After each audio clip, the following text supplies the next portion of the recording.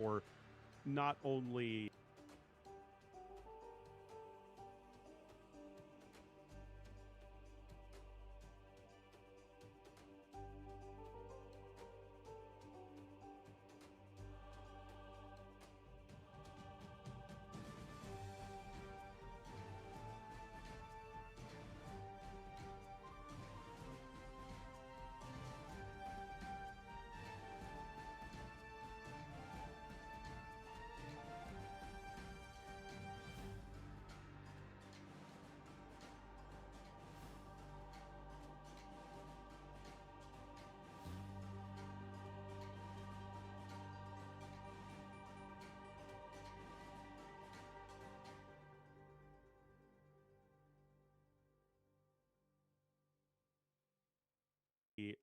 a little bit less of a Eurocentric understanding of history, but also you have people from all of the groups that were perhaps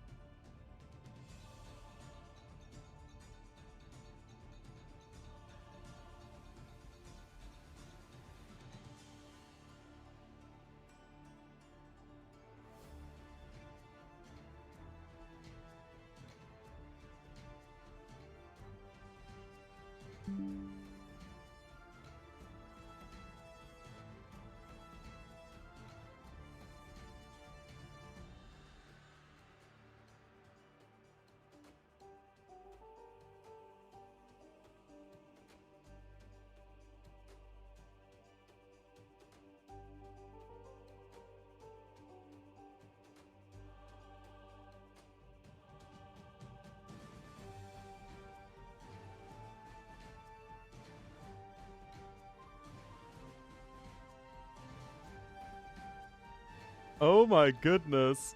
Good afternoon, everybody. Oh my god. So, um, somebody apparently reported me to Reddit. Reddit cares resources. A concerned Redditor reached out to us about you. When you're in the middle of something painful, it may feel like you don't have a lot of options, but whenever you're going through, you deserve help, and there are people here for you. And then it gives me a bunch of crisis and suicide lifelines. Oh my goodness. What the heck?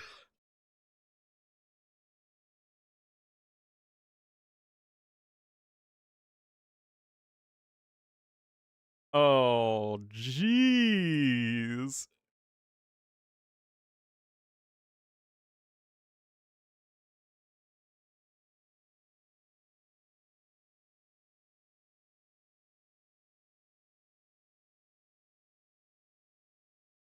And you want to see what people are so mad about on the internet?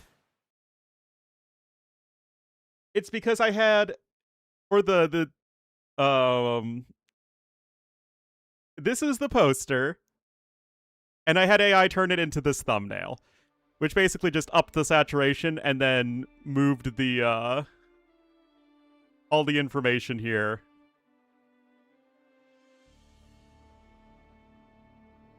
That's really it. It just literally turned this into a thumbnail.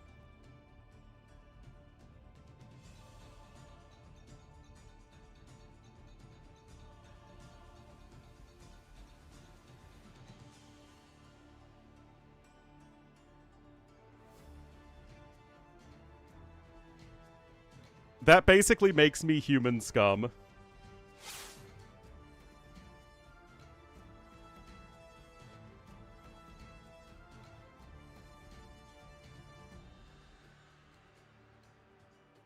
All right.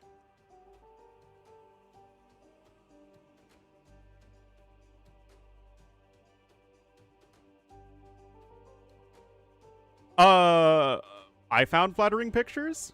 And we have... No, Dr. Veros did. Well, I mean, I just told him to look at my Wikipedia picture, and he uploaded his own picture.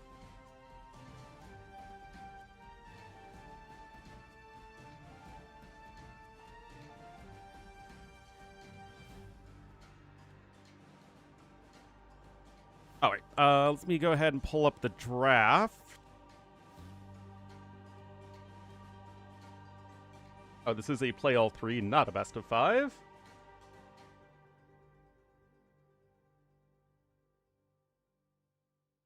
Right. There we go.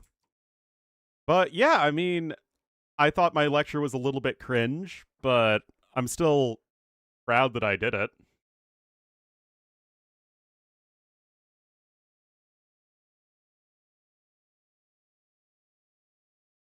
Like I said, I don't think anyone else has ever done anything like that before.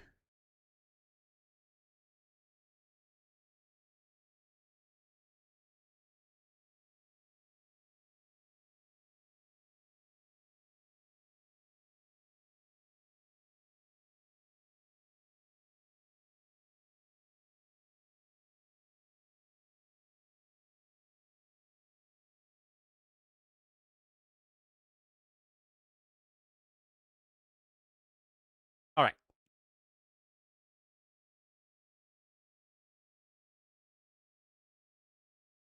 We do have people in the lobby. 6 of them, at least.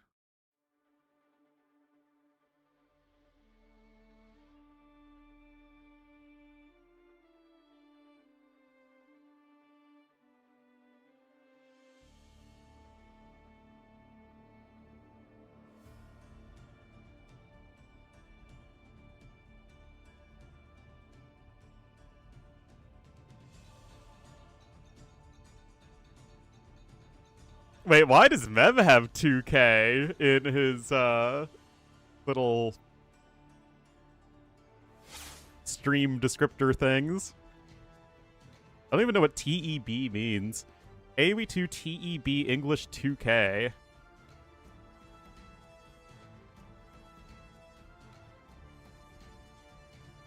Which ones do I have? Oh yeah, casting, commentary, English. That checks out. Uh-oh. Uh-oh, don't crash on me. Not the infinitely recursive stream!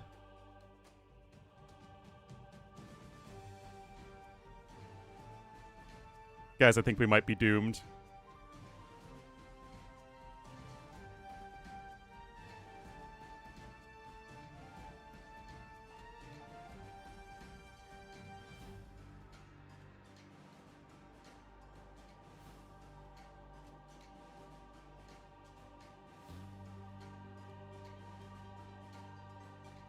Time to, take out the trash.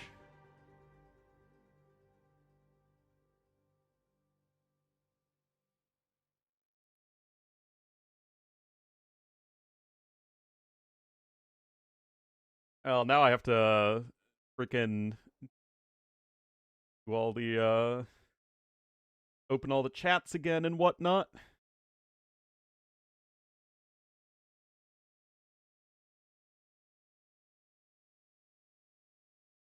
Towers everywhere, baby. I don't know what any of that means.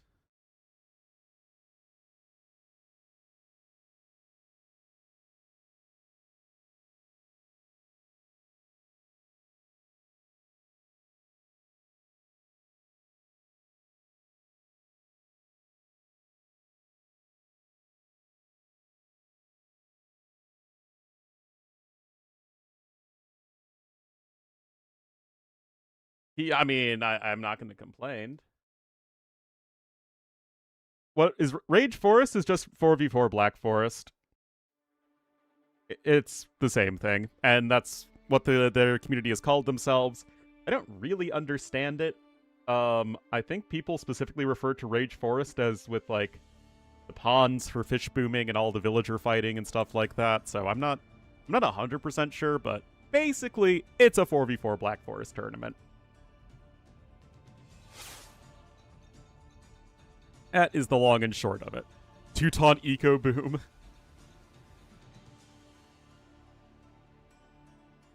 Better than a Tadar Eco.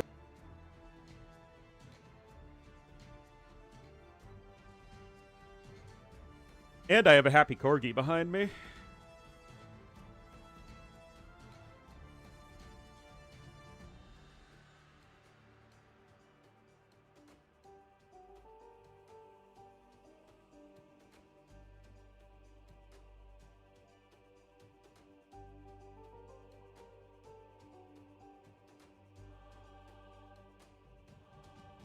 Wait, Tony Romo is arrested in Milwaukee for OWI? What's OWI?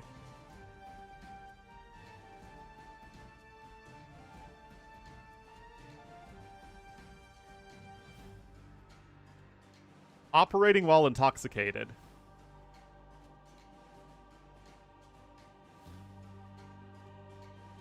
So it's a legal term used in states like Wisconsin and Michigan for the crime of driving or controlling a vehicle under the influence of alcohol or drugs. It's the same basic offense as a DUI, driving under the influence, but uses the word operating so police can charge someone even if the car is not actively moving.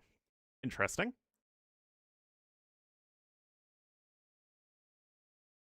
More fun than regular Black Forest? That's true.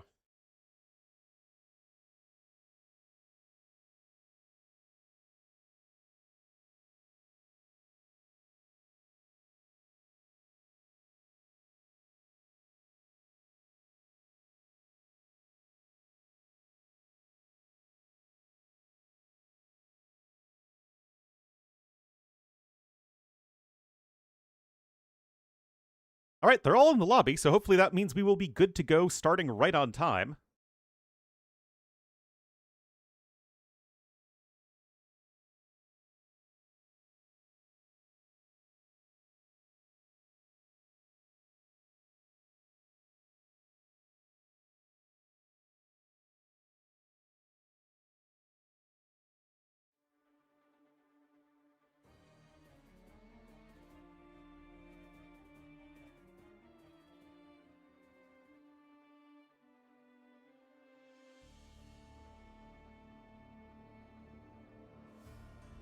Oh, Majike with the 94 months.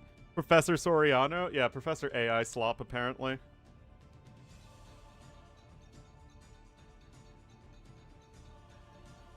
Apparently.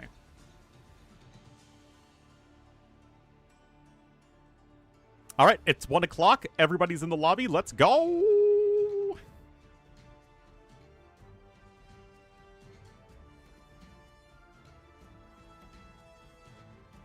Let's go. Super Mario. Check later. I mean, I had to go through and edit all of it. So I think it's pretty lousy. For, you know, it is my first ever lecture. So I imagine that most people giving a lecture have a lot of ums and ers. And move on, yep. It's funny because, like, I never use AI in any of my other thumbnails. And I use it in, I think, literally the least offensive possible way here. Which is literally just reformatting a poster so that it fits a thumbnail.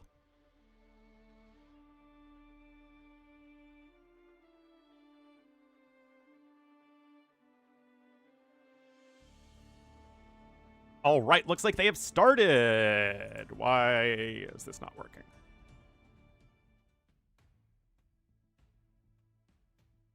Okay, this isn't working.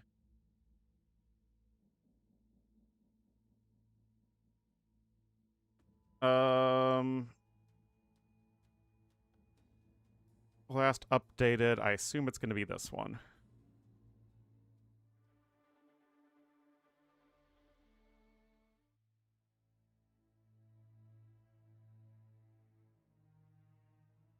To intro for you? Well, I mean, again, I'm talking to people who are also not,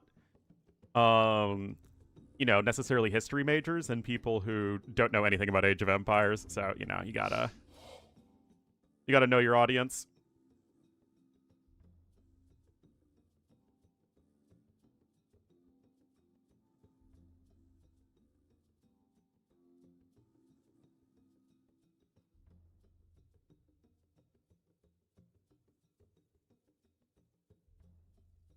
All right, I think we are now officially good to go.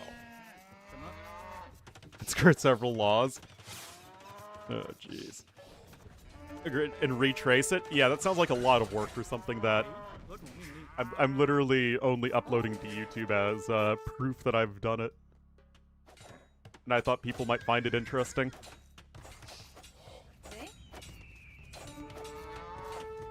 All right, welcome everybody to some more Rage Forest action. This is the second set of the tournament now. We had a really good first one. We casted it with T-West the other day. But we will have Stone Please in his first Rage Forest, I believe. He will be the Grey Woo here on the eastern flank. Chrissy Boo is going to be the Cyan Tadars in the pocket. Only 1550 elo. Clearly a big noob.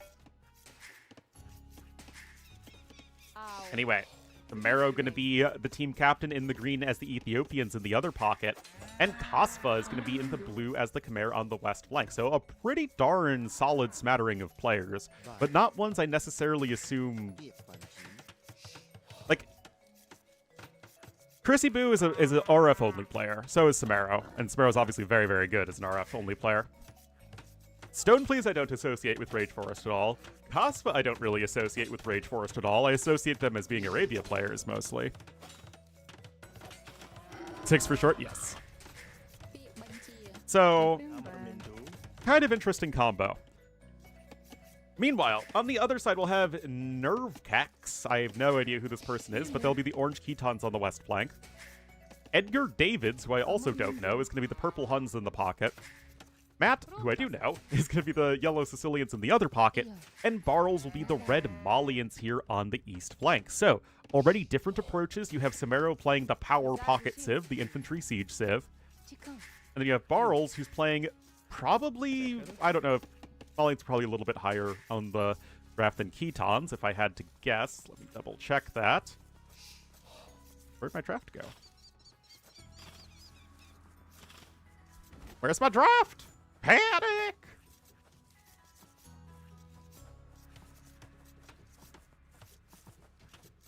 Malians were pick 8 and Ketons were the last pick. Yeah, so that does make sense.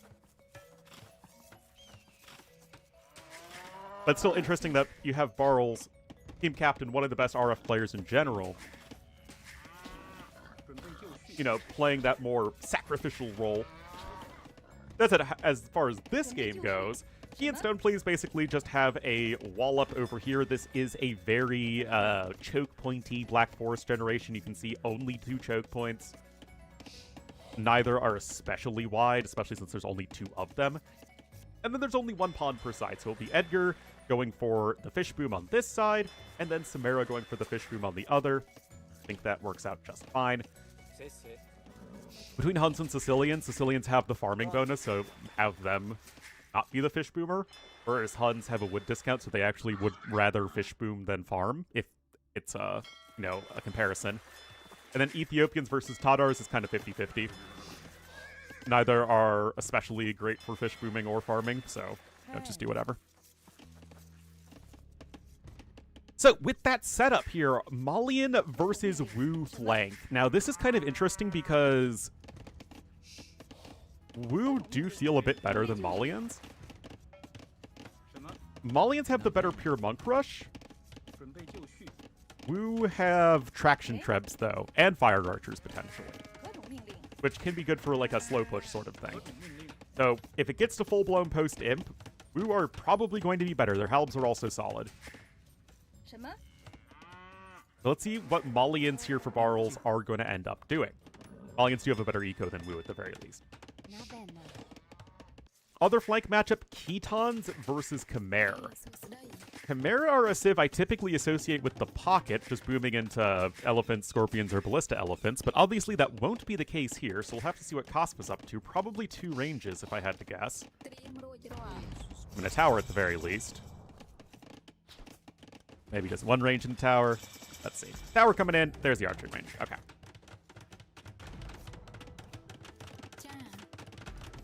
So just aggression here from Cospa. I don't know why we're getting so laggy.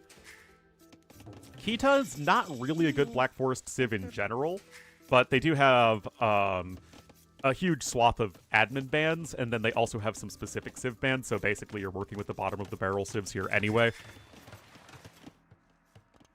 I have no idea why an AoE 3 DLC. Kind of surprised. But yeah, Ketons, yeah, there really isn't a ton going for them. Liao Dao are a really good infantry unit in the late game, but other than that, you're basically looking at worse than average cav archers in late game, and that's really what you're contributing a lot of the time. So Chimera's still probably better overall.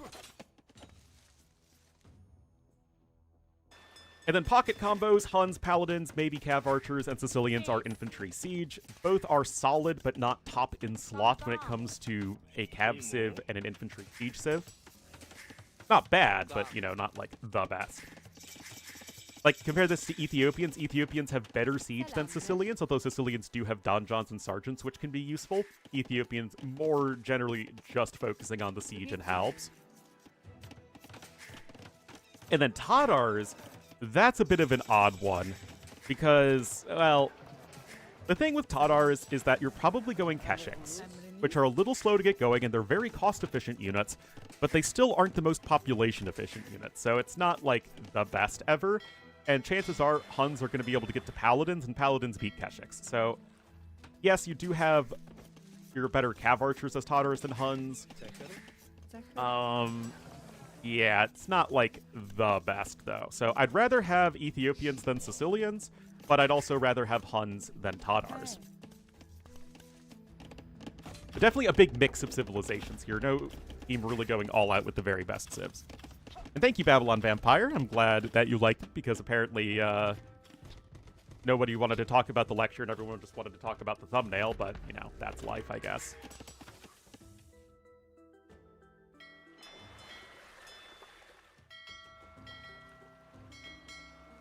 Just boom it out and see.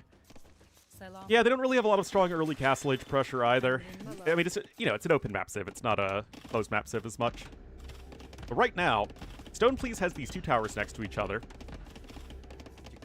But Barles is just focused on defending. History trivia to share? For what?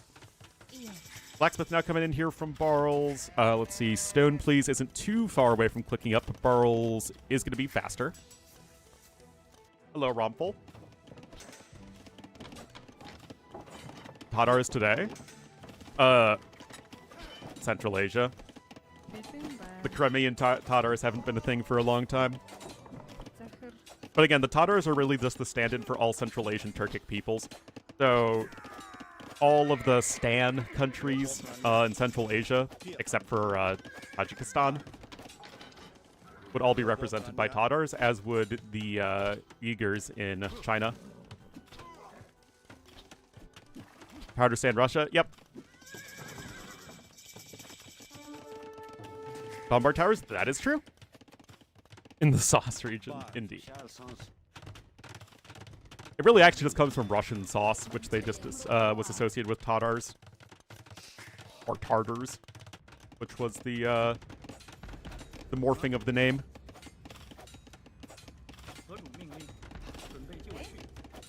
Anyway, it's booming time. Chrissy Boo gonna be booming up.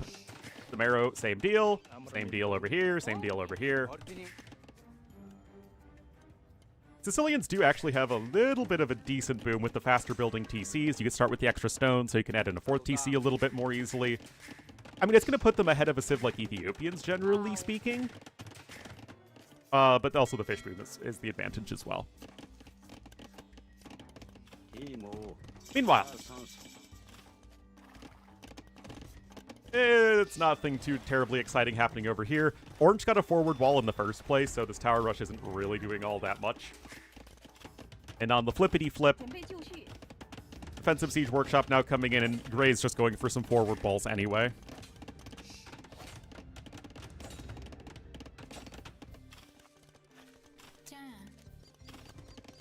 So really, quite a peaceful game so far. Cosmo's lost 7 units somehow. Not entirely sure how, actually. I guess they were archers or something? Yep. Who's the favorite in this set? Probably Team Barles. Anyway, castle coming in here from red. Stone, please, will be able to drop his own castle soon, but not quite yet. The current kit? I don't know. It looks like a soccer kit. Really have strong opinions on it. Anyway, Cosmo will be the last one up to Castle Age. Nevrex is doing just fine.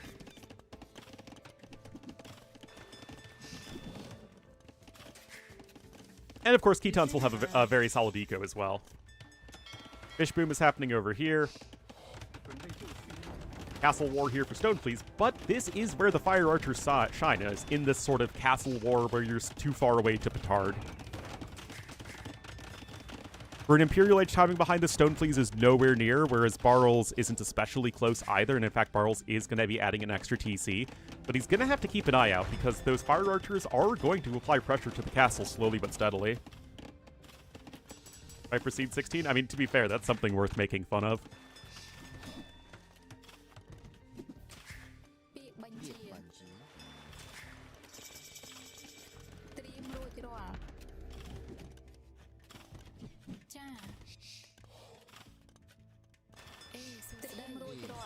Alright, castle coming in here from Cosmo. Of course, Ballista Elephants can cut around. But it's not like you can really go mass Ballista Elephants easily. The flanks really trying to apply some pressure here for Team Somero, whereas the flanks from Team Barles are really more focused on defending. The rocket cart's going to be out over here.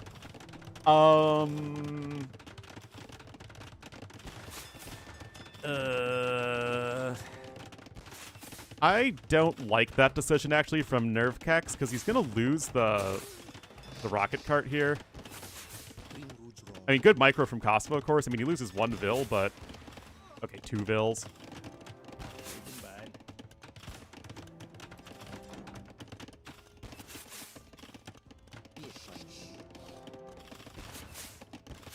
Oh, is that actually within minimum? Oh, that's cute. Okay, that is cute. Did not expect that one.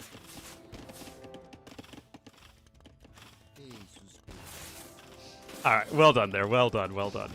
I was thinking that you wouldn't have the wall there in time, but yeah, that's a bit annoying to deal with. Because remember, rocket carts are very good against Ballista Elephants. That's so annoying. Anyway, Fire Archers are going to be doing Fire Archer things. Although, you do need to get Bodkin in so you can outrange the castle.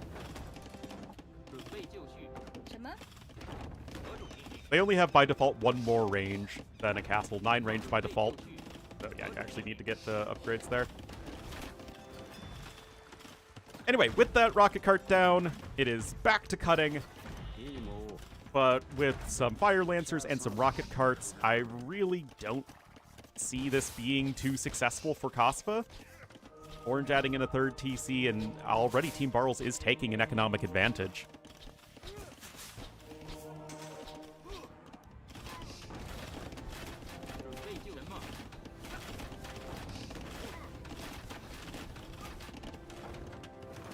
Good old Mass Nori. Literally 100% of the Nori is in.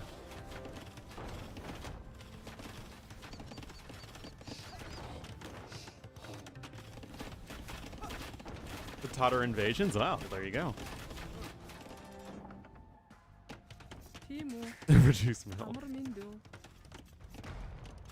Alright, Imp is now on the way for Somero. Take a look at the villager count, obviously benefiting the players who are fish booming. Still 113 vills for Matt, still 105 vills for Chrissy Boo, so it's not like they have a bad economy. And it is a little bit of a difference where you have the Paladin player, the one who's fish booming on this side, whereas you have the Infantry Siege player who's fish booming on this side. And it will be starting with stables, so Keshiks are going to be too slow to transition into immediately. They're likely going to be starting with Steppe Lancers and trying to swarm in early Imperial Age.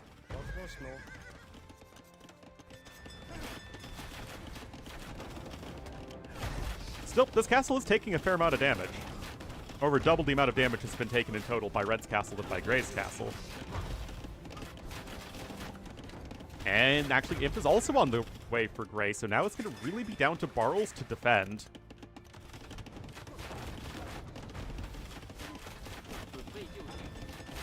Our S tier, they're S tier in this exact one situation.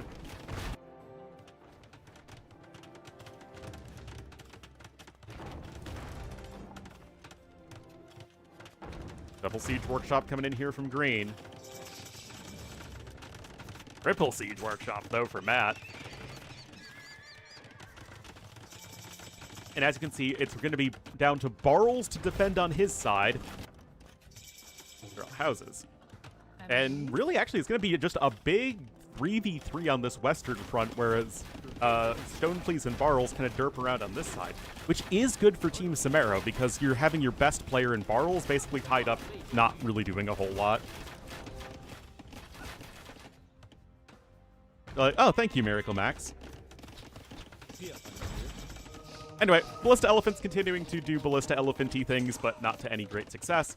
Redcliffe's tactics coming in, oh boy. And there's Silk Armor, so indeed, it is going to be all about that pressure from the Steppe Lancers. And really trying to get a huge numbers advantage before the Paladins come in. The thing is, Paladins already on the way.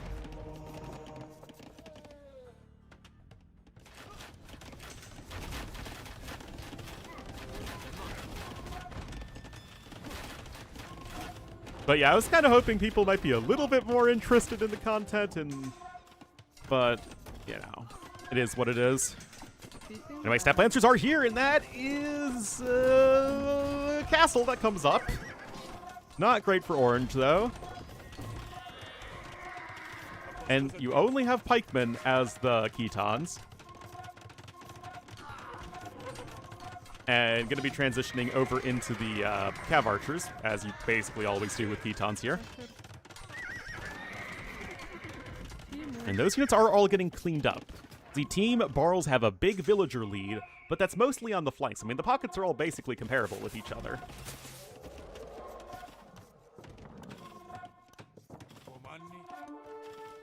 Whoa, Showtells, actually. Oh, this is interesting. I thought it would be a halb opening. Okay, so Team Somero are really trying to focus this early Imperial Age stuff. Doesn't have Royal Heirs yet, which is very helpful against the Paladins. But obviously this is very expensive. You're not working towards Auditor or Siege Auditor if you're going for the Showtells here, whereas we do have SO on the way for our Sicilians player. Purple could add some Drummonds as well. Be drumming up some business. Right now, army value lead here for Team Somero. Royal Heirs is now in. But right now, you just haven't broken through. You've been relying on these Ballista Elephants, but doing a great job of marking them. Krebs here from Purple already taking down this castle from Blue, so there are no more Ballista Elephants that can be trained. This has to be a hugely advantageous fight here for Team Somero, and I just don't think it will be. You have the castle here helping out. Now, the Steppe Lancers are stacking up very effectively here. Holy cow, the Auditors need to be in position. Okay, but here they are. That's going to force the retreat there of the Steppe Lancers. Okay, don't Auditor your own units, please.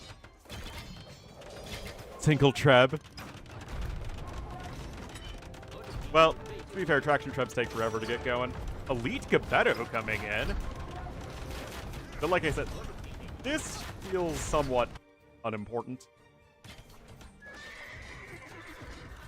Matt and Edgar all having plenty of trebs over here. Fight is switching a little bit over here to the western front.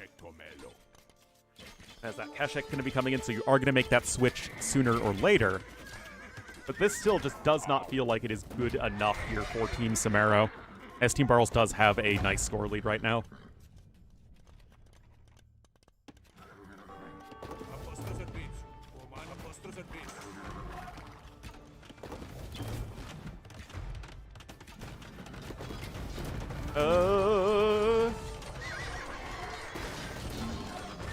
Alright, those are some good hits onto the Step Lancers. That's a huge hit onto the Showtells. Oh my goodness, and the Paladins are here to mop up the rest. Yes, Matt's a great pocket. Step Lancer's trying to do a bit of raiding right there, but nothing terribly effective. And over here, yeah, you've got the Fire Archers, yeah, you've got the Traction Trebs, but you're not going anywhere as Stone Please. In fact, Barles has a way higher score thanks to having a much stronger economy at the moment.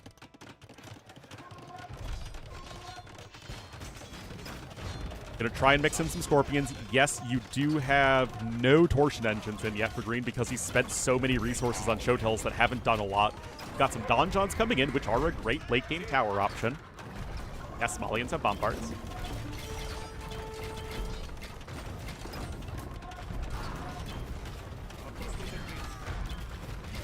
Is the Siege Master? Something like that, yeah. Anyway, Scorpions are in. Heavy Scorpion there. Timrid Siege Craft coming in, and this is going to be great for buying time. Green needs to get to more Bombards, but he is slowly getting there. And remember, no Bombard Cannons at all on this side. You're going to need to rely on the Mounted Trebuchets for Ketons, which are good at sniping enemy siege units. Let me qualify that there. But they are good in that role of sniping siege units. SO doing what they can, of course, but the lack of range is going to make things a bit difficult. And actually, Barles just by himself going to be crushing Stone Please. Holy cow. Elite Gebettos are here, almost fully upgraded, and there they are. You actually do need to get those barracks upgrades, Squires and Arson. They're both very helpful for the Gebettos, but still.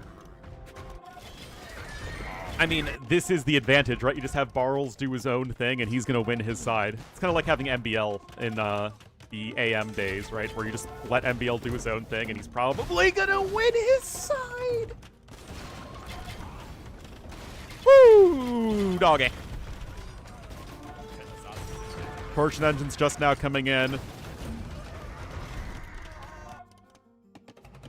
Oh yeah, no reason to do anything else. Just keep all your units alive as the Malians player, and Gebettos will do well against Fire Archers. Fire Archers are so underwhelming, man, in actual combat.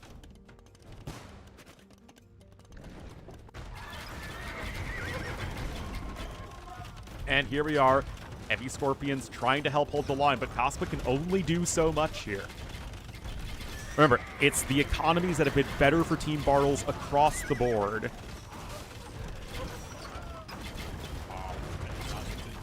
You just don't really have the unit quality here. And, I mean, Team Somero knew that based off of their early Imperial Age play of the Showtells plus Step Lancers. It just wasn't quite good enough.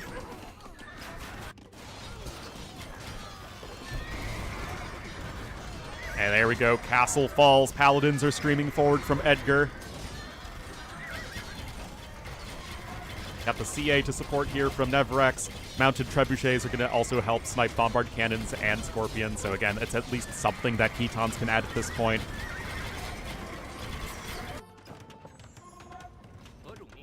And now that Cyans have to come out here, again, like, Matt literally has been ignoring Barles all game because Barles has just been like, I'm fine. Yeah, having to send all those units over here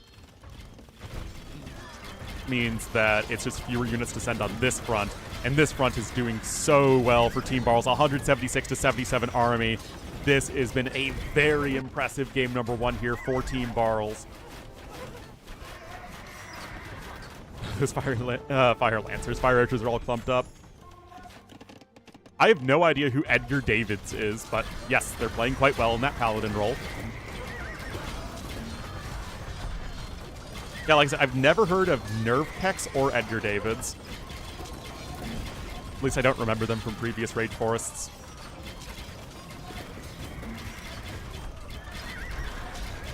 He's a CDM. What's a CDM?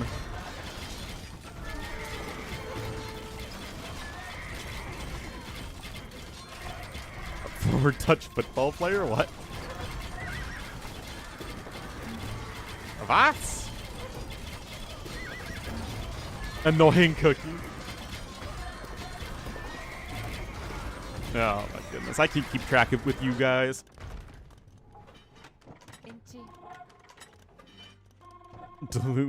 Mid player. Anyway, again, this is all super freaking strong play from Barles on this side. Cosmo's dead. 0 army, 50 villagers. Gray technically doing better, but Barles will kill him slowly but steadily. Again, like, Barles never lost this castle. It took how much damage? Almost 20,000 damage. And that, guys, is about as decisive a win as you could ask for here. All 4 players firing on all cylinders right there for Team Barles. Orange doing a great job of defending. And then the coordinated attack between yellow, purple, and orange. Again, like all of that together. Well, I guess it was really the coordinated defense between this whole side, making sure that the early Imperial Age Showtells, Ballista Elephants, and Step Lancers were able to not do anything, and then just going with a critically strong counterattack, and then Barles just absolutely beast moding it on his side. Great play.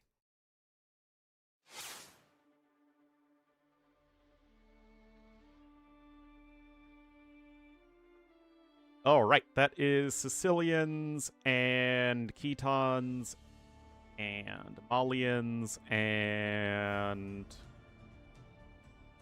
Ketons, Sicilians, Malians, and Huns over Ethiopians and the Uwu and the Khmer and the Tatars. So one high pick in the number 1 civ pick, and then a bunch of lower civ picks here for Team Somero. Whereas it's a bit more evenly spread for Team Barles.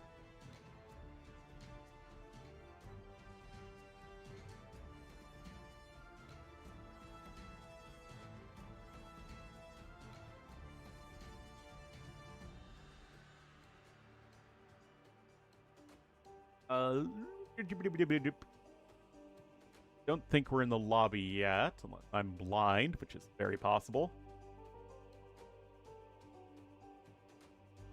Yeah, Matt's siege control is fantastic.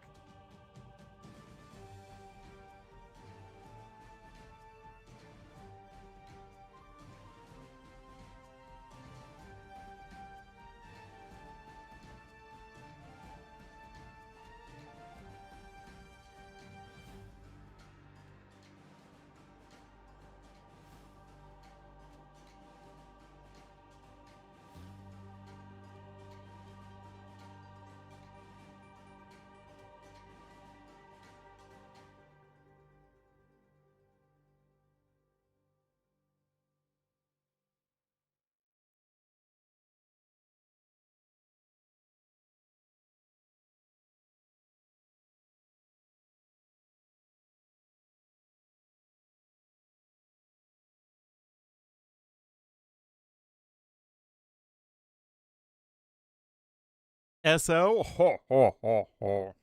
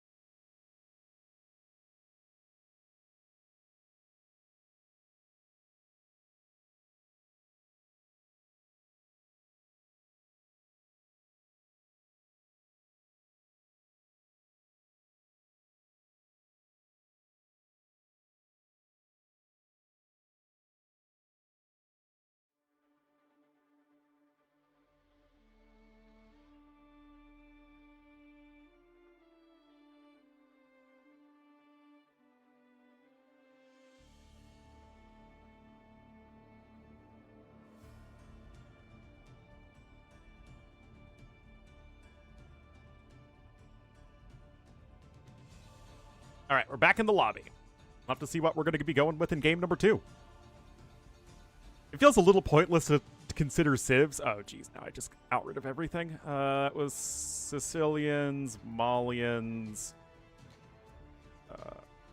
Etons and Huns, Ethiopians, and Wu. Others, come here.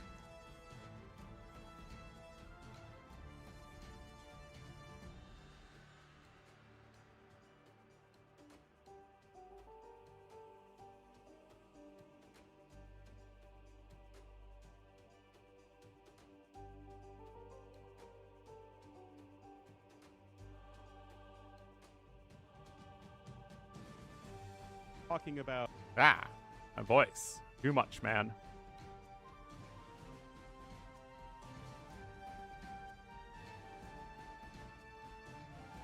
It's just the law, is it now?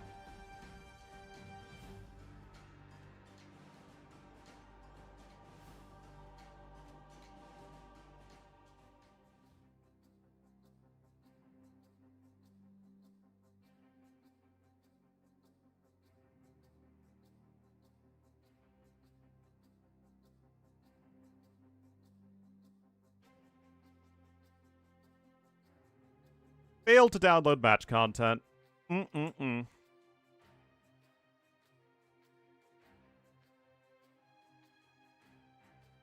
Yes, they did pick Bohemians.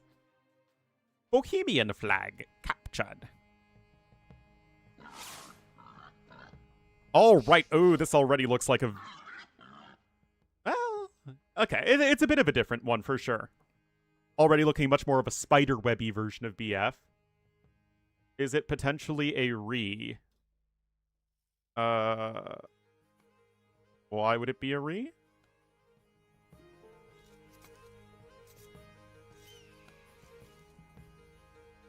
Somero's team wants a re.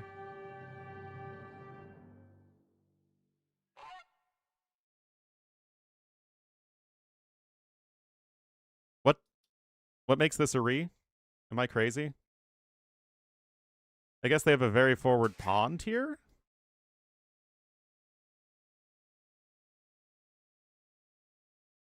But, like, isn't that just how AoE is sometimes?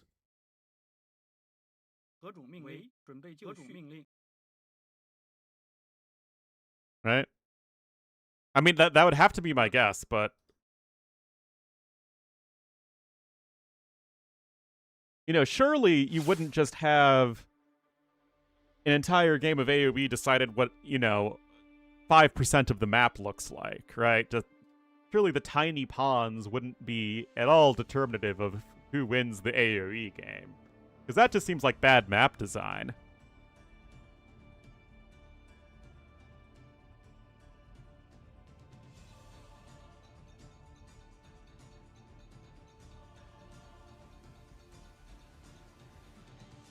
Fishing on BF? I would definitely do that. But I also feel like I'm the only person who hates fish booming on BF. You can't sleep? Well, I guess that's what I'm here for.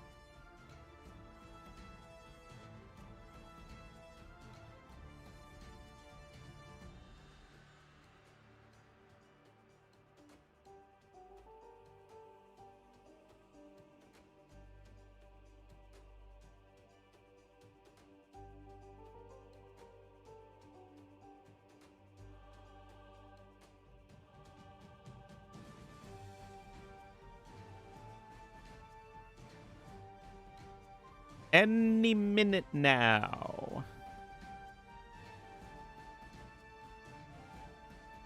Forward pawns are at least more interesting than pawns right by the pocket where they just fish boom. And there's nothing anyone could ever do about it.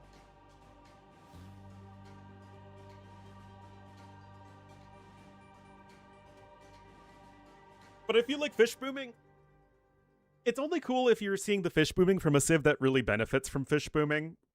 Like Japanese, Italians, Malay. Even something like Persians.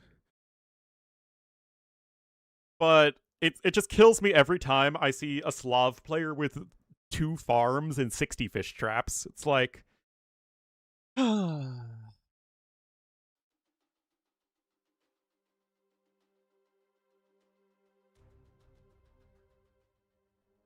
Alrighty.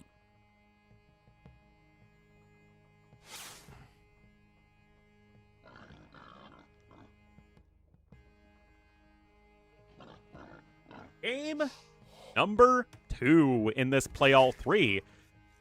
It's already looking to be a much, much, much more aggressive game than the last one. We'll have Barles in the red as the Bohemians on the northeast flank. Matt as the yellow Bulgarians in the pocket. Edgar Davids as the purple Persians in the other pocket. And Nervcax as the orange Armenians on the west flank. No pawns at all. Meanwhile, Stoneplease will be the gray shoe on the west flank, apparently as the designated 3K Civ player. Chrissy Boo going to be the cyan Romans in the pocket. Somero going to be the green Magyars in the other pocket. And Kaspa, the blue Portuguese here on the east flank. All right, already let's take a look at the choke points. Look at this, 2 choke points over here. Very, very broad. On the one hand, there's much easier access to the base of green. On the other hand, there is more open space in general, so it's kind of give and take. Difficult map for Team Somero. Like I said, there's advantages and disadvantages. They have much more room, but also much more area to defend. Oh, the Ornlu Wolf is joining the party. Never mind. That's just some AoE stuff these days. That is an early barracks here from Stoneplease. Very early barracks, in fact. Gonna be lots of fighting over here. Boar's not coming back. So, let's take a look at the Civs. Portuguese versus Bohemians is pretty interesting. On the one hand, Bohemians are a great flank civ because they have really good monk play, low eco, Hussite wagons, monks, fast imp, chemistry on the way up to imp, bombard cans. Like, they have a lot of stuff that works really well on flank. That said, where they shine the most is with Hofnitsa and Halbs in the pocket, in terms of, like, late game army compositions. So, Bohemians are one of those few civs that feel pretty equally good on flank and pocket, and that's obviously what Barles is going to be doing here. Portuguese, much more of a flank civ. They don't have quite the big eco post-imp deathball that Bohemians do, but they're still very, very good on the flank. Batarias are awesome when you're going for a fast imp scenario, organ guns, similar vibe to the Hussite wagons. So, I mean, in a lot of ways, in terms of as a flank civ, both of these civs are quite similar. It's very tough to get to Hofnitsa as a flank, though. Other flank matchup is going to be super aggressive, so Armenians versus Shu. Honestly, both are perfectly fine open map civs anyway. Will be Stoneplease coming forward here with this very early drush. That said, already walls coming in here from Edgar Davids, and that is the advantage of having this more narrow map. But the opposite, like the flip side is, like, you can wall off Orange from the rest of his team much, much, much more easily than Gray could get walled off. So, like I said, there is give and take on both sides. But yeah, Shu, Armenians, this is going to be a very aggressive game anyway. Champions are a very good, like, elite shield to throw in the late game for the Armenians. They have good monks as well, but they still lack any sort of population efficiency. Shu, any Arb civ has to be very careful because you don't want to get flattened by siege. That said, you can still have the almighty Traction Trebuchet. Where'd the militia go? Ah, here they are. Ooh, nicely done here from Stoneplease. And that's going to be a Deadville right away for Orange. It is really annoying having to wall with the mule carts and, yeah, simply not anticipating that. 2 dead villagers immediately, already a very strong start here for Stoneplease. Meanwhile, pocket combos, Romans Magyars does feel fairly weak. You're not looking at any siege onagers or bombard cannons between these two civs. Usually, you need to have at least some of that. I mean, Romans have a good eco. Halb Scorpion can, again, work in early Imperial Age, but this is not a composition that wants to go full post-imp. Magyars here, you could go Cav Archers or Paladins as Magyars. These days, it feels like you want to go Cav Archers as much as you can. But again, you still have to be very careful because the other pocket combo, Bulgarians plus Persians, we're looking at Savars on the one side, and we're looking at really strong infantry siege on the other. The Phosphorus on Rage Forest. Fast castle drops are certainly possible, but it's really tough because you're usually on flank spending a lot of time bill fighting. Now, could the pocket come in with a quick castle drop and follow it up? Yes.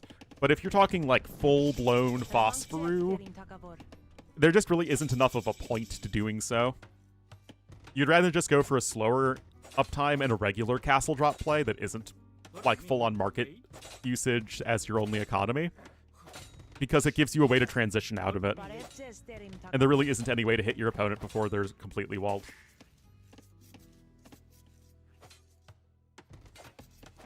Anyway, Nerve Kex coming forward as well. That villager is trapped for now, and there certainly isn't going to be any full wall in time here. And now Orange is in Feudal Age. Or the militia. Okay, they're just kind of hanging out right there. Gonna be stone walls, but the militia are coming back from the other side. Olá.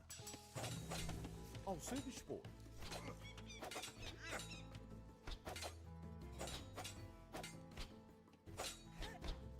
Sim.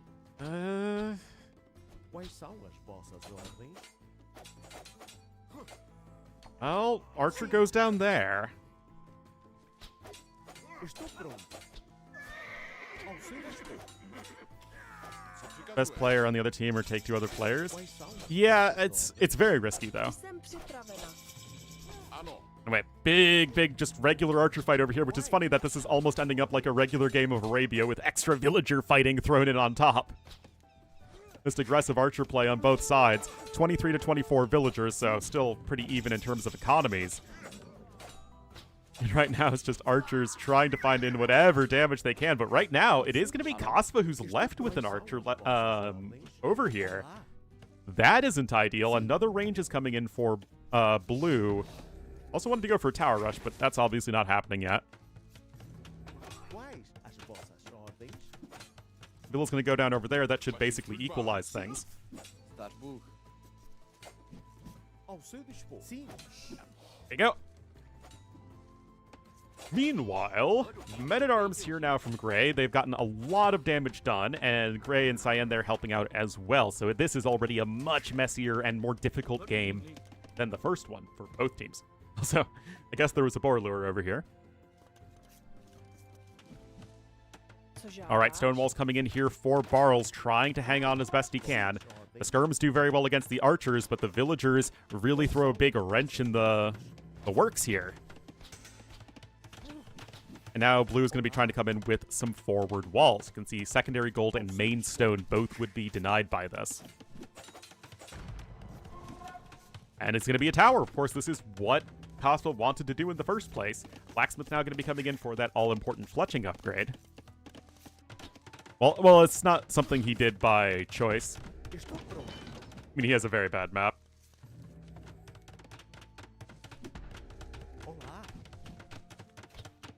There is a blacksmith in here for Barles. Does he have fletching? Yes, he does.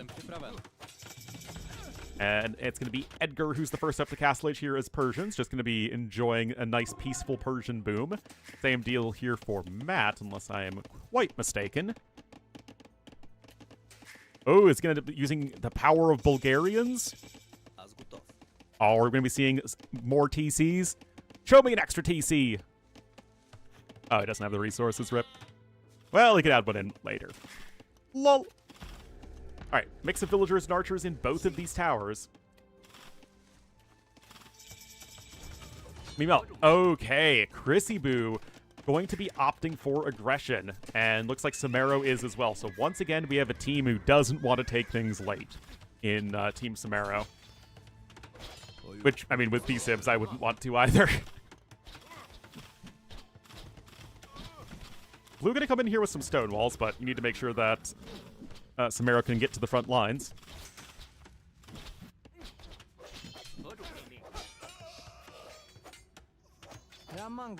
Orange coming in with some walls of his own.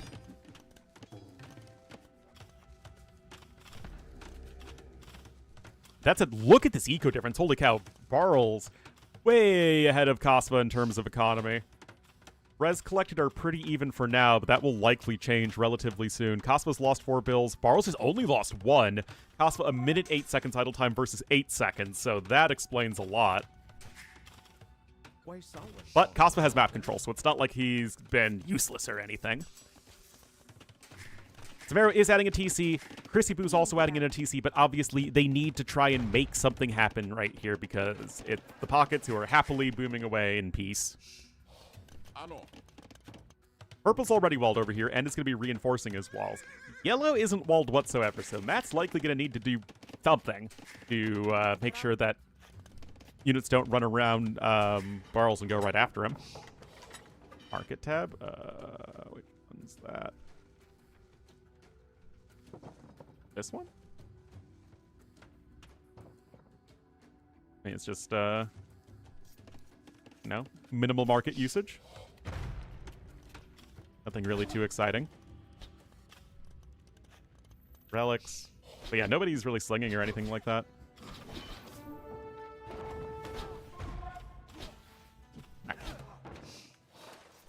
Team Barles, huge Vil lead, as you would expect from having both Pockets boom. But right now, this TC is on its way to be getting eaten.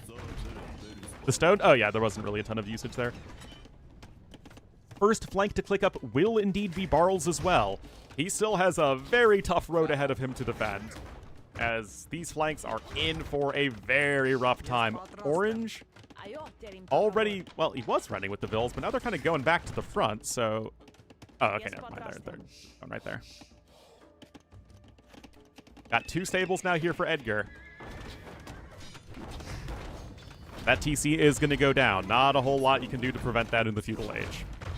Same deal on this side, but and Barles just gunking up the works and trying to buy time. Have to carry? Well, it's basically they're being set up to carry by their flanks. You know, they're just booming away. Their flanks are having to do all of the surviving right now. Now, this side is falling so much faster, so you can see that Edgar is actually having to invest into military, whereas Matt still is literally doing nothing.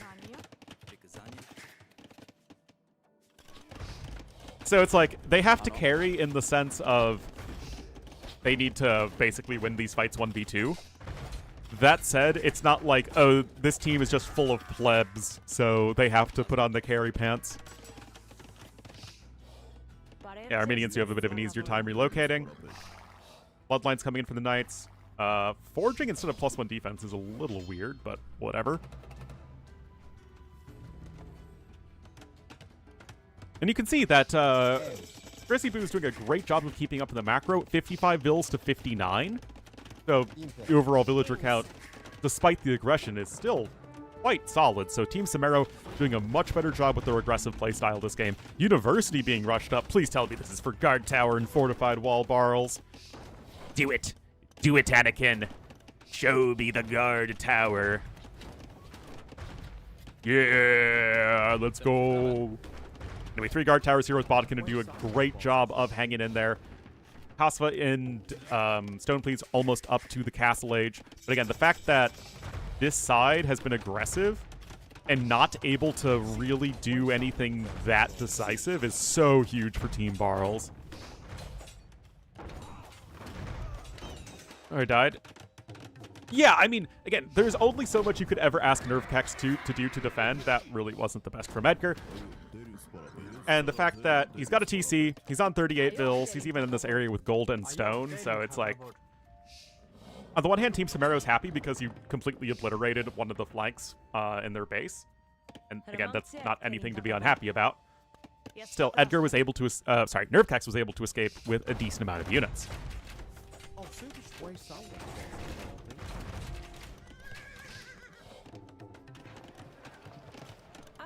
Market on its way now here for Barles. Well, second market, really.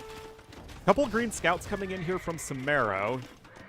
Not going to do a whole heck of a lot. But you can see Somero's on 77 Vils. Yellow is on 99. Make that 100. So Matt is going to be getting so well set up for Imperial Age. Monastery and University coming in. That must mean Imp is going to be coming in soon here for Yellow. And that is indeed the case. You can see 13 more villagers on food and 8 more on wood for Yellow. Also, Bulgarians are going to be in general, like a tier 2 infantry siege pocket. Not like the best, but still solid. But what they are very good at is early Imperial Age, because of the cheap Onager and Siege Onager upgrades, because of the free Swordsman upgrades and fast Blacksmith upgrades. So, like, you have a lot of good stuff going for you in early Imperial Age as Bulgarians, which makes you very well suited to this exact sort of game. Also, Kreposts are an option. Yeah, again, Matt has literally done all of this with minimal investment, so it's really the combination of Barles doing such a brilliant job of stalling and Matt having a very easy boom behind it, and now the double siege workshops are coming in. Ooh, but nice breakthrough there, and a little bit of a mistake from Matt. Barles is going to need to actually rush up murder holes. His ally is going to need to be able to drop those siege workshops. Barles, you got to do it, man! It's a quick upgrade to research. Well. Oh, I hate all these houses over here from Cyan. Oh, those are just all going to be destroyed. You have to rebuild them later. But look at all of this delaying. I mean, all of these siege workshops being denied is so huge. That is huge for Kospa.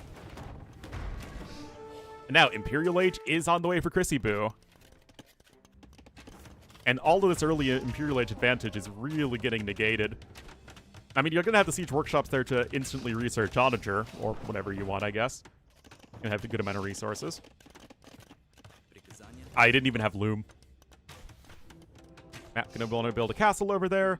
And on the other side, Stonefleece is here with some pikemen. Obviously, they'll do well against the cavalry from Persians. Looking at 100 villagers versus 108, and it's actually going to be Chrissy Boo's on his way up to the Imperial Age. Really only had to commit a few mangonels to this. Was otherwise taking a very economic approach, and now the barracks are going to be coming in, and it's going to be tough as Persians.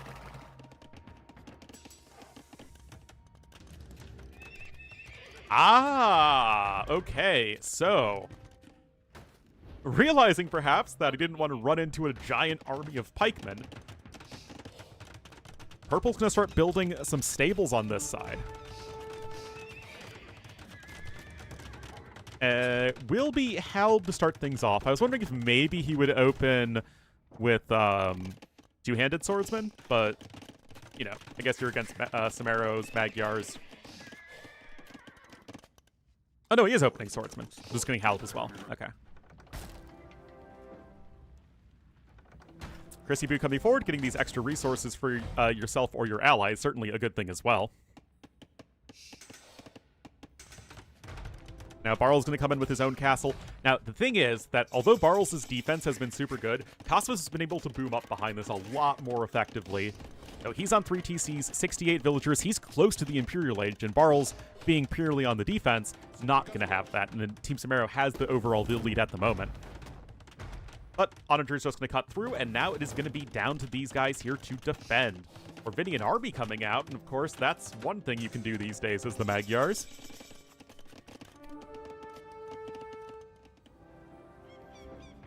More barracks, but will Chrissy Boo be able to push on this side? It's not like Persians are a great defensive civ, although their castles can be very tough to break. We have Nerve Keks coming in over here, trying to add in the stone walls as well. What I like about early two-handed swordsmen from Bulgarians is that it's really good at taking down a ton of buildings fast, but also able to leverage those cheap blacksmith siege workshop upgrades. Going to be already going after siege onager. Good attack round there, but you got to be careful. Still, we're going to have all 4 players in Imperial Age soon, whereas we're going to have 2 players resolutely stuck in the Castle Age for Team Barles.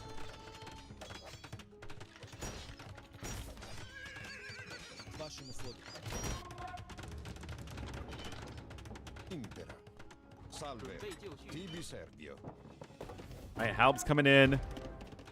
Conscription's in here for Edgar, but I want to see citadels as well, man. Your job right now is to buy time, and those Persian castles are going to be essential in doing so. Elite Magyar Hussar coming in, but, I mean, obviously Yellow does have a bunch of fully upgraded halberdiers. It's, I don't necessarily think, going to be enough. Siege Engineers is going to be in. And this pressure from Bulgarians is going to be tough.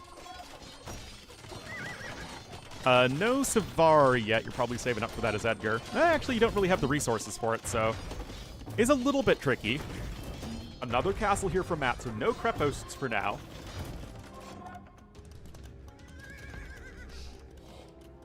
Of course, you want to be able to make trebuchets. Armenians do get fortified walls, so able to leverage that for the time being. Onagers here from Chrissy Boo, but are Romans really good enough here? Now, Siege Ram is great, and you do have fully upgraded Siege Rams as the Romans. There's Savar. Need to see Citadels, man. Defensive Bombard Cannons as well are going to be coming in for exactly the reason you would expect. Matt here with his own capped rams. Persians and Bulgarians doing work. He goes, well, we just casted together. You know, cast together always. Look at this. Both Nerfkex and Barles trying to grab some of those extra resources. And right now, Team Barles is pushing. The populations are very comparable. Got Elite Magyar Hussars in, almost fully upgraded. Actually, no, you're missing Bloodlines and Husbandry still, so you really need to remember to get those. You still have the stable from earlier as Somero. Still, Magyar Hussars are insane at sniping siege weapons, and that is exactly going to be the case here, except for those attack rounds from Matt. That's going to save a few siege onagers. Honestly, I wouldn't hate to see, like, a Krepost creep at this point, though. Oh my god! I mean, that was good from Matt, but that was, it feels more a mistake from Somero.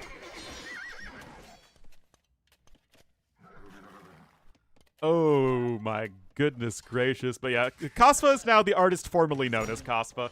He was able to escape with plenty of villagers, or at least a good amount of vills. It's going to be able to reboom, but that's going to take a good amount of time.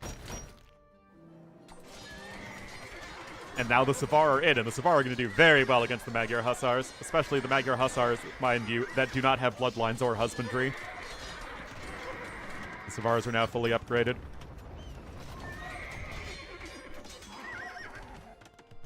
His front door, yeah. Barles is also able to add in some hand cannoneers in the Castle Ages, the Bohemians, which is a nice touch. There aren't any halbs over here from Chrissy, but in case there were, that would be a great defensive tool.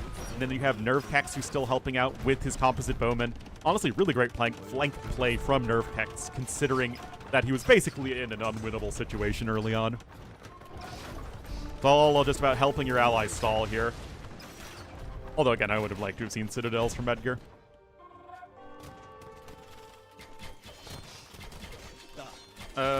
Matt should also be getting Siege Ram soon. It's very cheap for the Bulgarians, only 500 food. And now the CA are coming in. And that's going to be really good at stalling. But Somero still is missing so many upgrades that they're not going to be very good at stalling just yet, and this push is still happening. The scores are pretty heavily in favor of Team Barles, but the actual gameplay in front of us tells us a bit of a different story.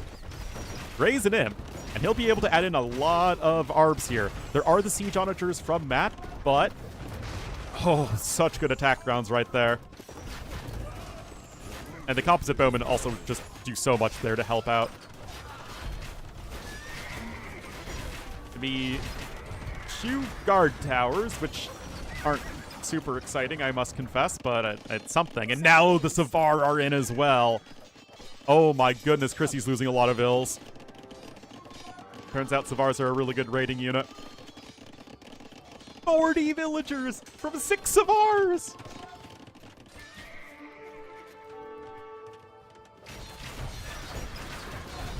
Oh my goodness, this defense is so tough. I mean, and this is why it's so hard to play that infantry siege role.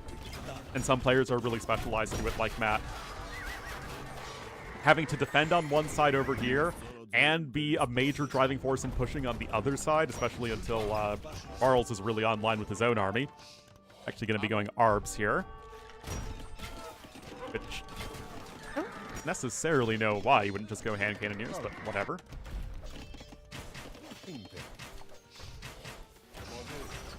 Edgar defending as well. Again, like the multitasking here is very, very difficult, especially for Matt. But the pockets they were set up to boom by their flanks, and they are doing work with that setup. You know, the flanks were the ollie, and the pockets are the oop. Not the oops, just the oop, singular. Decent SO hit there. Arrow slits for stone, please. Again, like, you have everything except keep as the shoe, but having a tower creep with guard towers still doesn't fill me with excitement. But yeah, I mean, Cyan's eco's been obliterated.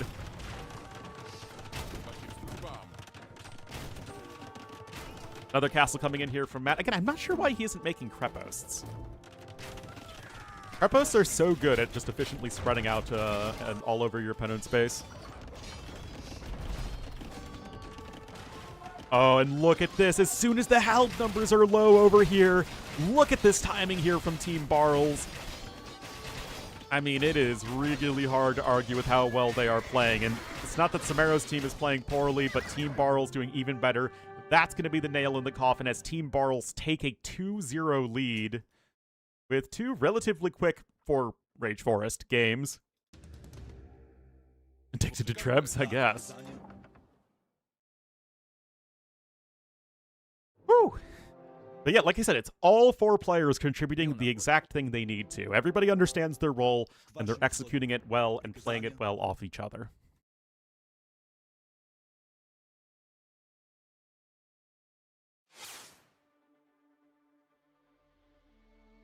Also, there is another set that's happening.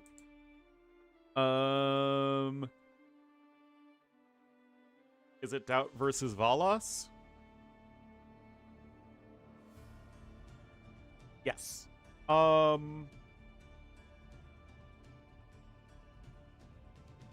We could switch over.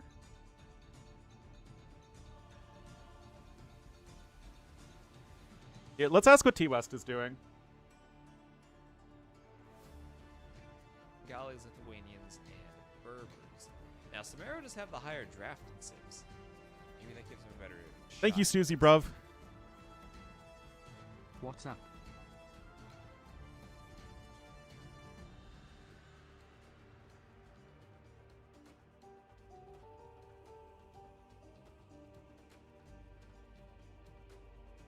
All right, message T-West.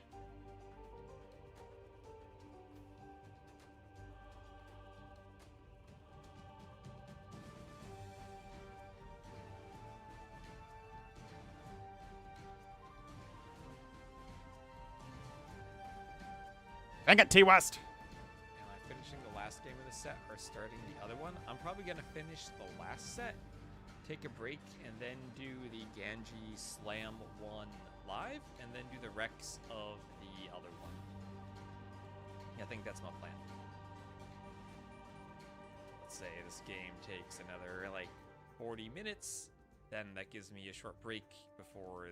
All right, so you guys heard the man. We will be switching over to cast Doubt versus Valas.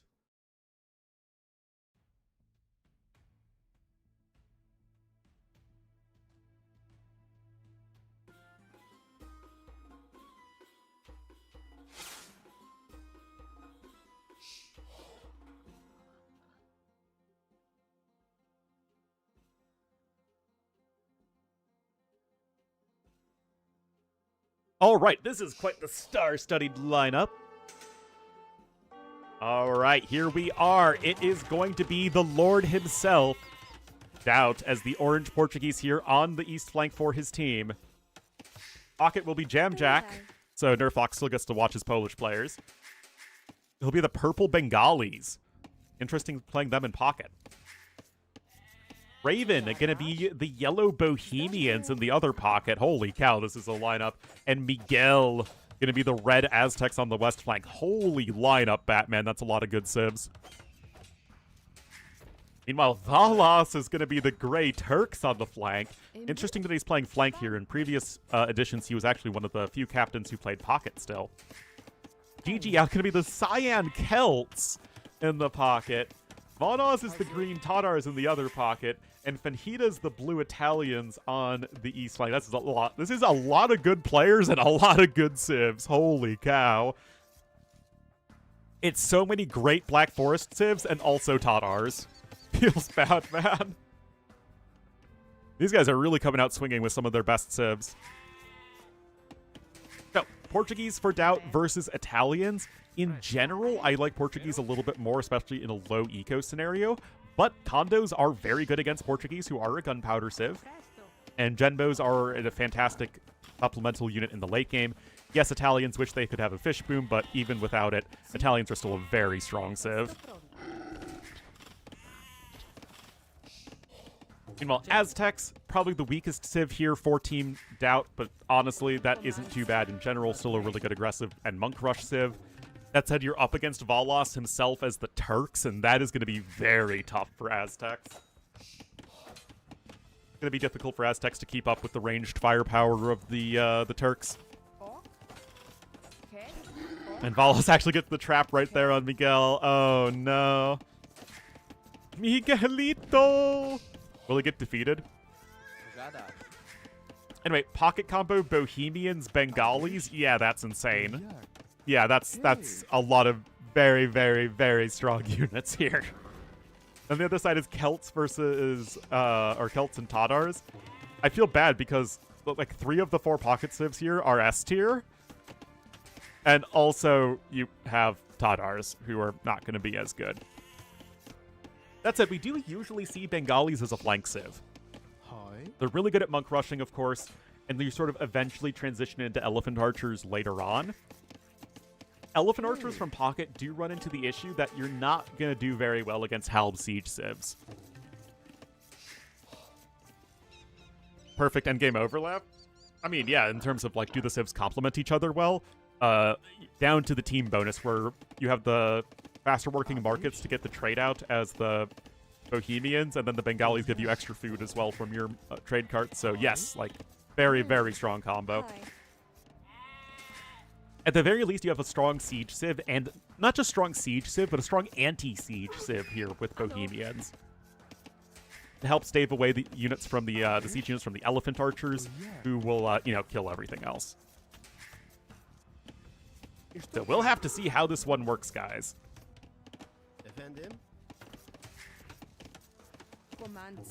Comance? Yeah, no pawns either. There are 4 choke points. Looks good here. We'll have to see how this one's going to play out. How aggressive are players going to be without a fish boom? How much can pockets swamp in an early Imperial Age without a fish boom? This game could end up being a little bit more passive, despite the fact that it's fairly open. So look at this nonsense right here. Nonsense, I say.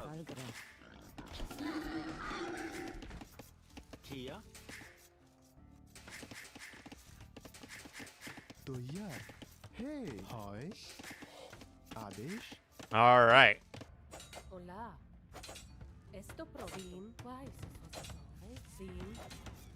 Eric's now coming in here from Doubt to go for at least some sort of feudal age pressure, most likely. Miguel, meanwhile, 21 population for him, also a barracks. So it looks like we are indeed going to be seeing some flanky aggression. You definitely don't want to just let Turks get to castle age, so I definitely get that. Fenhita, for his part... also, Fenhita used to be more of a pocket player, but I guess with this particular lineup, he's going to be playing flank. Militia queued up for Doubt.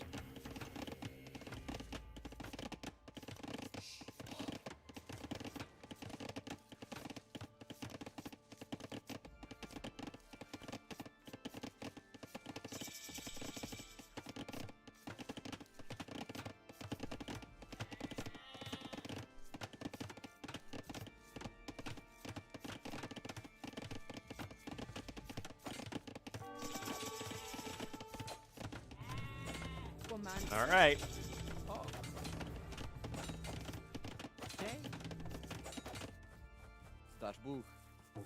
Dodgeball. Gada. Ano. Jsem připraven. Zdař Bůh.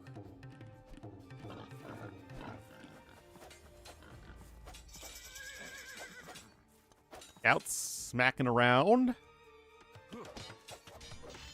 Men-at-Arms are here. Esto pronto. And he has got some forward vills, but I'm not too sure how much he could do in terms of, like, getting a forward down. Scout's got the tower over here. I guess Venhita is going to escape with that vill, but he has to be careful not to run into the wolf. That would be pretty awkward. Oh, is he safe? They set the games to standard and not hard difficulty. And you know what? Venhita will escape with this villager. Hazır.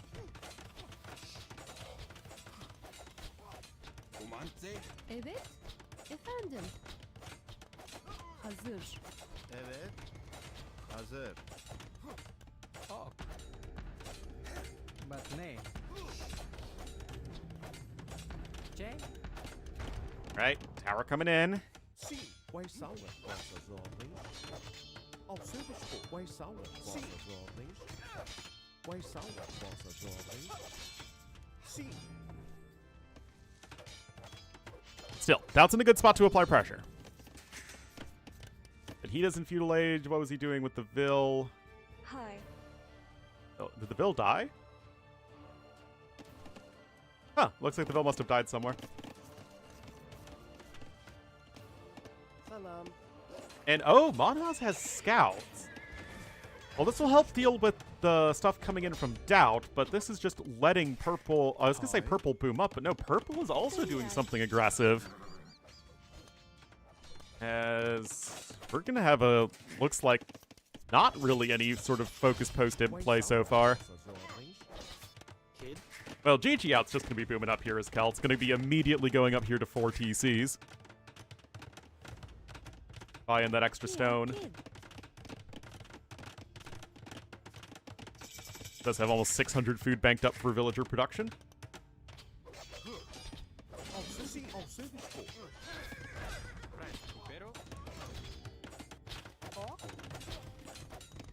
Efendim? Evet. Okay. Siege Workshop incoming. Way sour bosses ordens. Emmeriniz. Hola. Oh, super sport. Way sour bosses ordens. Oh, super way sour bosses ordens. Siege Workshop coming in over there.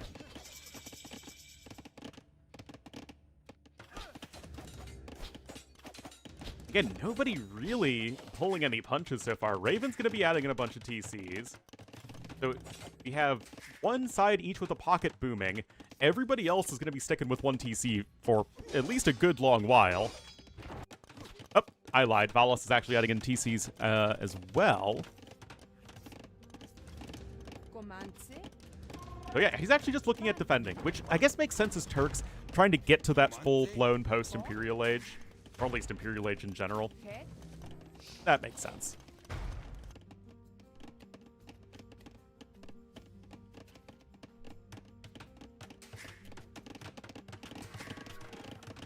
Meanwhile, it's not like Monaz is going to be going all in, nor is Jamjack. Got one armored elephant here. The monk is out, but... Ugh. Oh, Doubt has to be so careful. Loses a few units right there. Way sour bosses ordens. Good control from Monaz, who I still haven't forgiven for beating me on Black Forest on a Smurf account. Or beating me on Arena, rather, on a Smurf account.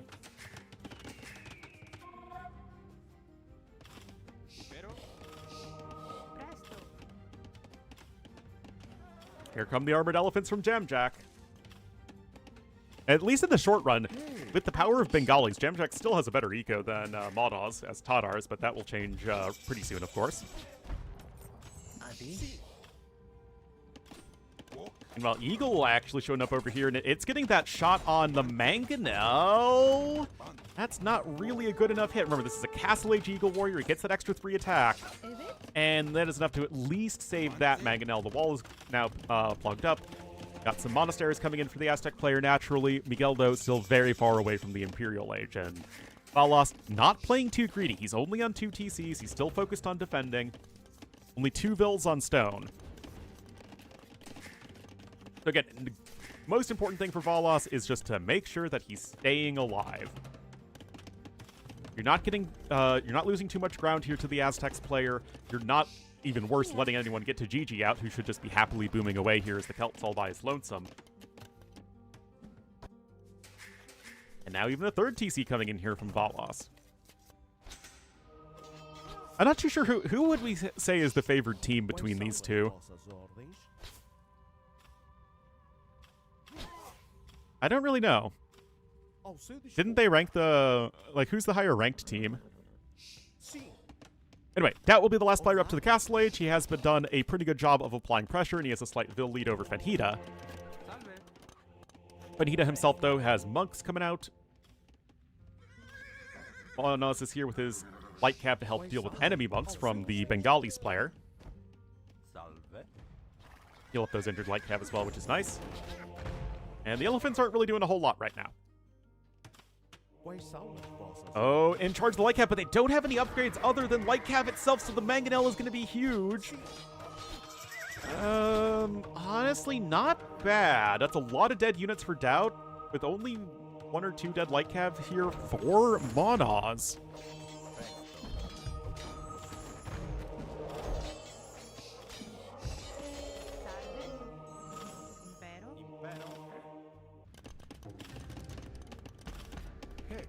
Defend him. Yep, coming in with some archers. Gonna be going up to 3 TCs as well. Blue still only on the 2.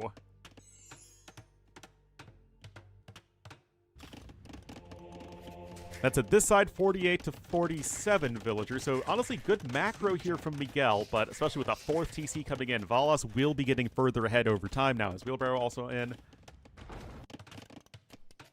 Doubt's actually going to be going 4 TC, so really wants to supercharge his eco. That's kind of the benefit of hitting Castle Age with around 40 plus villagers. Crossbowman going to try and do something, not really get a whole lot done. Light Cav going to charge in here once again. Still no upgrades though, because Green's been focused on adding in his economy behind this. And now that's actually most of the Light Cav going down.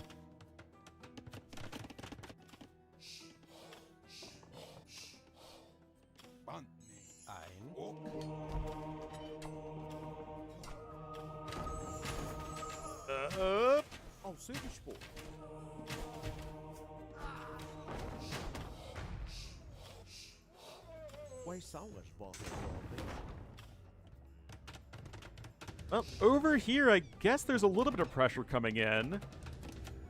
Raven does have his own defensive siege workshop, but this is certainly a little bit ugly. Siege workshop coming in over there. How's the rage going? We've had some good games so far. This is just game number 1 here between Team Doubt and Team Barles, with Team Barles now with a villager advantage. In no small part thanks to this amazing boom here from Cyan. Good boom here from Raven, and he will be up to Imp faster. But it's kind of interesting, right? Because Celts are like the best BF pocket. Probably. Still. And yet, Bohemians with Hofnitsa are one of the better civs at countering the Celt siege.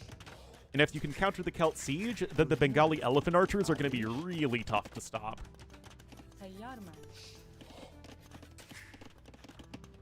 53 to 63, so Doubt's eco is going very well, so good macro from him on 4 TCs, despite a much later Castle Age time than his counterpart.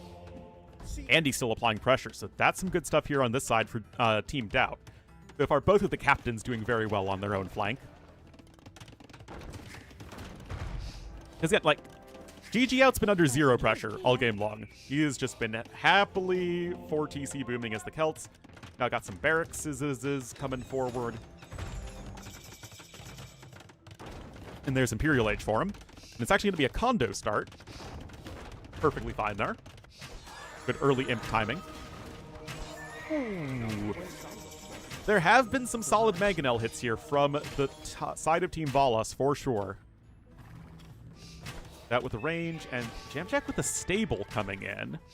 Does he want to go for some light cav of his own, perhaps? And look at this. Raven trying to add in a bunch of walls as fast as he can. Onagers will be here momentarily. 1.44 movement speed for Celt condos, which is very fast. That is faster than a cav archer without husbandry. Oh, archers are here to start sniping monks. Good micro.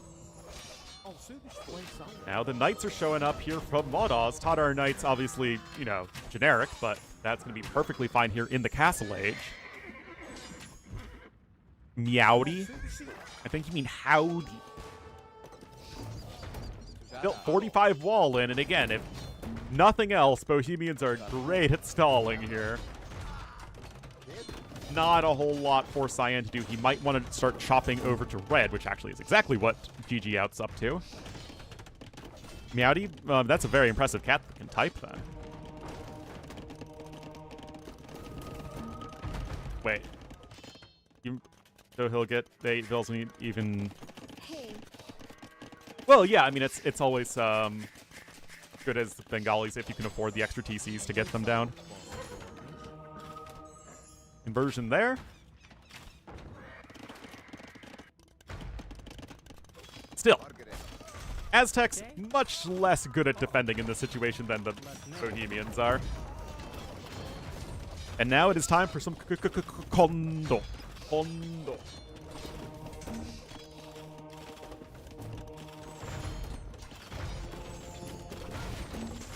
You see, that is some math right there. Jags are very good against condos, but right now you just don't have the eco or the production. Only 67 villagers, and that is not a very fun 6-7 right there, as right now GG Out is storming through. Uh-oh. Uh-oh. And Bohemians, although they are absolutely insane at defending, as you can see, like, this is just not getting broken anytime soon. It's just, what can you do for your poor flank right here? It's actually going to be Battle Elephants instead of Elephant Archers first, which is... I guess if you can prevent the Celt Halb stuff from the other side. It's not like Tatars have good Halbs, and Italians don't have Halbs at all, and not like Italians have gotten to a bunch of Genoese crossbowmen. But yeah, Gromp with the 72 months. Thank you so much, Gromp.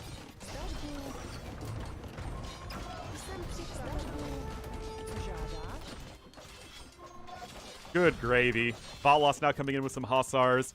This GG Out Valos combo on this western flank has been absolutely insane. Raven gonna try and go for champions, and you have almost fully upgraded champions as the Bohemians. You're just missing the Gambeson's upgrade. But it just might be too little too late here, as Bohemians much slower to get going than the Celts with the condos. Look at these guys run in like a bunch of insects. Owie. This is just brutal, man. Look at the score for GG Out, all because he was set up so well by Valos. And then Valos himself also able to help out with the Hussars, right? And kind of like with Team Barles in the last game, where you just have such a dominant performance here from the flank. Not just because they are outplaying the other side, as Miguel is... Well, let's just say that seeing Miguel's relative population in a 4v4 team game is not something that is new to this channel. Let's just put it that way. No pikes in yet. But yeah, Elephant plus Arb, not bad. And like, this is certainly not a great position here for Fenhida. And he's also basically in the process, at least, of getting cut off. And yet, I'm not sure if that's going to be enough to stop this.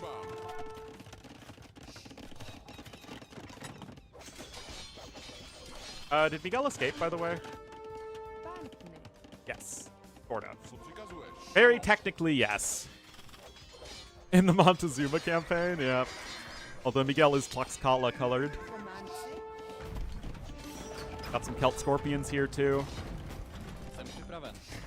But yeah, unfortunately, just with the way that the bases were set up, is that Raven, great spot defending himself, at least as best as he can. not really able to defend Miguel whatsoever, who's currently sitting on 17 population. I know. At least he's not going to be defeated yet. Still, there is a glimmer of hope for Team Doubt, and that is this push here from Doubt himself and Jamjack. Unleash the flaming cameras! Oh my goodness, guys. Even with reduced bonus damage, the flaming camels are flaming cameling. Genbo's going to be brought in to bear as well. Guys, the flaming camels were not good enough. Oh, I say that. Remember, you build them from siege workshops now.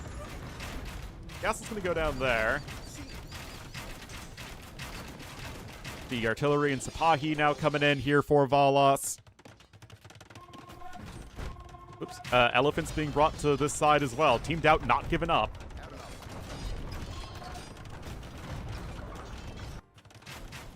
They're slowly gaining ground here. 45 Arbalests and 7 Bombard Cannons for Doubt.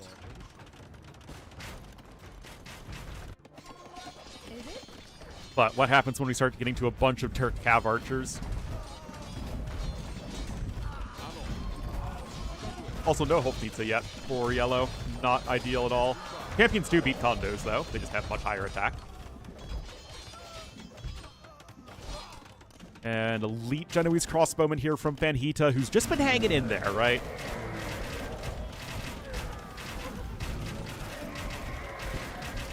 There's a lot of bombard cannons from Doubt, and the Keshik production isn't great. Only 3 castles, which sounds like a lot, but in this context, not so much, and that's going to be down to 2 castles right now. Miguel going to try and reboom, but he's on 7 pop. You know. Again, it's not that we have never seen Miguel in this position before. But yeah, Genoese crossbowman about to be here. Thumb ring is in, so once ring archer armor is in, they'll actually be fully upgraded Genoese crossbowmen. And although they aren't amazing against Arbs due to missing their range, they still have decent HP and armor, so, like, they're not that bad. But they are just going to have to tap out as they realize they simply cannot stop this. They're only 100 population behind in total, which isn't, like, that bad, but I think they just determined that Miguel is simply too dead, and that is just such a dominant performance from Valas plus GG out right there. Great combo from the Nordics. I think GG out's Swedish, if I recall correctly. Valas, good KD. Most of the actual kills there coming in from GG out with the condos and early imp. Huge eco. Well done, Team Valas.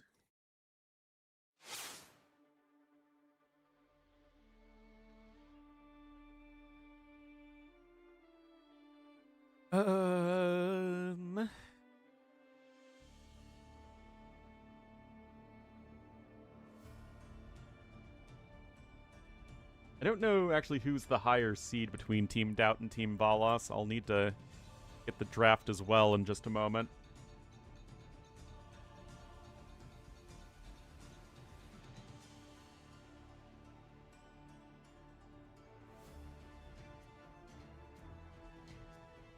Let's see here.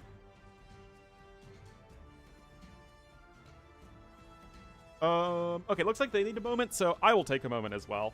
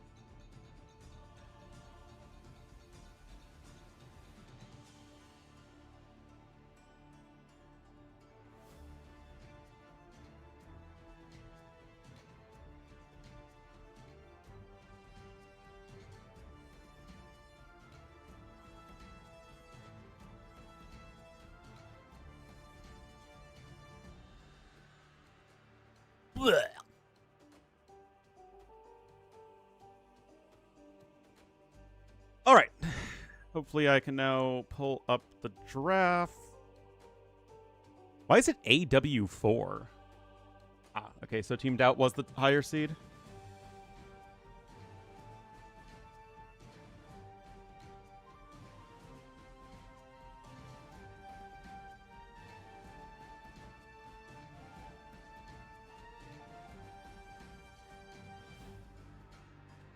All right, so that was Celts and Italians and Turks. How did Turks fall that low? It's crazy. And Tatars over Bohemians and Portuguese and Aztecs and Bengalis. All right, we'll finish updating that after this game.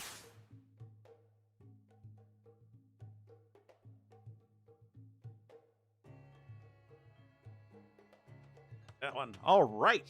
Back to pond. This is probably an admin ray. That's a tiny pond. Guys, pond size matters. Don't let anyone tell you otherwise.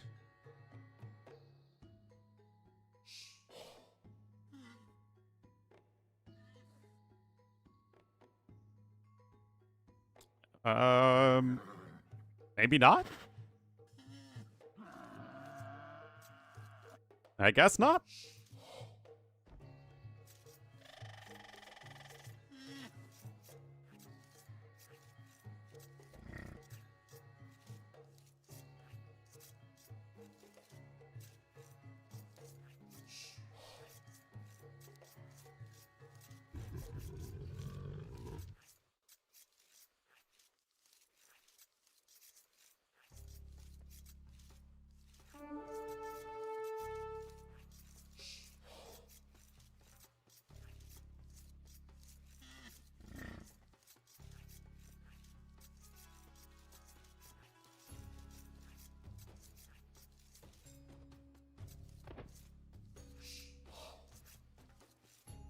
Oh, look at that. Nice comments on my,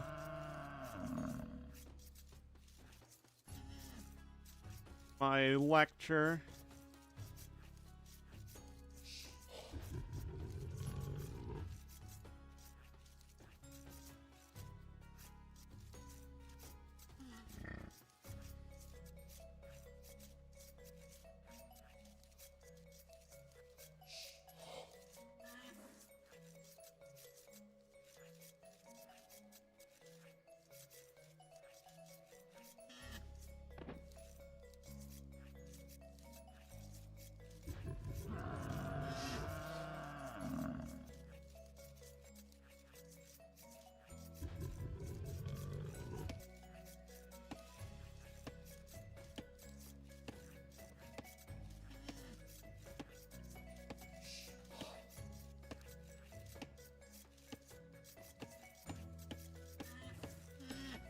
All right.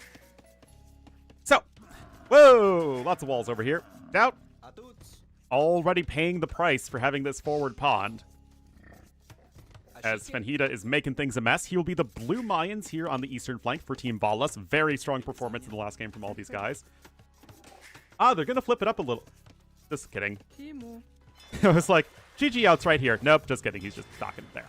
All right, Monoz, Green Ketons in the pocket. GG Out, Cyan Bulgarians in the other pocket, and Valas, the Gray Malay, don't you say, Bay, here to the east. West. I know my cardinal directions. Ooh, Matzo's going to be joining the party this go around, and he'll be the Red Armenians on the west flank. He'll be replacing Jamjack. Miguel's going to be playing pocket this time as the Yellow Koreans. Raven's going to be switching it up and playing the Goths in the other pocket. And Doubt is going to be the Vietnamese here on the east flank. West, indeed. All right, so let's take a look at these civs. Some interesting ones again. Vietnamese versus Mayans. It's funny because Vietnamese don't love... never mind. Vietnamese used to love not facing Eagle Warriors, but then they got Fire Lancers. So Vietnamese, yeah, they're just a better civ overall than Mayans here, for sure. That said... Lions can make things messy early on and have a good eco. And you can see Fenchita doing just that. They're also very good at stalling with those cheap walls. Still, compositionally, Vietnamese have a lot more to offer, as you would expect. Armenian flank versus Malay flank. Again, Malay should just be a lot faster. That said, in terms of, like, actual units, Malay don't have that much. I mean, in a high eco situation, you would compare Arbalests versus Composite Bowmen, which I would prefer the Composite Bowmen against generic Arbalests. In melee fights, I would prefer Ferret-based champions over Karambits and Halbs. Also, and we both sides have fully upgraded Halbs.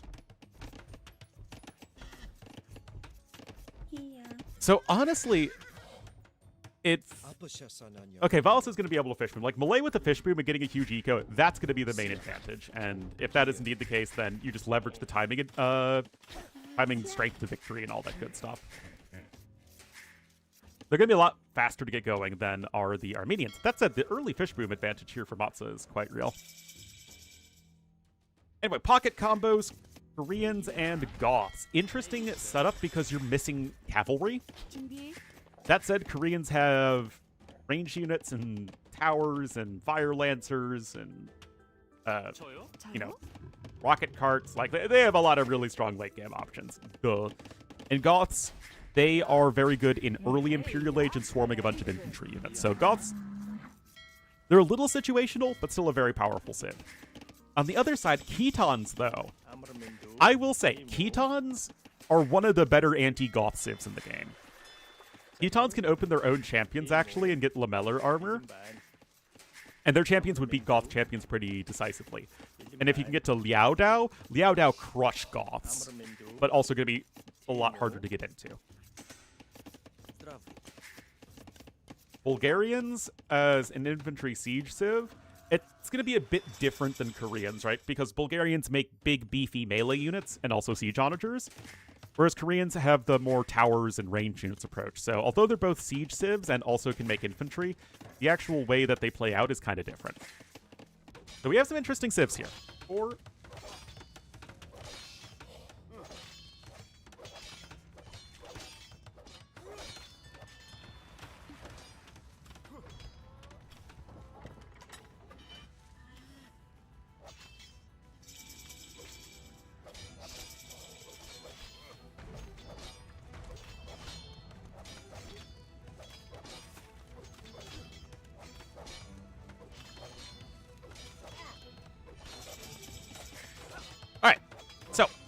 Feudal Age is in, and we'll have Valos with the tower. Matza just going to be stonewalling behind this. But yeah, the big thing for Valos is just getting this fish boom going. Malay fish boom, never to be underestimated on Black Forest, especially when it's done in a very safe location like right here. Still, you only have 2 players fish booming. I guess that kind of balances out because no one's fish booming here. So I guess that's fine. You have 1 flank fish booming, 1 flank fish booming, 1 pocket fish booming, and 1 pocket fish booming. So yeah, it all checks out.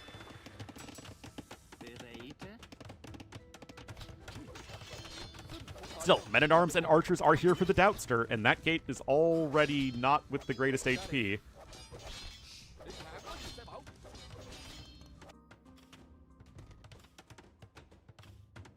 Still, those walls will be sufficient. And, of course, as you can see, there's only the 2 choke points, so... Okay, here, Monos is coming with a forward stable. Huh. What is he doing? Oh. Oh. He got in. He even docked over here.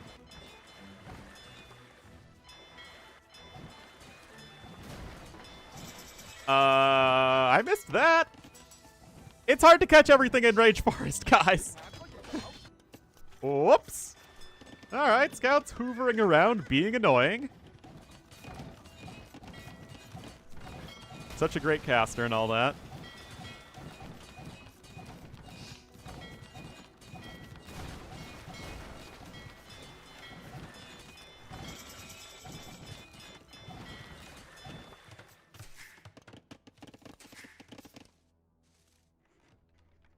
Meanwhile, we just have GG out adding in the TCs.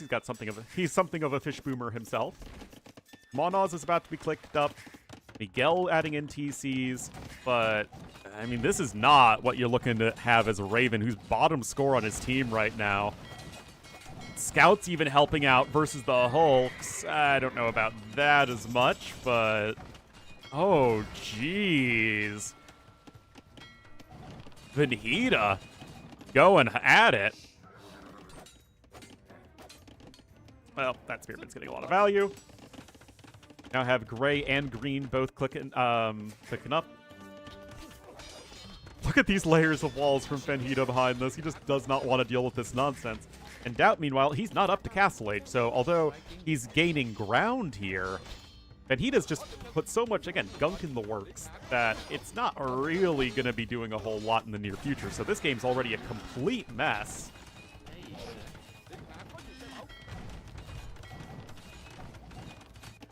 Getting real weird real fast. Meanwhile, Matza just walling up a bit over here. 47 to 48 villagers, but Gray's going to be up to Castle Age in just a moment. And then, of course, Malay just keep on fish booming. But into what is the big question? Barles doesn't really have a ton of resources for much of anything.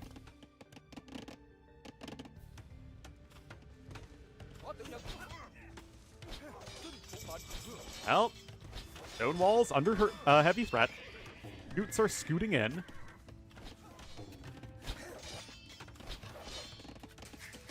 Now, Venhita's nowhere near Castle Age, and he's not going to be getting there anytime soon, but he's been a complete nightmare to Raven, and this is going to be the big difference, right? Raven went with the fast castle. He's on the 2 TCs. Green's obviously only on 1 with no pond. But in theory, Monoz should be able to really rapidly expand his eco in the near future. And there's going to be 1 banana. Will we see another banana? We really should, and there indeed is the second banana. Pastoralism and Bowsaw both coming in as well. Bowsaw, more like both saw, am I right? Am I right, chat? Siege Workshop as well. And I guess if you get the Khitons far ahead of the Goths, and you can get into the Liao Dao, I mean, Goths are going to have a horrible time against that unit.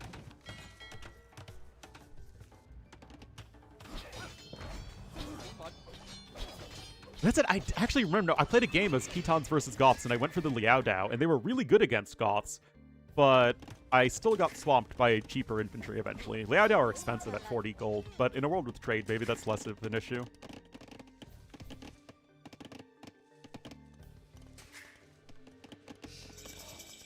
All right. That's in Castle Age as well, but if you look at the ecos, 55 to 50 villagers, or I guess eco units, and Valas is continuing to expand that Malay fishing economy. There's a Universidad as well. Is he going to try and fimp it up? Looks like he is going to fimp it up.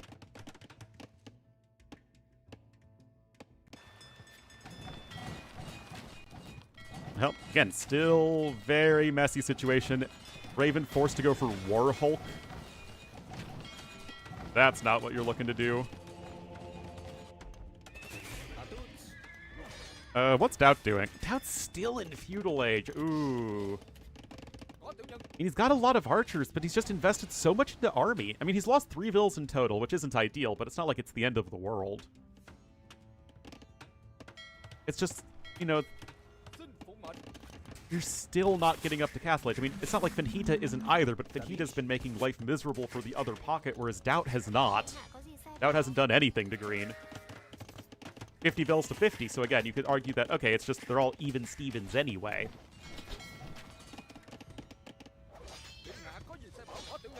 I mean, yeah, this is just... It's so much investment for Doubt into not doing anything. It's so much effort here for Raven having to clean up all of this nonsense. I mean, Miguel's happily booming away. He's on 79 bills. But you're also, again, you're looking at one of the pocket players who's trying to fish boom, not able to fish boom. On the other side, look at GG Out's fish boom. And we saw in the last game what happens when GG Out just goes for an insane boom and Valas affords him all the space he needs on flank.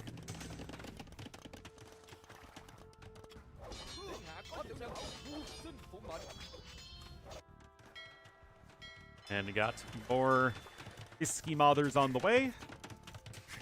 Von Oz is able to happily add in his own economy. Another Swedish host is thinking, GG Out is a Swedish player, right? Bái kiến điện hạ. Dạ bẩm tôn nữ. I mean, like, what is Doubt even going to do here? He can add an eco, and like, again, he is ahead of Finhita. It's not like Finhita's really going to do anything anytime soon, but one, Finhita's got a much less valuable civ overall in the Mayans. Vietnamese have a lot more to offer as the game goes on than Mayans do. And Green should be getting pretty decently ahead in res collected. Now, I do need to verify that, so I'm not just talking out my butt. But yes, that is correct. Monos is going to be ahead in resources compared to Raven, and also well ahead in food collected, which is especially relevant because a lot of the wood has gone into ships that have gone down. Piggy. 저요? Meanwhile, Miguelito, what is he going to be doing? Koreans do have several different options. War wagons, Al, Fire Lancer, Rocket Cart, Tower with Arb. Like, I mean, they have lots of things they can go for. Valos is going to be opting to go for the low eco Arb play, which is always a little bit awkward, and you can see that Valos' fish room isn't actually that crazy because he doesn't need that much food. You know, these are wood and gold units, but it will at least prevent him from having to build any farms at all this game, which is, of course, exactly the case. 45 wall coming in from Matza, who's now going to just be trying to buy time as best he can. Valos, with the assistance of GG Out, actually, is he even coming over here? It feels a little slow. Yeah, Matza's almost 2k5. He's been playing a lot of 1v1s recently. And honestly, look at this. I mean, Doubt, he's got more of an army than Blue does. And if we, again, take a gander at the resources, Doubt is ahead by almost 2,000 resources. But, I mean, Manhita's still going to be on 4 TCs to Doubt's 4 TCs. And he'll be able to stall as much as he wants to. Also, random chicken suit man over here. Oh, go for the kill! Rip. And look, that's only just now getting cleaned up. Team Doubt, though, big eco lead overall. And it will be war wagons. War wagons are going to perform very well versus the crossbowmen and bombard cannon, so that's certainly not like a bad idea in principle. I imagine this will be for Halbs. Actually, I don't know who wins between ferrets and bagginses. The nasty little bagginses. Does anyone know? I don't think I've ever played that one out.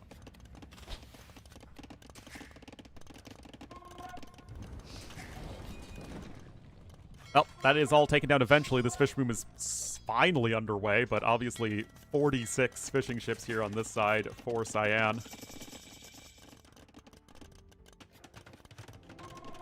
TC number 4 for Miguel, and those war wagons are going to continue to climb in number. This looks like a freaking campaign base from Matza. Fortified churches, fortified walls, fortified everything. Oh, those bells are going to have a bad day, though. GG Out is here, and he will be going for the nasty bagginses.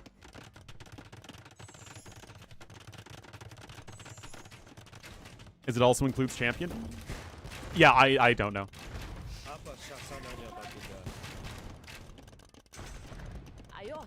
Something I want to test out though. Swordsman on the way. As you've actually seen Bulgarians be very effective in both games so far, and here we are. It's Liao Dowing time. Like I said, this unit is very good against the Goths. You have a lamellar armor coming in as well.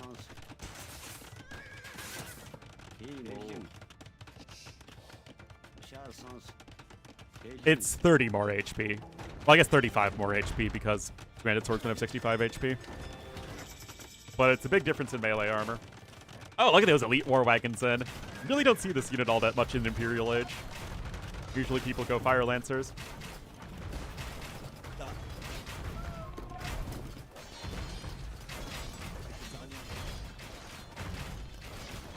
But yeah, it's also 2 more attack for the champion. Heavy rocket cart, lamellar armor coming in. I thought he was getting that before. I don't know. Point is, it's not like Doubt's going to have a super powerful army as he's not in Imperial Age. Mats is trying to go for Swordsman. You're not bad, Psyducky. They used to have 60. Once upon a time. It got buffed a while ago.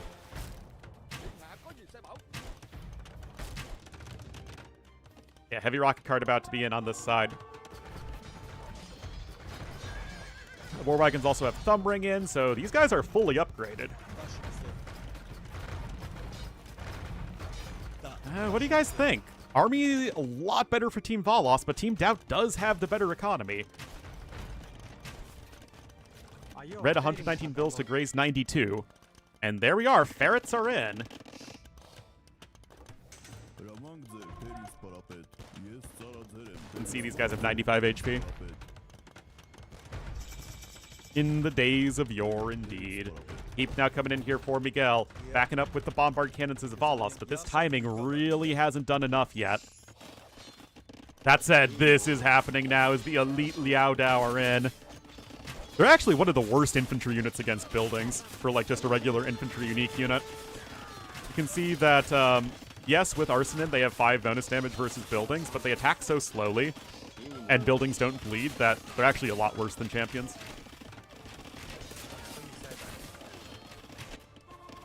But yeah, if Doubt's not really able to contribute with Imperial Age archers, which obviously he kind of needs to, but he can't do that because he's not in the Imperial Age. And, like, what on earth are Goths going to do here? Like, this is actually really, really tough. You need hand cannons. But the Goth player just making hand cannons feels so unimpressive. Because Blue's on his way up to Imp, and he'll be able to add in archers. That's what this side is going to make, I think, really, really good. That's how you notice you're getting old? Yeah, me too.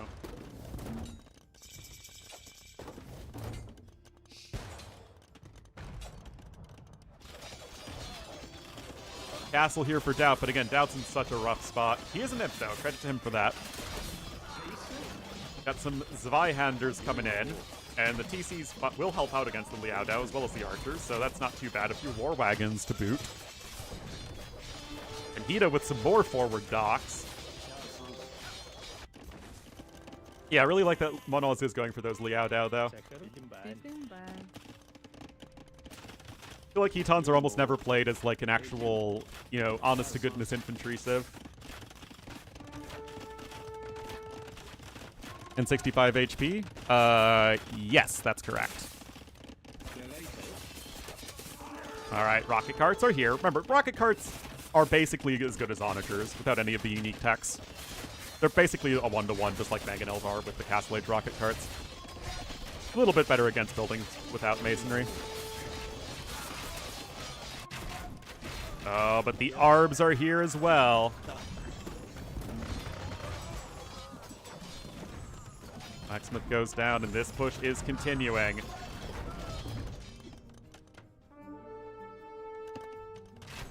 HCA?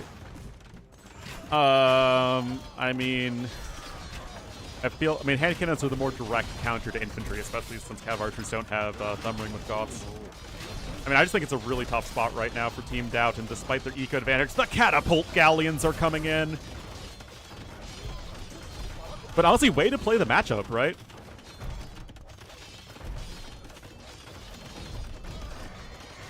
Etons, in general, a much worse pocket civ than Goths, but they have a unit that's, like, specially designed to kill Goth infantry. Remember, these guys, on top of having the reflect damage, they also have 3 base melee armor, so 6 melee armor in total, and 85 HP. And Doubt, there's only so much he could possibly contribute without good Imperial Age armies. I mean, yeah, that's a lot of War Wagons, but this is also a lot of Siege Onagers, and my concern right now is that we're looking... Oh my god!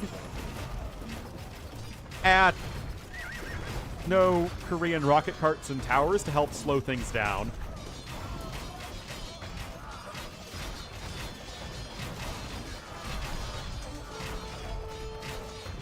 Nine attacks to kill a Ferret Champ.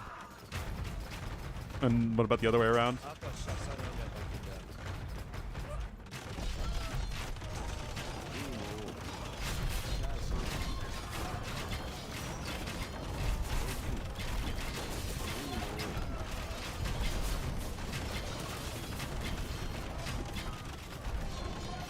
It'd be brutal. Yeah. Here come the Elefantos. Means 9. Okay, so they're pretty even, I guess, is the moral of the story.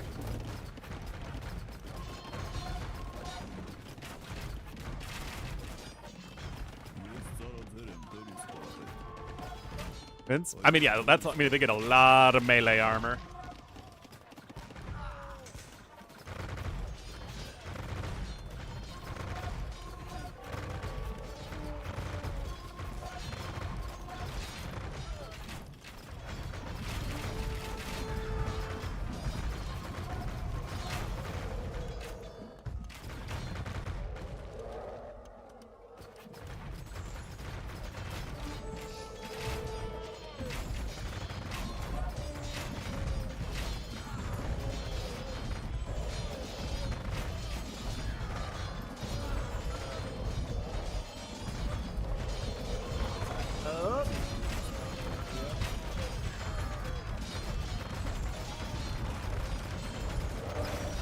The elephants are coming.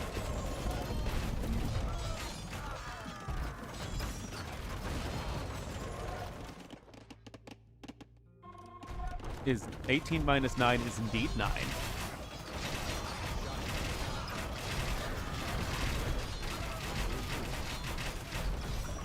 Anyway, now we're looking at Vietnamese cav archers.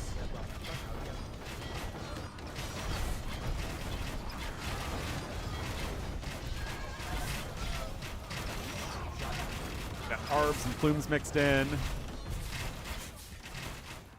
1.5 eyed folder. Well, that makes you better than the average pirate, I guess. Anyway, right now, like, Team Doubt have been doing an admirable job of holding the line, but it just feels like there's a very hard limit to how long they can do this. They are getting trade established. Yes, let's play all three. It's a full-blown group stage, so all the games matter. I do think it's kind of weird, though, that we really don't have many towers from Koreans, and we don't have any rocket carts either.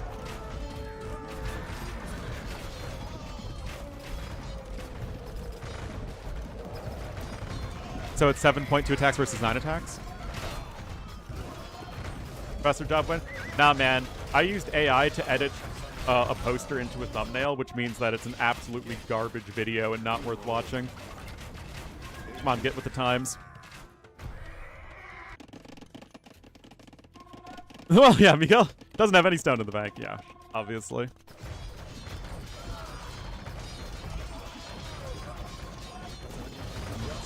Again, I hate generative AI, but I thought that I was using it in literally the most innocuous and obvious benefit to using it, which is literally just reformatting an image so it fits the dimensions of another image.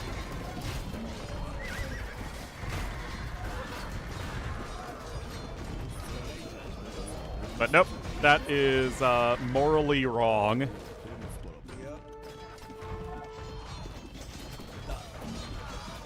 I did post on Reddit because I thought people would think it was interesting, but then nobody watched it. Want to create rockets? I mean, Korean rocket carts are very good and a lot of fun, but yeah, I do miss Korean SOs. So it switched Ferret went over to him with like 1 attack. Ah, interesting. Well, the Huskies are in, and Team Doubt are trying to push back, finally.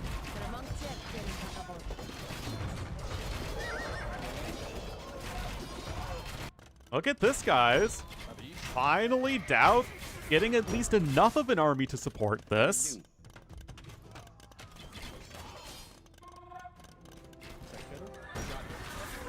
Needed, so why not? Again, I hate generative AI, but again, I'm not asking it to make something from scratch. I'm just asking it to turn a poster into a thumbnail.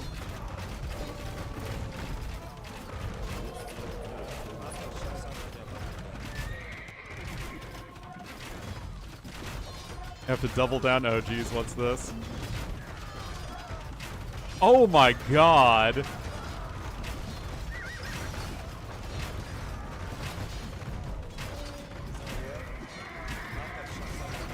Like, I don't know. Is it crazy that I think my thumbnail is categorically different than that?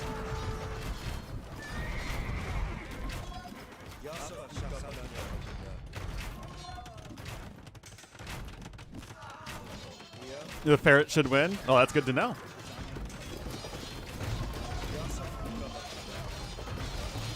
I mean, again, Team Doubt, absolutely admirable job hanging it in there. Oh, now the lag is starting.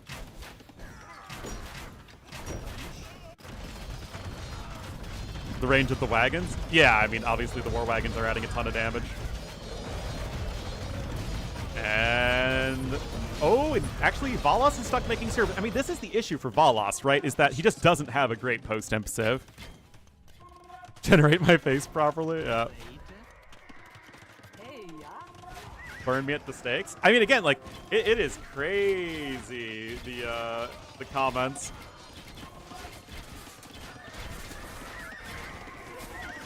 Thanks for using slop for the thumbnail. Now I know this is trash content and won't bother watching.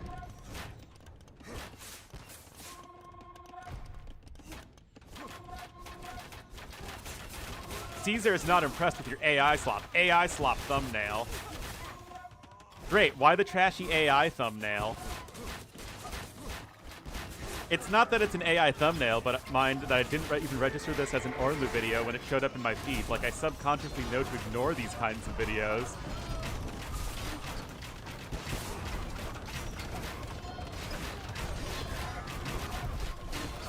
Didn't want to listen to a class. I don't blame you.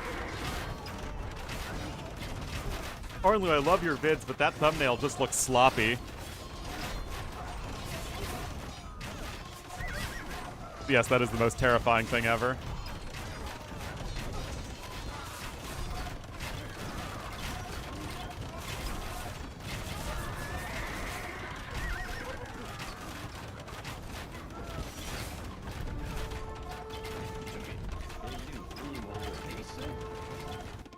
Anyway, it's been a fairly immobile front line here.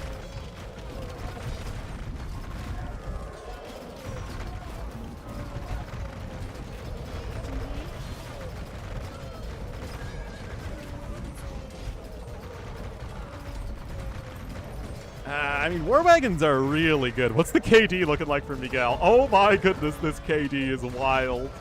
And Hida's isn't bad either, especially since he's Mayans. But now the towers are coming in for Miguel.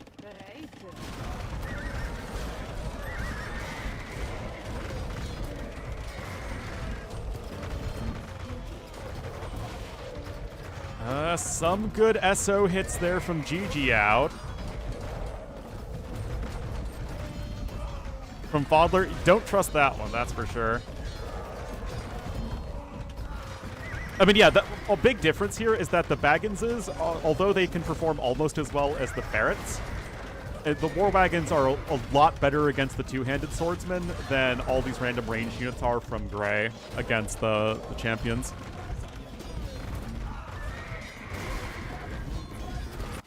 I mean, Miguel is in with the carry civ here, right? But now he's got to be on both sides. Doubt's here with some imp skirms.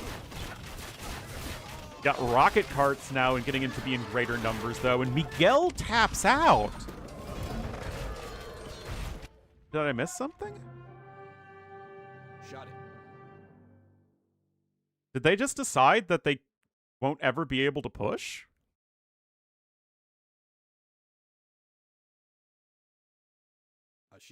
I mean, I do think that they are dying slowly, but I don't know.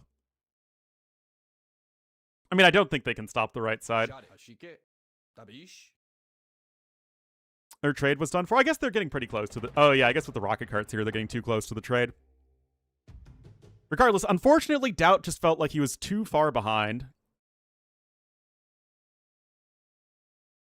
Why are... because no one ever makes them? Miguel, sick KD, of course.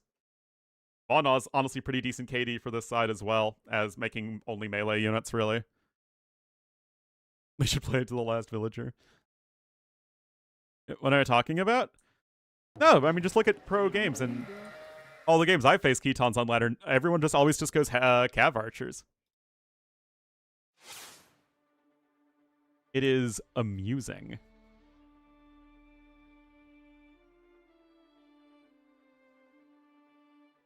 Ramage?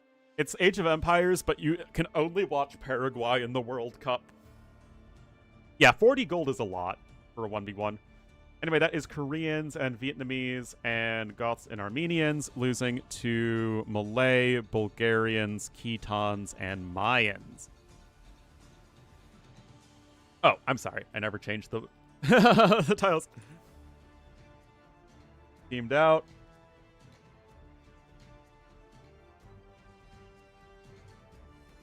Team Vlas.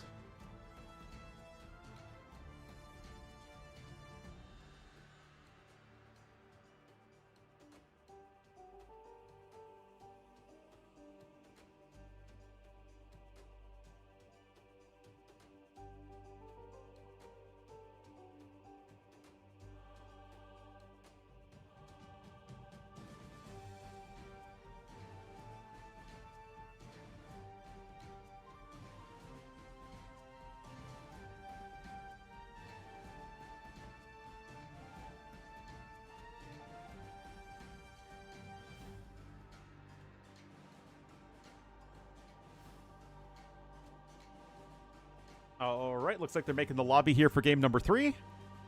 Remember, this is a group stage, so every single game is relevant. And you also only have 4 civs left. So, Wu, Malian flank, Cuman Ethiopian pocket for Team Valos, which feels like a pretty decent selection of civs. Meanwhile, you have Byzantine Incas flank and Persian Dravidian pocket. Which selection of civs do you like more? It still seems pretty even. I just know that they're doing Baltic-y stuff, which I guess is cool.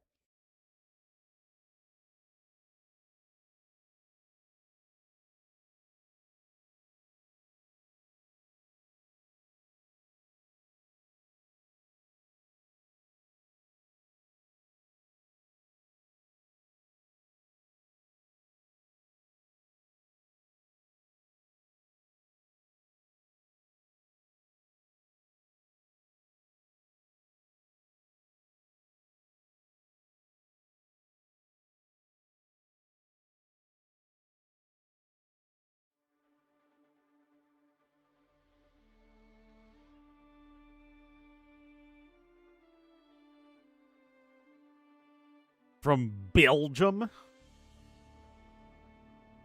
Never forgive the Belgians for absolutely slapping the US in the World Cup. JK.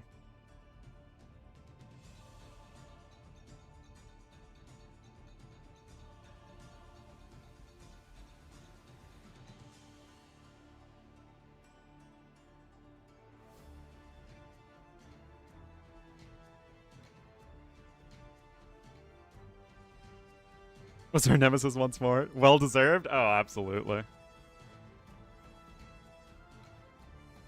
Tim Howard this time? Nope. Not even.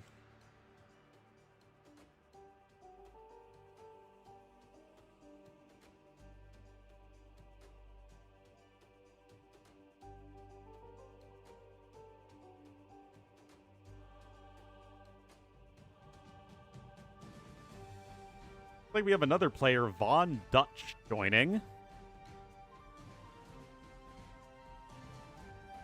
Full army aggro. Yep, that sounds about right. Orange Jesus. Yep, basically. You know, all about ruining everything. Wait, Von Dutch is Bulgarian? That seems wrong. All sorts of wrong.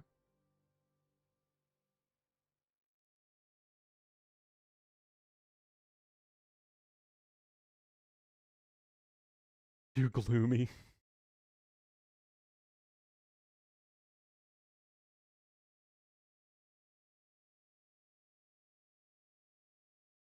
Feels bad, man.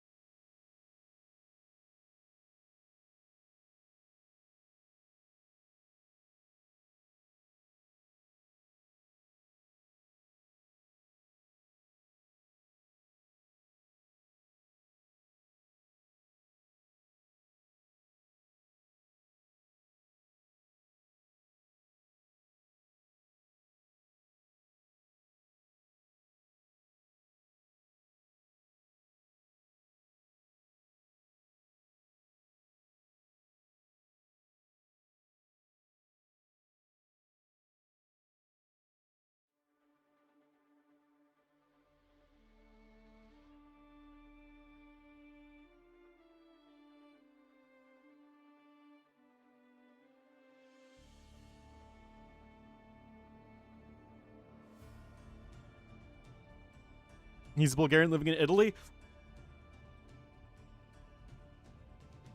Flips the table in rage.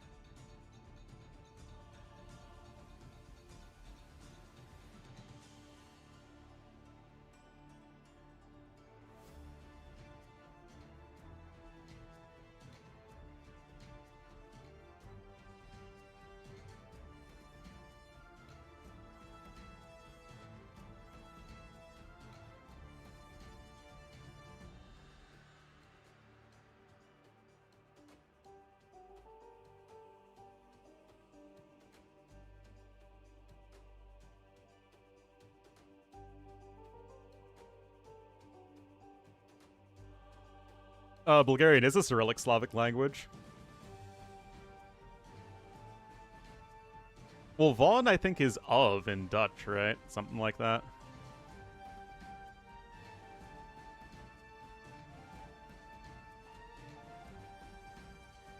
I think so. Jeez.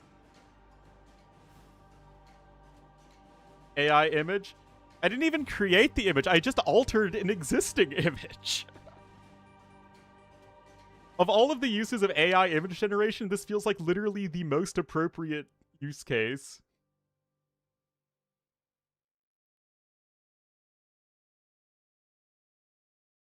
Is worse than Trump? Yeah.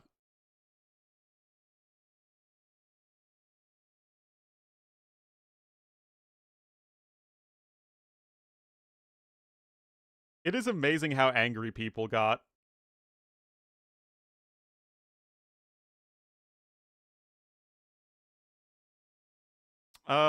We still only have 7 players in the lobby, which is not great.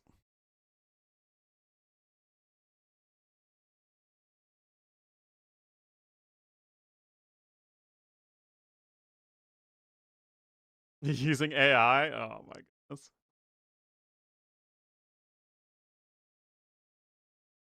Again, I will show you the comparison.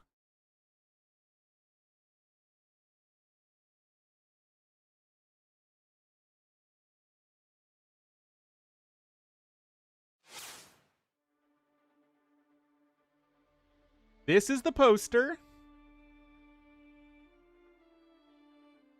This is the thumbnail. So upping the contrast a little bit and then rearranging stuff so it fits in the proper image size.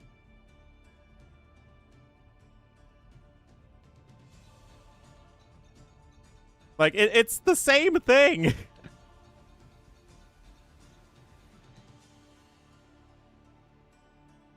Also, I love how it defaults open in Microsoft Edge.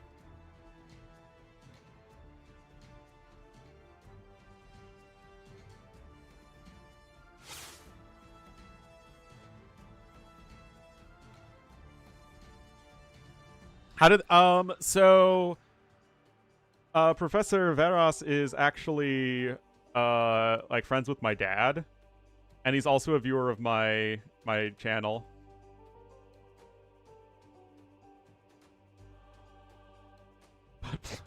Yep.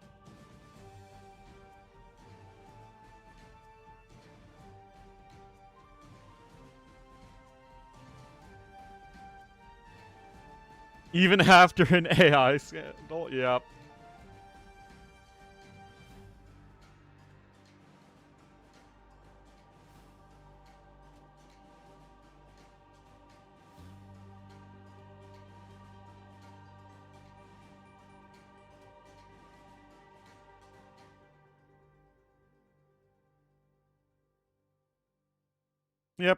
Yep.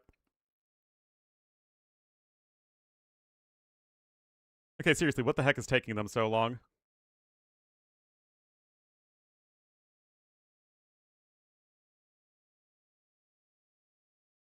Canada's gonna sue me? Oh no.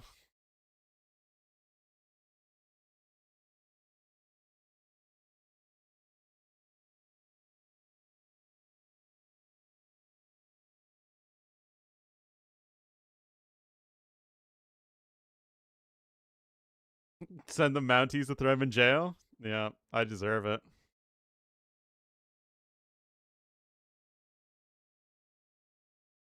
All right. All right. They started finally. I'm sorry, Moore. I can't force the players to start. Here we go.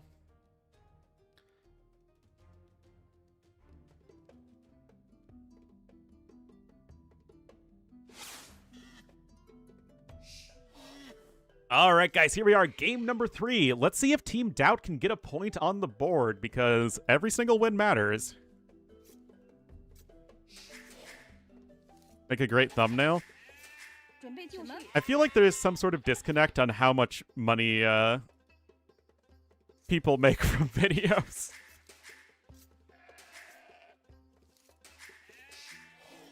Anyway, Finhita gonna be in the blue woo on the flank. Monoz will be the green Cumans in the pocket. Von Dutch will be joining the party. He will be replacing somebody. Oh, GG out. And Valos, team captain, will be the Grey Mullions here on the west flank. Other side, we'll have Raven playing flank this time, who's playing pocket before, but he'll be the Incas over here to the west. And in the pocket, we'll have Miguel as the yellow Dravidians. The other pocket will have Jamjack as the purple Persians. And the east flank here will be the Lord himself as the orange Byzantines. You can see that this is a 3-pond version of BF. Use Photoshop and make it myself. If I used Photoshop, it would look... and actually learned how to do it well, it would take me like several hours, and it would look pretty darn similar to what the AI spat out. So I just don't really understand it. And again, I'm somebody who's very anti-AI in general.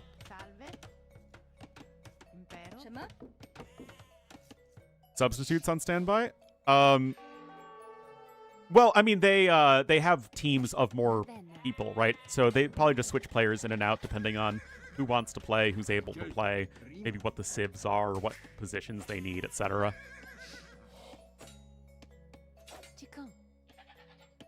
Anyway, taking a look at the choke point distribution, we have sort of a bifurcated choke point here to the north, and that is obviously where we have all of this fighting. Here in the pocket, there's sort of a branch kind of thing. Green's gonna have to like wall over here, and then like maybe purple and yellow have to tag team over there. And then on this side, it is one very small choke point due to the pond. So a little bit of a spider web of pathways in the middle of the map. 2 choke points here in the north. Already gonna have a villager lost, actually, is Raven. Oh yeah, the Matse. The Matse. The one, the only, the Matse, not playing, as Jamjack replaced him. What the heck was this from Doubt? Whatever. Whatever. But he is going to be walling up over here, so that's allowing Monoz to more comfortably add in economy. And this is actually kind of interesting. You would think that of all civs, Cumans who would best benefit from a very quick feudal age time would be the ones who want to wall early on the least.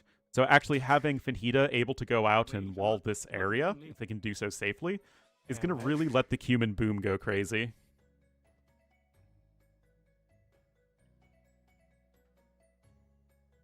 makes Doubt unpushable. It's very tough to push Doubt, but also Doubt cannot really safely fish boom, so, you know, it's give and take.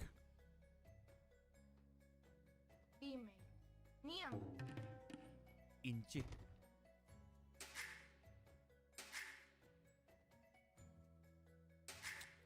Don't know why we're paused. It's not an admin re, I think. Right?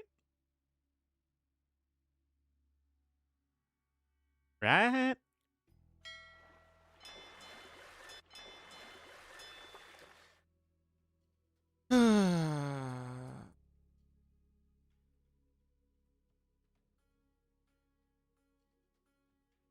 سلام آماده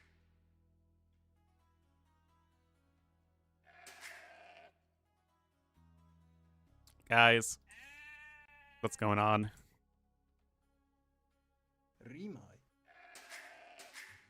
Hello, puppy saturation.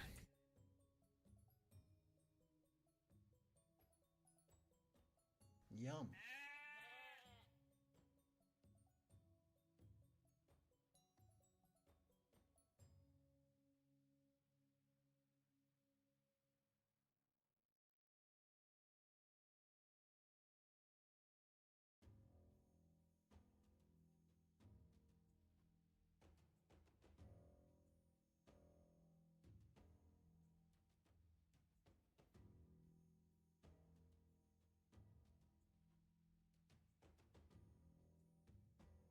No idea what the issue is.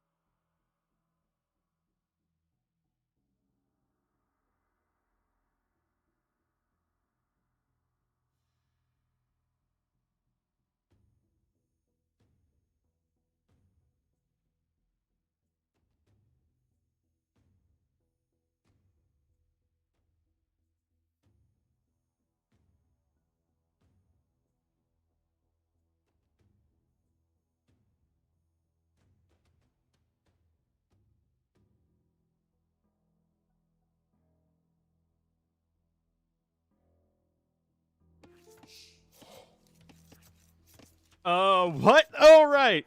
Whatever. VAR, please. No idea what that was all about. Anyway, Sibs here.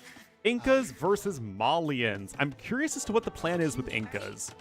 I mean, Incas aren't a great Rage Forest Civ. Kamyuks can be very good in choke points for sure. But you just don't really have the economy, the timings, the units. Yeah, I'm not 100% sold on it. Or I guess I'm not entirely sure what the plan is here.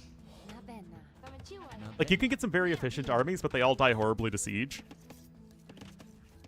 So we'll have to see exactly what the plan is. The Malians we saw from Barles in the last series, just how deadly it can be with, like, just some Gebettos, some Bombard Cannons, low eco, fast imp. It's a very, very strong army composition that doesn't require a gigantic set of villagers to work effectively.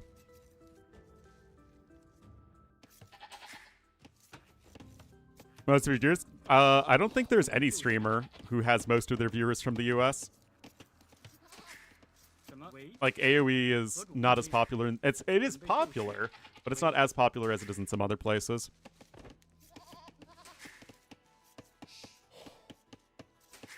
Anyway, Wu flank versus Byzantine flank. I feel like it's going to be really tough for Fenhida to push. I mean, again, we've seen Wu be very good when it comes to pushing with traction trebs and fire archers in these short rush distance scenarios, but Byzantines are really, really good at holding, and the raw damage from a lot of those Wu units just isn't very good. So I'm not super sold on the Wu. Both Wu and Incas feel a bit worse in my mind than Malians and Byzantines. Although certainly not without any merit at all, right? Anyway, Cuman Pocket plus Ethiopian. This is very straightforward. Ethiopian's fantastic infantry siege civ. Cuman's great boom and cavalry civ. That's all very straightforward. And then on the other side, Dravidians, good infantry siege civ, and Persians, great cavalry civ. Ori. Persians are, did we say Persians are better than Cumans? Maybe? You have a timing with Cumans that's really, really good with your paladins. Late game, though, Savars are better. And you also have the option for war elephants, bombard cannons, hand cannoneers, all that stuff as well. Like, I would personally prefer Persians a little bit, but I don't think that's probably too decisive. And then Dravidians versus Ethiopians. Dravidians do have better infantry than Ethiopians do, but Ethiopians have the better siege. So that's basically the dynamic there.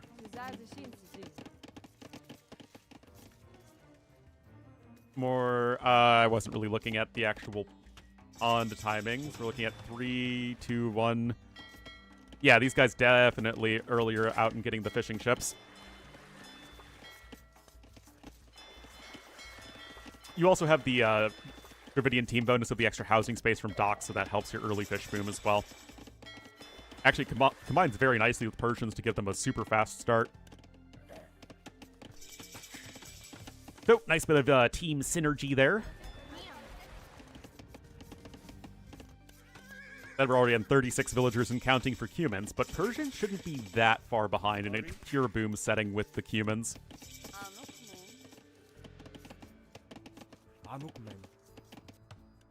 Already a bunch of docks up here for Monos. Market Blacksmith coming in for Fenhita, so he is clearly not that interested in going for any sort of real feudal pressure. Doubt, on the other hand... what is Doubt doing? Doubt's not close to Castle Age. He's not fish booming.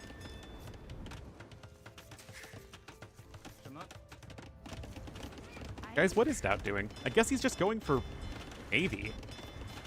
I don't know. That doesn't feel really exciting.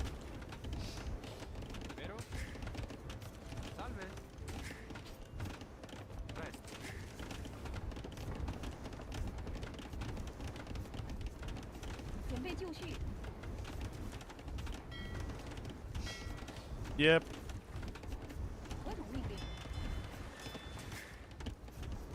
On the Balkan border? Oh no. Well, nothing terribly interesting happening over here, just a lot of walling up. Same deal over on this side. Von Dutch, at the very least, is able to safely add in fishing ships. There is a lot of room here. So these fishing ships aren't likely going to get targeted anytime soon.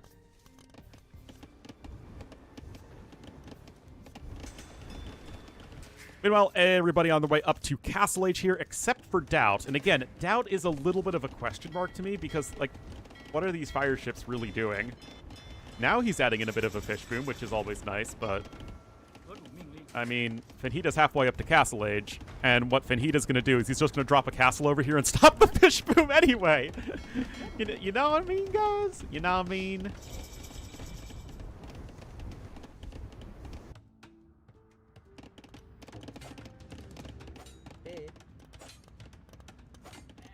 Just watch my lecture? Well, I hope you enjoyed it.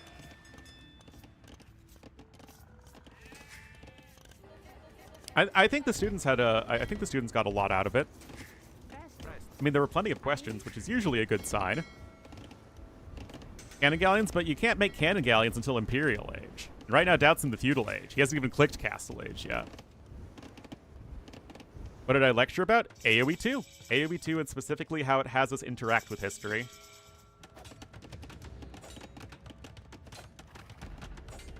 A TED Talker? Nope. Where? It was through the University of Toronto.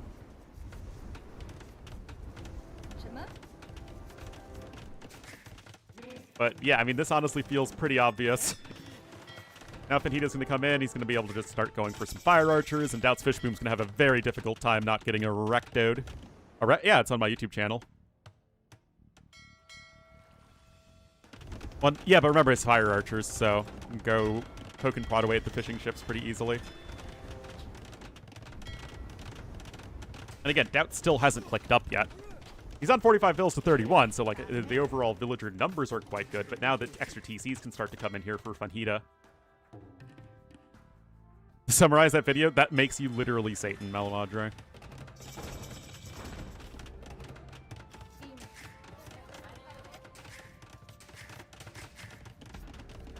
I mean, I think it's unfortunate that people are just got so up in arms about the freaking AI-edited thumbnail that, you know, it's like people didn't even watch the video, but whatever.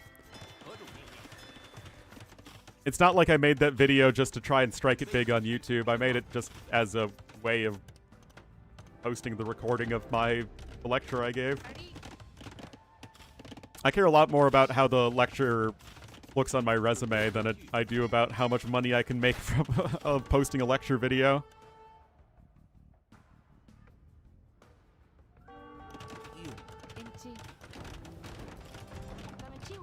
The, you know, $3.50 I make from it.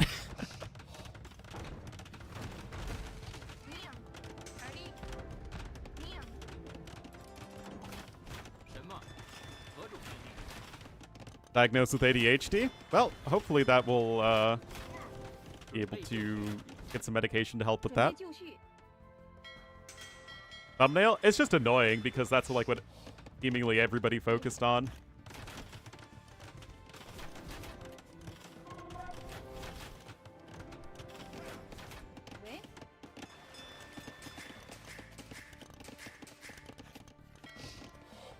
They're scheduled. It was just a one-time thing.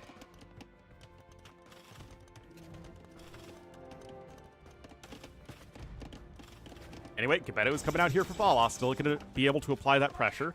That said, you do have Slingers as the Incas, so you have a very strong anti-Gebetto unit.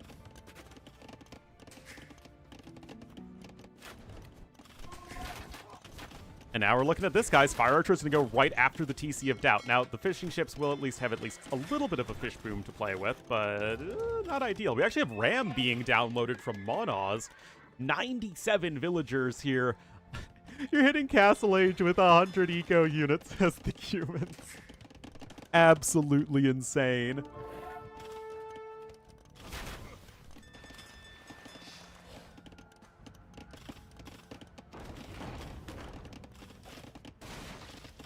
But the Q&A was very good. Yeah, I mean, I didn't really have a lot of structure in terms of how what they wanted the lecture to look like. And it was also my first time doing this sort of thing anyway. I mean, I don't think it was, like, that amazing, but as, like, an intro to Age of Empires, sure. And I tried to at least provide a through line of, like, this is how the evolving nature of the DLCs for AoE has us interact with history differently. And is a reflection of what people value.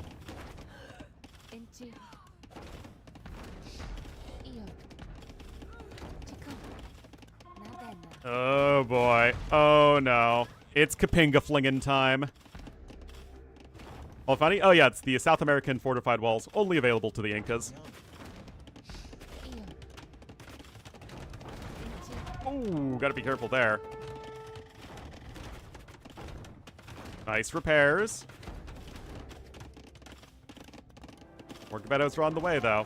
How are things over here? Oh my goodness. Oh no. Out! Oh, simply not anticipating the humans. Oh no. Oh no, guys. I mean, purple's just booming his little heart out. Yellow's just booming his little heart out. I mean, we saw in the previous game, it was actually kind of a similar deal where it was all about the pockets getting supercharged because the flanks were just, you know, busy buying time. Unfortunately, though, Doubt was completely caught off guard and is now unable to really buy any time whatsoever.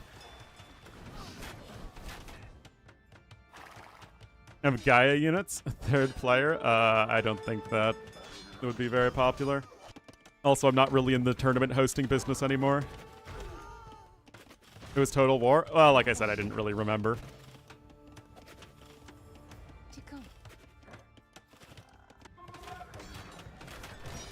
Also, I called Sishin Dutch on accident, which I thought was pretty funny.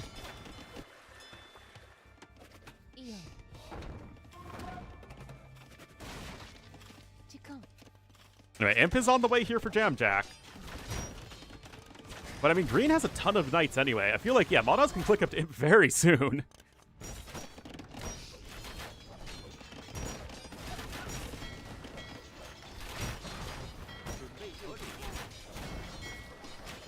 Well, Fish Boom also getting wrecked. Oh my god, literally Jesus himself! Our Lord and Savior! Anyway, that is it. Honestly, guys, without getting completely smacked on the other side. But thanks for the sub with Twitch Prime. Welcome to the Wolf Pack. Enjoy the beauty, glory, and majesty of Ornlu, Wolf and Friends. But honestly, guys, it felt like each game got more... Okay, I guess game 2 was closer than game 1, but yeah, it just felt like Team Doubt not really where they needed to be.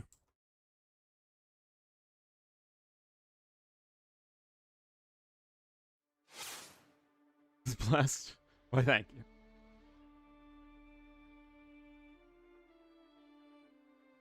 All right, guys, but we have no time. Oh, literally just now starting game number 1 is Team Ganji versus Team Slam.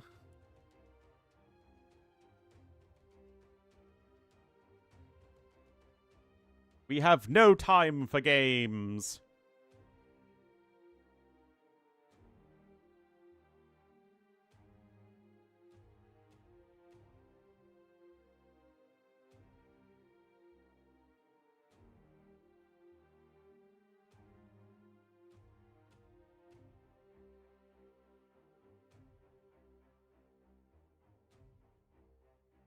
Guys, I'm hungry.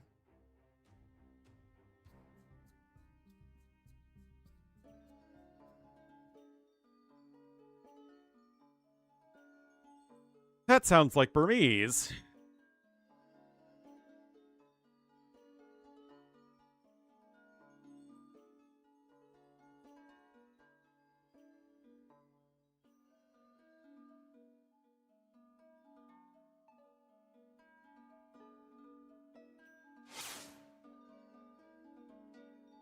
All right, everybody, welcome now to our third and also last series of the day. It's good to be getting back into a bit more consistent streaming.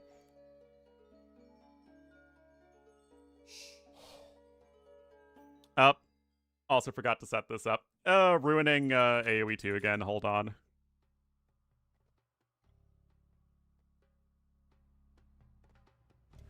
All right, so here we are. We will have on a very open northern flank, very, very open, Nolo or Nolo Finway as the blue Tupi. Ganji as the green Burmese in the pocket. Okay, this is something very aggressive that they're doing. Rodney McKay, who I've never heard of, as the Cyan Lithuanians in the other pocket. And Benanji will be the gray Portuguese on the west flank.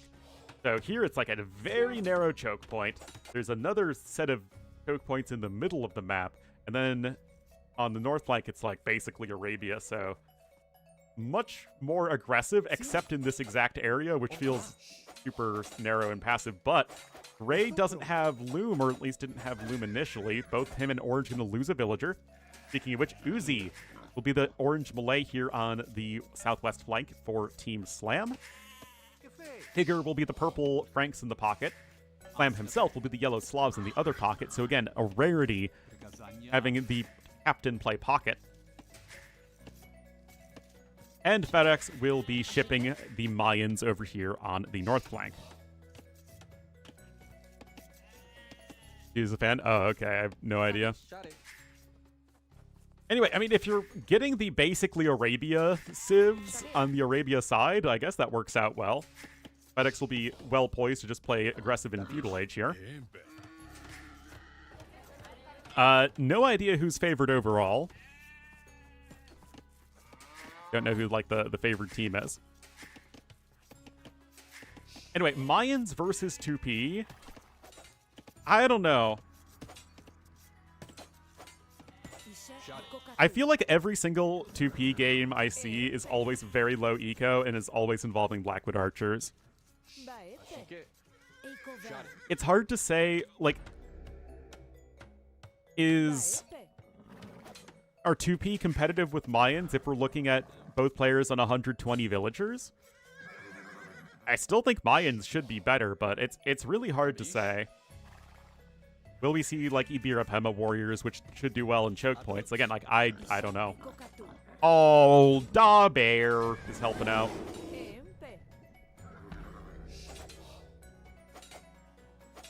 Militia? Yes, they do. Wait. What are you talking? Hold on. Yes, Chompies do have a little bit of bonus damage versus shock infantry, but not as much as swordsmen. Anyway, this is more what I expected with big walls up over here. Other flank matchup, Malay versus Portuguese. Will the Malay player have a fish boom? There are 2 pawns per side. You can see that's... Oh, that's so gross. Slavs fish booming, guys? What the heck, man? We really have to live in a world where Slavs have to fish boom? You're literally not able to make use of your main eco bonus at all. Sigh. Anyway, Slav's fantastic infantry siege civ. And Frank's going to be a good cavalry civ, and you also have some gunpowder options. So very straightforward civs between Slavs and Franks, but still going to be very solid in class, so to say. And then Burmese and Lithuanians. This is a lot more interesting. Lithuanians have a much higher ceiling than Franks do because Lechai are a fun and interactive unit. So we'll have to see how that one goes, but it's going to be slower to get set up than Frank Paladins. I have no idea what Burmese are going to be up to. They aren't going to be very competitive against Slavs in just like pure late game boom, as Slavs will just kill them with infantry and siege. I mean, yeah, Burmese elephants are good in the late game, but you need to get there, and that's going to be almost impossible against a horde of Slav infantry with Druzhina. Yeah, but it's a big team game, so you're almost... Guys, there are 11 relics on the map. you're going to get your 4 relics. Burmese infantry still should lose to Druzhina. Remember, as long as the Slav infantry is hitting one other unit than their main target, they're already doing more damage than the Burmese infantry.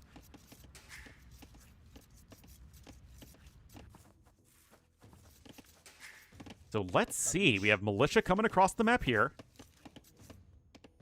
Gonna have Ganji wall up that area.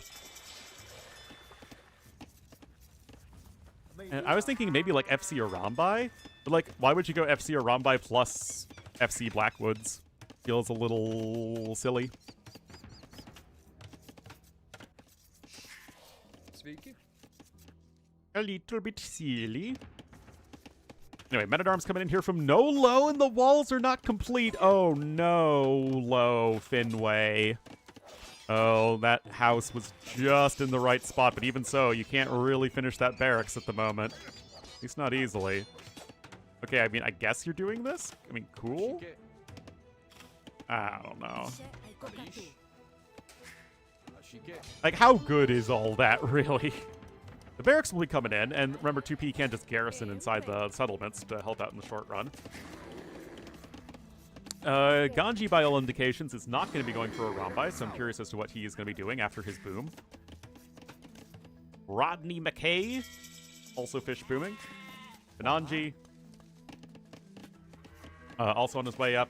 Uzi's already there, though, and Uzi, no fish boom as the Malay. We have Franks, farming civ, fish booming. We have Slavs, farming civ, also fish booming. Malay, fish boom civ, farming. Ripperino, man.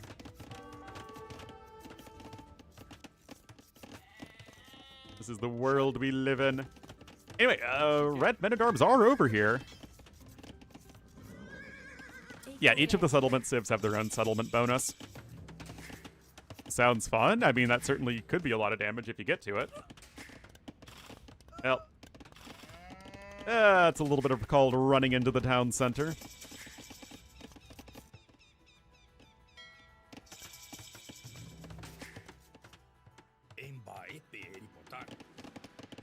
Well, this whole area is just walled off. And there's no team wall. There's no trust between these teammates, guys. They will not share defenses. Anyway, big balls coming in over here from Uzi. Influence in the region. I feel like I've heard that once before. There is no I in team. But I starts with the letter E. And there is an E in team, so I think there is an I in team. Alright, Market Blacksmith coming in, but like I said, this is just going to be Ganji going for, as far as I can tell, an FC Boom. And normally we see Burmese played on flank, where you go for like Men-at-Arms into Monk Rush, into a Rombai, into infantry spam. But I'm creative. There's an anagram version of me in team. Meanwhile, Nolo has just some archers here. We have to imagine he's going Blackwoods. Like, what did the 2P do? Not go Blackwood archers? Rodney Dangerfield here is just gathering a little bit of extra stone for this wall behind. Notably, is making sure that relic is secure. Aww. Oh, that's interesting, because I know team in French is équipe. So I wonder if Slovene gets it, their word for team from one of the Romance languages.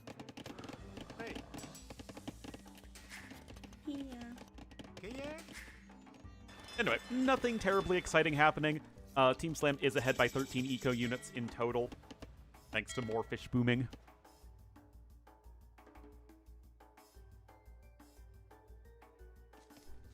Yeah, those archers aren't doing anything. If there is going to be a castle, it's not going to be actually for a while yet because blue hasn't clicked up.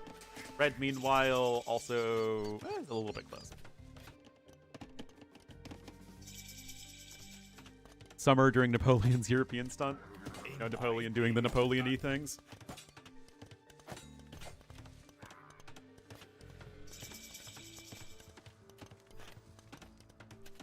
As he did. Anyway, the ecos are looking very good here for Team Slam. 20 total fishing ships versus 17. We do have extra TCs coming in here from the pockets, as one would expect. Same thing here for Tigger. Tigger with a hard R, mind you. Freaking racist. Against tigers. But yeah, FedEx not really doing a whole lot here in the short run. We also have some scouts here from Slam, not really, again, accomplishing a whole heck of a lot. Ganji just adding in another dock, adding in the TCs there.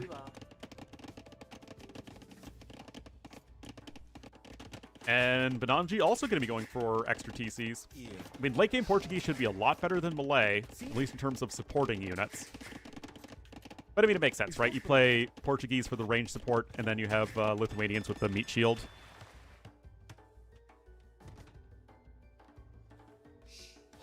The IG is in Slovene? Oh no. Is it something involving Trieste?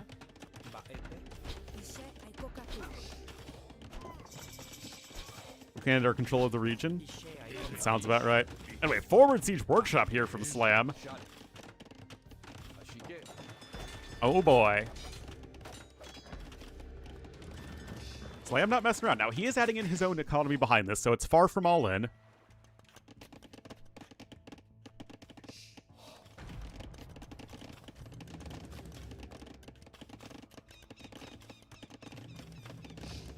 But mangonels are going to be out, and this is going to be annoying here for Nolo. Meanwhile, TC number 2 coming in here from Uzi. But Uzi is definitely going to be a little bit, actually a lot slower in the booming than Gray is, and I'm not sure why. Lost 2 villagers, a minute 5 idle time. Benanji, similar deal. It seems like Benanji might have had a better build. Benanji also was walling a lot less than Orange was, which helps a lot. Orange was the one who's responsible for walling all the way up over here. This does give Tigger more room to boom himself, and I guess he is a little bit ahead of McKay in that regard. Oh, does get the mangonel right there. That is huge, huge, huge. Slows things down for Nolo and gets him closer to the castle age and his own castle. Well, actually, it's probably going to be tough to get to his own castle. He's having to repair a lot. Maybe you even just go for the university and guard tower first. You do have guard tower, of course, as the toopsters. Shot it.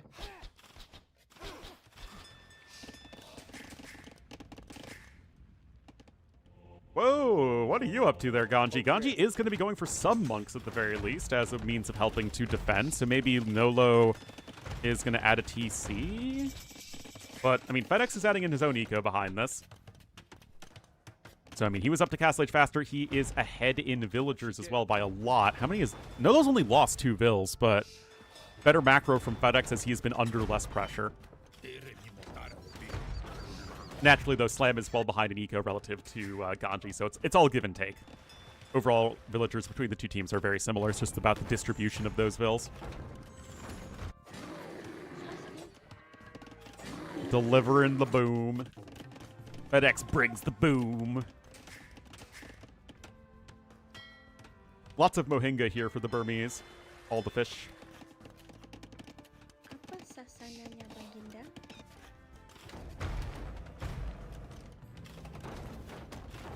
Nope, Meganel's just being a little bit annoying. Slam continuing to add in fishing ships, but it's actually now going to be Slam who's falling a little bit further behind in his fish boom. My question is, when do you want to stop fish booming? Like, surely there is some point as Slavs where you don't want to add any more fishing ships and you just want to add in farms. Right? Surely that has to make sense eventually, right? Like, you don't want to just keep on adding in fishing ships, right? You want to add in... I mean, that would, in theory, make fish booming better than every single eco bonus in AoE, right?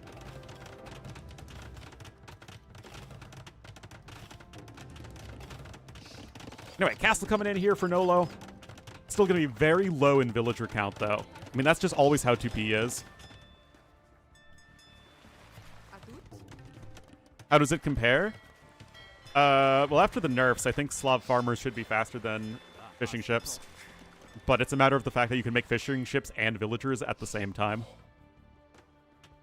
But I was thinking that maybe after you add in the extra TCs, maybe you only go for like 1 dock early on and like 8 fishing ships, and then you add in farms afterwards.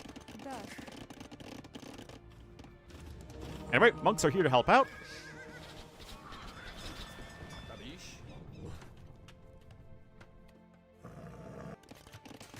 And yeah, really nothing coming in here from Benanji, who again had so much less surface area to worry about as, you know, he and Cyan kind of split duties in the walling area over here. Actually, everybody kind of pitched in. Ganji walled his line, or lane, I guess. McKay did his, and then Benanji did his. Malay fish boom. Again, I was like, you'd think you'd want to do that, but what do I know, man? Anyway, the Frank player is going to be going for cavalry. What a surprise. Look at this suburb over here. All the houses for the villagers who have to go do their work over in this area.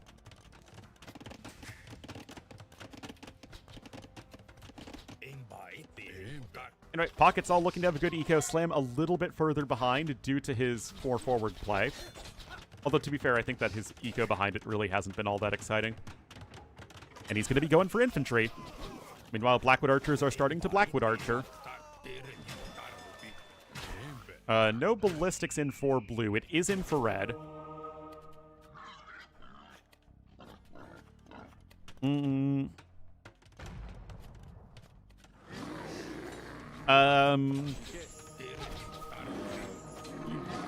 would you open pikemen here? I guess you're worried about the Burmese player opening elephants, but I feel like there aren't enough there isn't enough of an eco to go for elephants yet. I feel like it's more likely that Ganji himself would open infantry to accompany the monks, and then add in bombard cannons and trebs and stuff.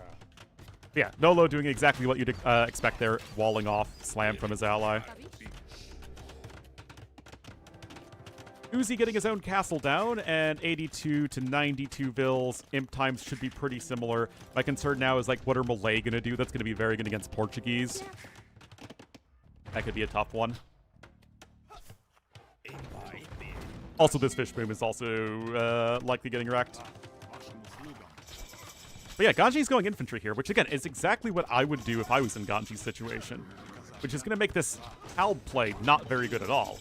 That said, if we see some, paladins come in and Cavalier is almost done, then that could be something that's a bit better, but you're also going to be going for your own pikemen there. Also, what do you know? This is a thing that's happening. Oh, dear. That said, Nolo's eco is still quite poor. Chivalry coming in. Devotion. Now, what is Cyan up to? You know, he's going to be rolled up to the club and saying, hello, ladies. You know how it is with the Lithuanians. 3 relics for them, 4th one on the way.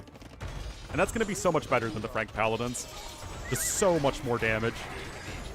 It's 18 attack that is affected by armor versus 22 attack that is not affected by armor. Relatively cheap. Fast attacking, poison, and fast moving. They're not that cheap, and they're not that fast moving. But yeah, they are clearly overtuned, I think, still. And I think what's even worse is that it just causes everyone to ignore all the other aspects of the civilization. By striking down the Slav fishing ships, it's only fair. Anyway, this is the advantage of Franks, right? You have the Paladin production in here from Tigger, and Frank Paladin's going to be coming out nice and fast with Chivalry. The Lithuanians and the Lechai are just going to take a lot longer to actually get there.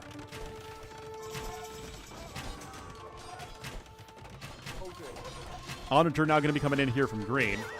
Does Slam have Jeruzhina yet? No, he does not.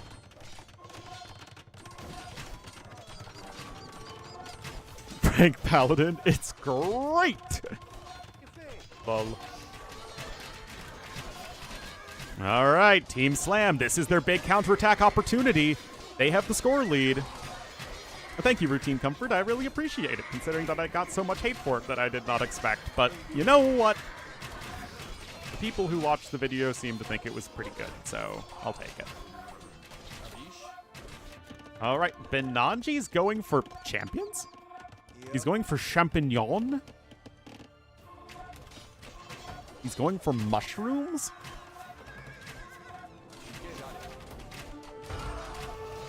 The hate was that I used AI to edit the poster that Professor Veras made, to edit it into a thumbnail. So literally I had the AI take a poster and then reformat the text and images on it so that it fits the dimensions of a thumbnail, which apparently makes me Satan, and it makes it the worst content ever.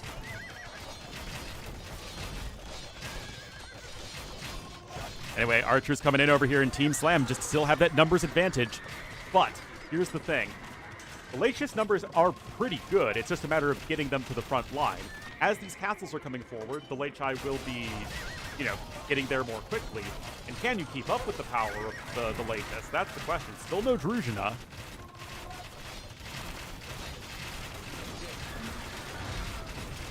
And it's all treated the same?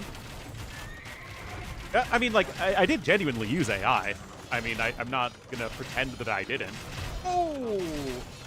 I just think, and again, I'm somebody who's incredibly AI skeptical. I just feel like using it to do what is essentially Photoshop work is that's literally what the point of AI is. I feel like that is the genuine use case for image-based AI.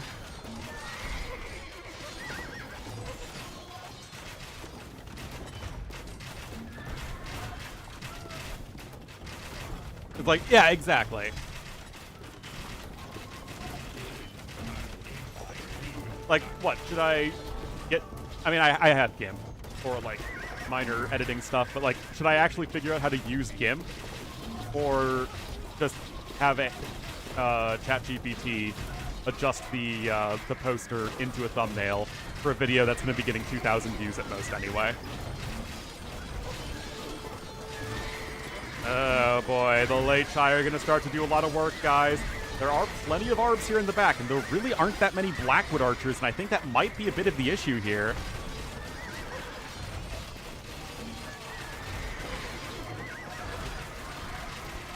Uh, 10,000 liters of water. Well, still doing better than all the people with their private jets, so, you know. Anyway, that castle's going down, and Team Slam is still on the offense. And right now, it feels like Benanji isn't really doing a whole lot over here, so the fact that he was having an advantage over Orange doesn't really matter all that much, and even then, that seems to be kind of equalizing. And the simple fact here is that the issue that I always see with the 2P is that it's like you go for the Blackwood Archer Rush, and then you just sort of expect the game to end, and when the game continues, it's like, what next? Because right here, we have FedEx, who has so many arbs. He's on 79 air blasts, as I called them as a kid. Oh, we have to be so careful, though, as always. Siege Onager is going to come in for Slam, and that's going to be a hugely important thing, as now the armies are actually getting more equal and not less.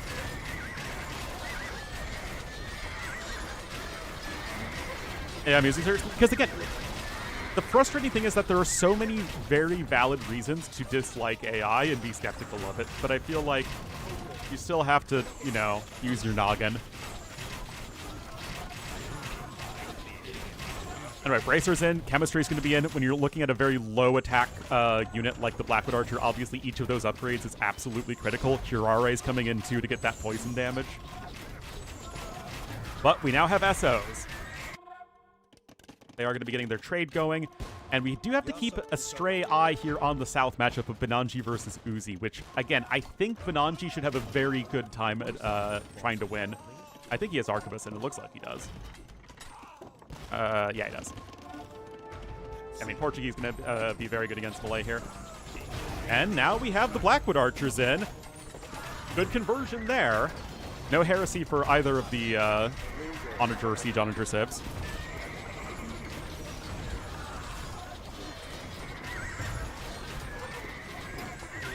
Anyway, Ring Archer armor in, so the Blackwood Archers just missing the Elite upgrade.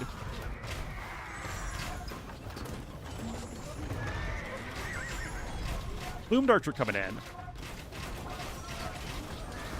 And the thing is, yes, I'm pretty sure population efficiency-wise, Blackwood Archers have a fair bit more DPS than Plumed Archers do. You just haven't seen Nolo able to get to that 200 population. Not even close to it. Got 2 castles only right now. More barracks coming in for Ganji. Lam's army quality is going to be a lot higher than Ganji's. And although Late Chai are better than the Frank Paladins, it's also less important, I think, to have the better Cav Civ than it is to have the better Infantry and Siege Civ. Player AoE to Urnomi? I don't think so. But they, Dr. Veros did have them, you know, look me up beforehand and, you know, look at my YouTube channel and stuff like that. All right. Late Chai kind of going into the meat grinder right there. Paladins. Again, just having that faster reinforcement point is super helpful. And so long as you can sustain the Paladin production, remember, they are more expensive than the Late Chai as well. Lamb also grabbing Fate.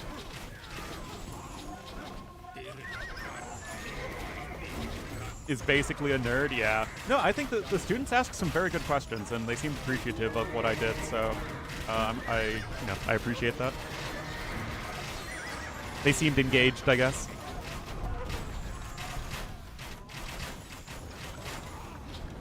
Anyway, some decent SO hits there onto the Blackwood Archers. Insult me? Trust me, I'm totally fine. Oh, those are some conversions still. And yet, is it enough? The army value also, again, getting to be better for Team Ganji. Now, organ guns are going to be mixed in, too. I think that's going to be a really tough one for the melee player to deal with. You've got the better bombard cannons and good unit that's good against all these low armor massed up units of the melee. Got the T-nets coming in, I guess. Oh, looks like some more Blackwood archers were flattened, but again, it's a unit that you replenish easily, and you even get the resources back when they die. On Fridays? Well, it is Friday, to be fair.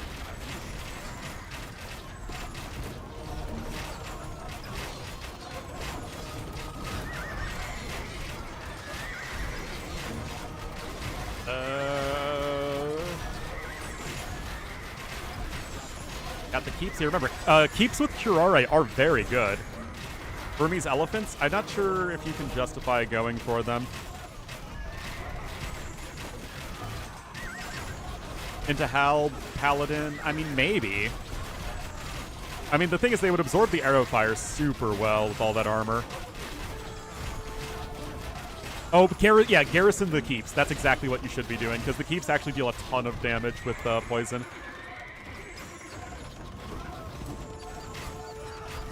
And we got some Ibirapemas coming in, guys. That's exciting. Ibirapemas wreck the Halves. Plumed Archers are looking good, though. And honestly, credit to FedEx, guys. FedEx has done so much this game to be ahead of Nolo, and also been able to contribute with the Civ that's called Mayans. Yeah, another big Blackwood hit.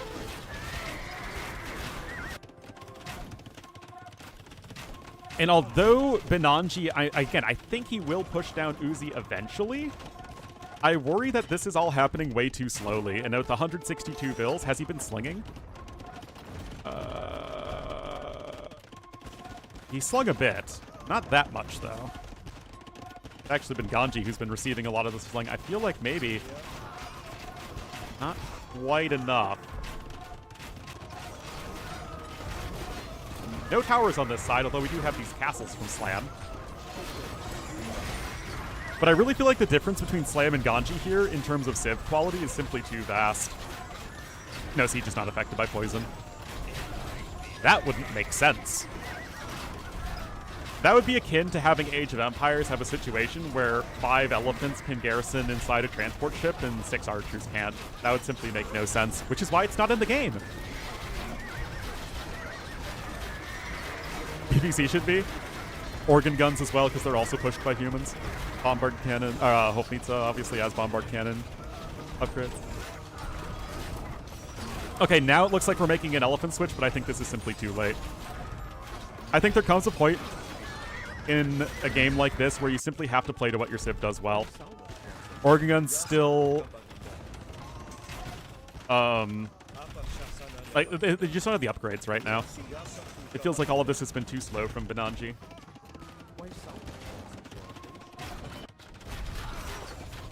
And not organic? Exactly. Finally, you clowns get it.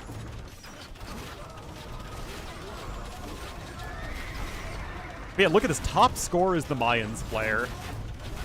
Now, granted, he's only been facing onagers instead of siege onagers, but even so, it really feels like FedEx has been able to do so much this game in contributing. I mean, look at this KD from Mayans. Howda, EBE coming in, but this all feels a little bit too late. And I mean, if this is what we're going to be getting for our last series of the day, I am all for it.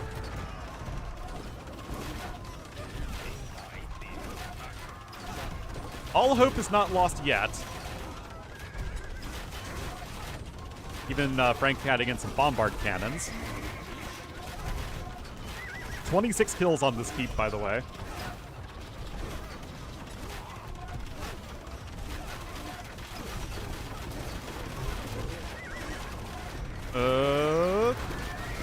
They trying to come in here, and with the siege onagers down, maybe the Blackwoods can start to make something happen. I mean, the SO are still so devastating. I know, crazy thought. The SO are still flattening so many Blackwood archers. So good. I don't think it's an amazing lecture. But I gave it my best. And I think, again, the students were engaged, which is really what matters the most. I mean, yeah, look at this. Orange is holding with a way worse Civ. I mean, 3 organ guns only. It just doesn't really feel all that great. But anyway, Trash talk 3K subs? You bet I did. Everybody, say it with me. The Mumakil is ready for battle.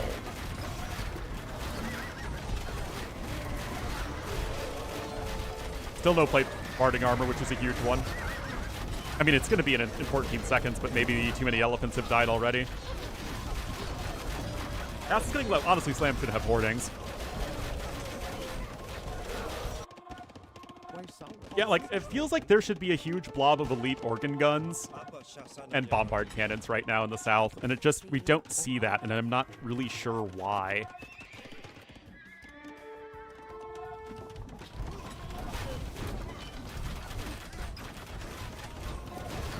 Raise your hand. Bills for great. I mean, it's okay if Portuguese have a ton of villagers because their army's very population efficient if going for organ guns like that, but it's just not, again, what we're really seeing right now.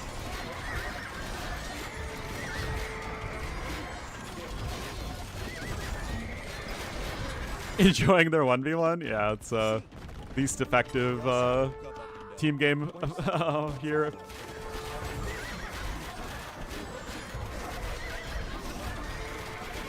Anyway, right now, guys, Team Slam seems to be inevitable. So many villagers for Team Ganji, and yet nothing they can seem to do. Was that Elite Chompy that's now in? Chompies are not going to be good enough here, not against all these Bloomed Archers and Siege Onagers. Nolo's actually top score on his team right now. What?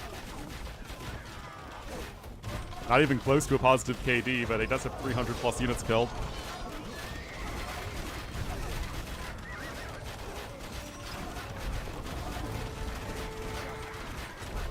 Seeing a bit of a resurgence. I think that this game was an excellent example of why it's not so cut and dry with people saying that 2P are better Mayans these days, even in a game like Black Forest. I think FedEx played it so well that he always had the ranged unit advantage. He's had so many archers that have been doing so much in terms of supporting fire. And the tankiness of the archers, the mobility, the lack of good siege on the other side have all been super important. Anyway, Elite Chompies are here, and it's not that the Chompies are a bad unit. They're certainly a good unit, but I just don't think you can have enough of them. Make lengthy videos? Well, I mean, it's a university lecture.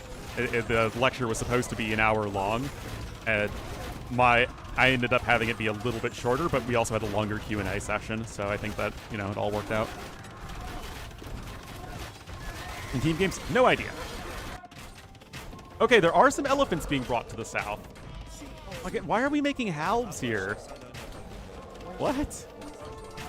Again, I don't understand why there isn't like 40 organ guns and a bunch of bombard cannons.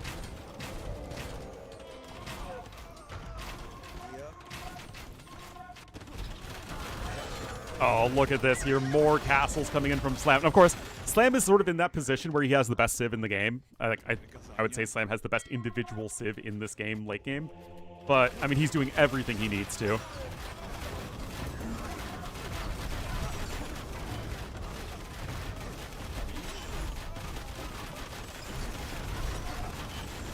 To be fair, Mayans and 2P were the bottom two civs, with 2P even being random. First time playing Portuguese, they are a new civ. They are, by my definition, a new civ. Also, Slam just destroyed his own trebuchets. Yeah, but there's also only 3 elephants right now, so it's not super impressive.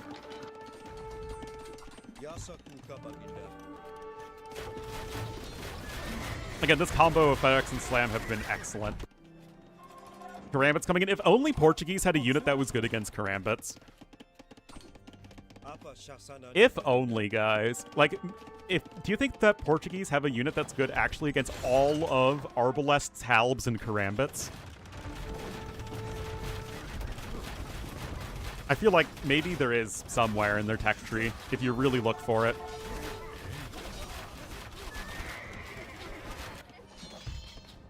Oh, look at this. What is Nolo doing here? The trebuchets all getting caught out by the Frank Paladins. Yeah, that checks out. Gray with some halves of his own. Esso getting more value.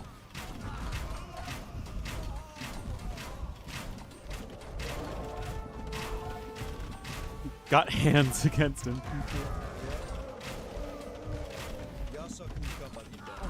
I mean, honestly, hand cannons also would have been better than this.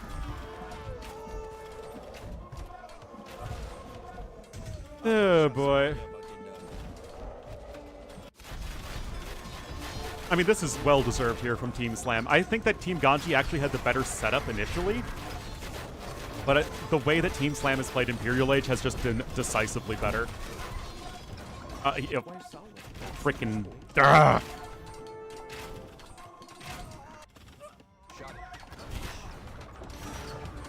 Again, to have Mayans, literally the last Civ, be top scorer in this game is so crazy to me. I mean, like, we've seen stuff like that before, but I just think it's super impressive. And it was close, right? But it was just in time. The Paladins coming through this side. The fact that Uzi was able to hold on this side with the worst Civ. Compositionally, I mean, I think that Malay Portuguese, in terms of, like, Civ drafting, is around the same. But... Why are we seeing Portuguese two-handed swordsmen? Someone want to help me out here? Middle action? No. Monopore Cavalry, Elite Ibirapamo Warrior. Mr. Jimmy, I have no idea, man. Anyway, Nolo's getting steamrolled. I mean, look at all these trebs. Look at all these trebs. 7 trebs from FedEx. Okay, I know. That's what I've been saying for like 30 minutes, Holder. You can't say this game has been boring, though. And it's been Arquebus Bombard Cannons versus no Arquebus Bombard Cannons.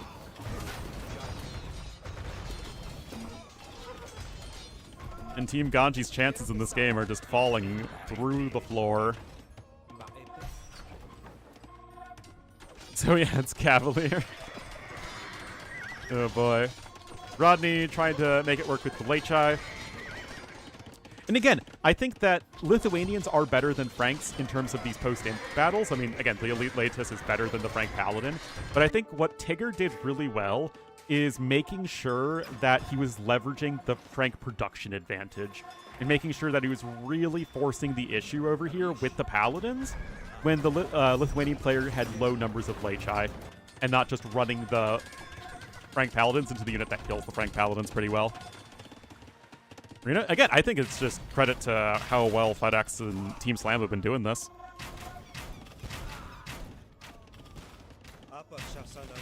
Slam with the fish boom. Well, the fact that Slam, you know, was at least able to keep some of his fish boom alive. He's got 18 fishing ships and has then added in farms later on.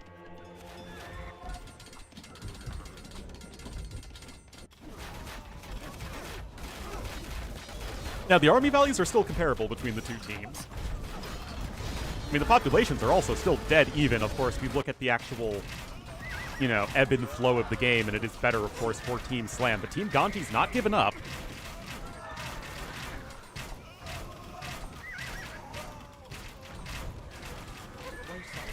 Bombard Cannon's finally getting some value here for Benanji. Okay, Galleons and Elite Cannon Galleons are pretty good at camping, as we know. And yes, the 2P infantry are actually quite solid. Here's the Ibirapema warriors, although the paladins are going to make short work of those. Trying to add in some more TCs. And Team Ganji not giving up. This is some weird custom map looking like fortified walls, though. Siege Ram now coming in here from Nolo. But still, again, 70 plumed archers just feels like the cost 100 kills on them. The Lechai here, oh, they're going to try and pounce on the trebuchets. This feels like it's going to be very expensive.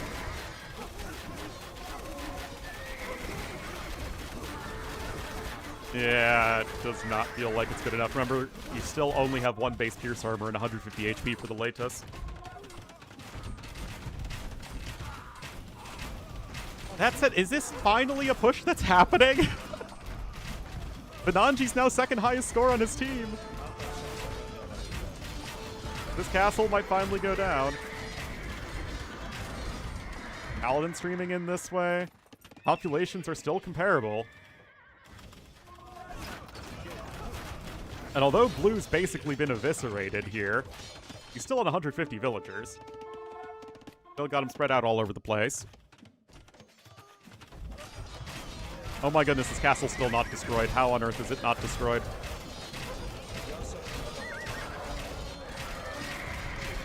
Orange is about to be out of bombard. Oh my goodness, he's killing his own dudes! Bananji, please! Oh my god, guys, he's getting a lead organ gun! He's doing it! He's doing it now, Mr. Krabs! Oh my goodness. Paladins are here to help push this all back, though.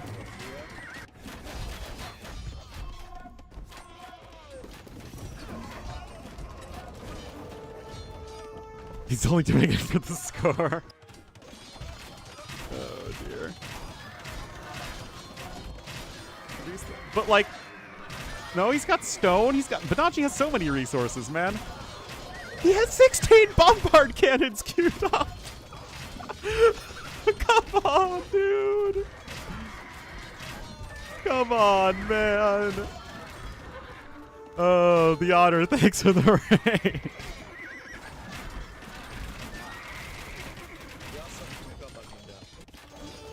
Oh my goodness, what a game here. More production? Yeah, you could argue that.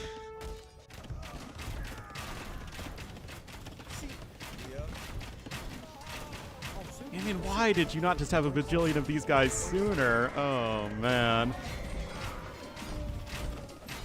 Yeah, hello, Otter. I mean, you use your bombard cannons to target the other bombard cannons, and then you have the organ guns here at the front. You have to be careful with the Frank Paladin, so either you need halves of your own, or you need the support of one of your pockets, but that seems to be the case, and Team Ganji trying to push forward. Again, the army values, excuse me, are very similar, as are the populations.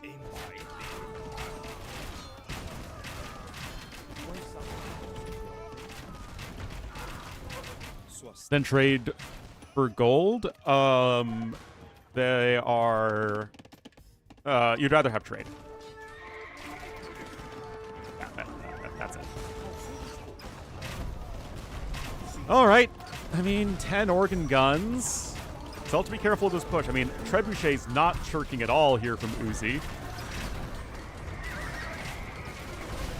Castle there is sniped. I mean, Bananji can make more castles, because he's got, like, a gajillion resources, but still. Yeah, I mean, if you're going for, like, a full bombard tower push, you could definitely go for some extra stone with Beta-Rias, but that's about it. All right. Amazing how this is turning around with the addition of the organ guns and actually having, like, 10 bombard cannons here. 46 kills on this castle, only 9 on this one. It's lacking. Oh, hey, McKay's over here as well.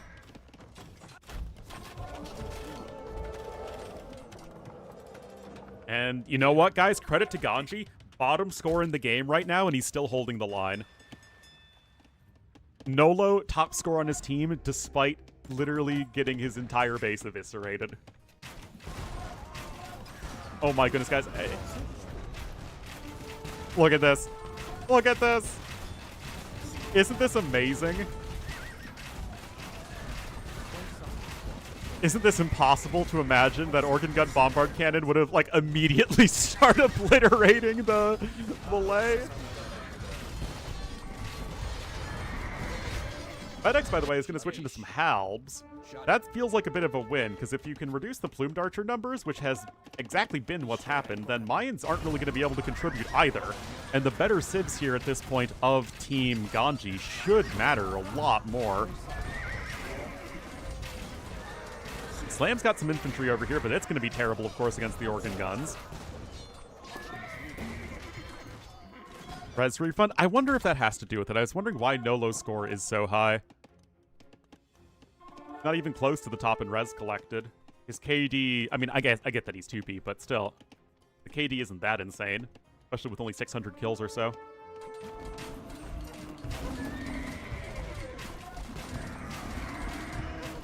So, I know, it's a bit crazy.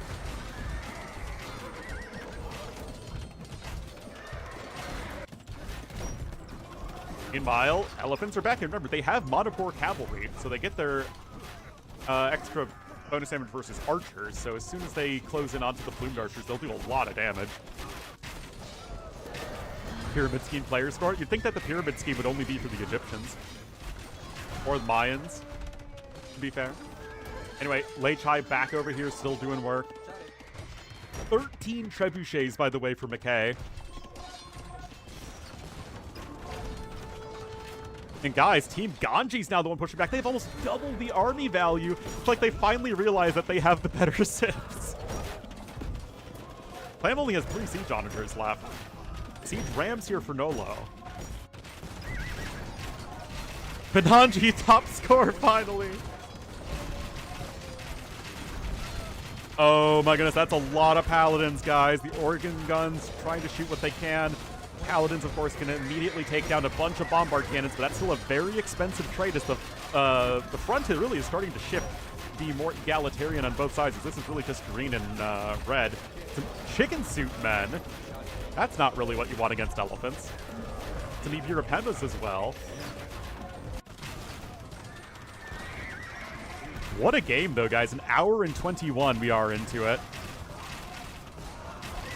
Chicken soup. I mean, chicken soup is really good. Ellie's on the field and Paladins. That's a pretty good sign. Bombard Tower coming in for Uzi, but is this a day late and $1 short? As Team Ganji are now the ones, despite being still behind by 5,000 team score.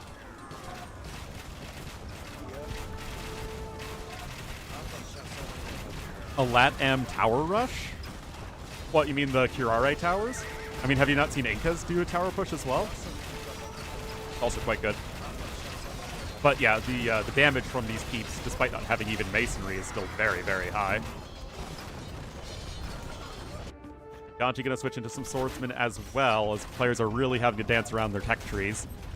Well, except for the Cav players, it's still basically just Paladins / Lei Chai in Siege. Onager play? I mean, yeah, for sure, but the tower suffering because it's still quite solid. Increases the damage of keeps? No, increases the health. Trade 62, 55, 71, 60, 67, 31. That's low trade count for Orange. Low trade count for Slam as well, and Lions don't need that much trade, to be fair. Dry Dock, let's go! Ganji just can't stand being the last bottom scorer in the game. Not when he's a team captain. But yeah, McKay here, still excellent job making sure that, again, 9 trebuchets still helping to push here. Elite Battle Elephant coming in for Uzi. Still, Malay Arbs just feel like they are not going to... What is this, a British slang? Like, cut the mustard, I think? It's either a British or an Aussie thing. You know, I'm trying to show how internationally oriented I am.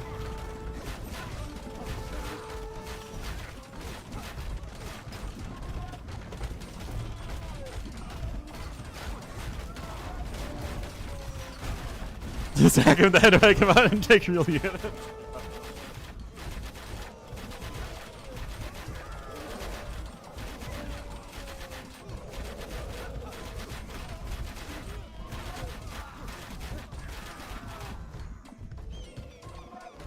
Oh my goodness.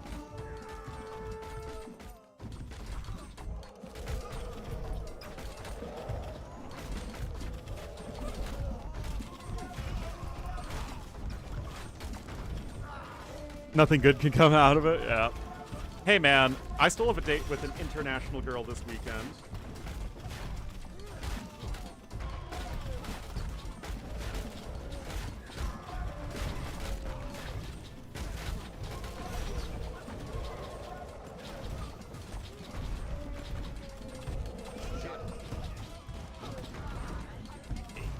Alright.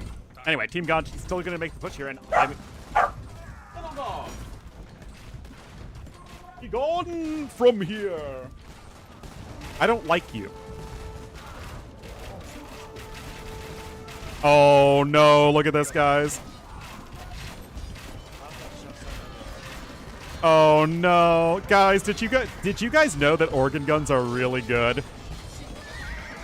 Oh my goodness. Everything falling apart here for Team Slam. The scores are getting closer.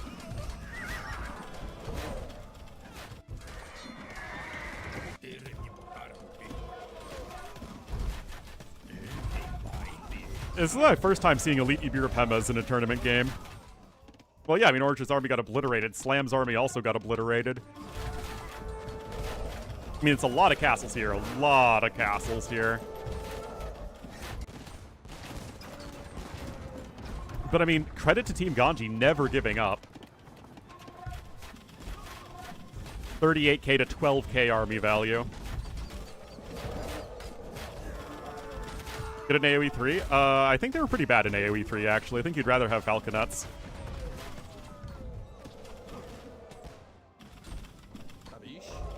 Shot it. 6 Fierce Armor, they melt? Yep. And guess what Malay have almost exclusively?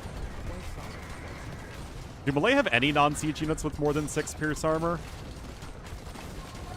Do they have any... Yeah, just skirmishers. Just realized, yeah. But also, you have to take into account that organs get bonus damage against skirmishers, so it's more like they have exactly 6 Pierce Armor against organs specifically.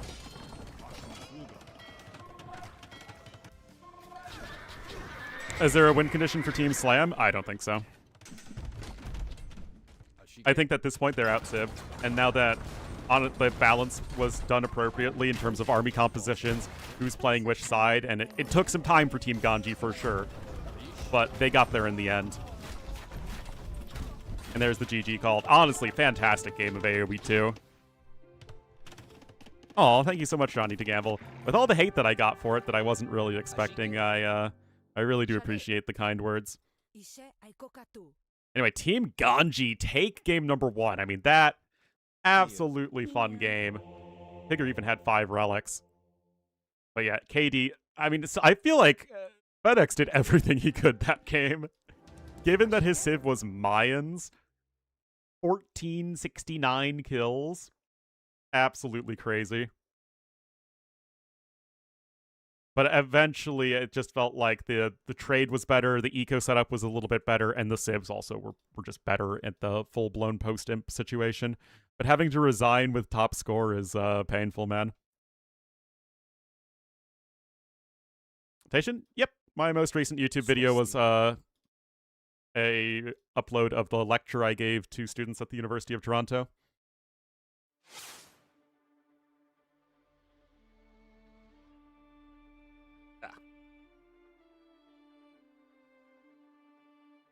Right. Team Ganji take the Punto, and we still have 2 more games to go. That is Slavs, Malay, Franks, and Mayan. So 3 top picks in the last pick. Losing to the second pick, middle pick, and last pick.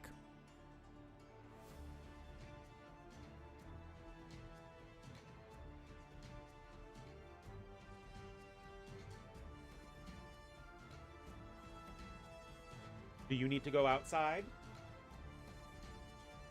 The Corgi needs to go outside.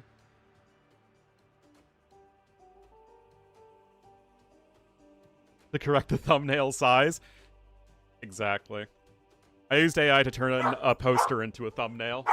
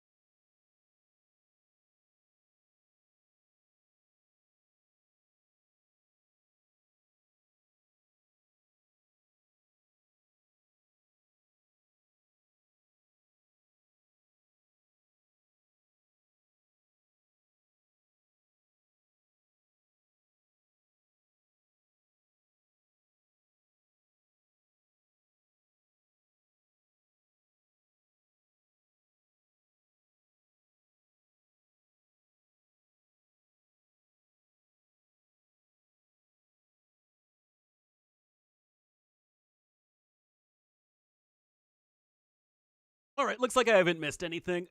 All right, give me one more minute.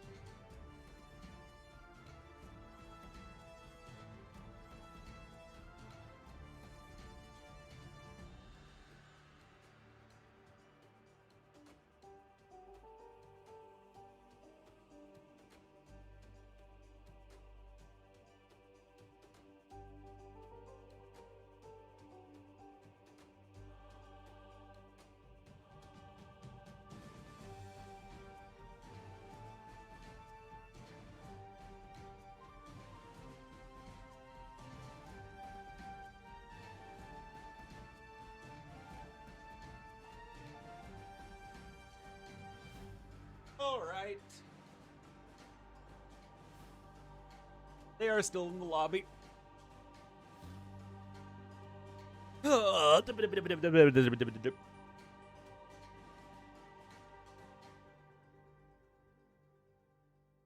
I am also so hungry.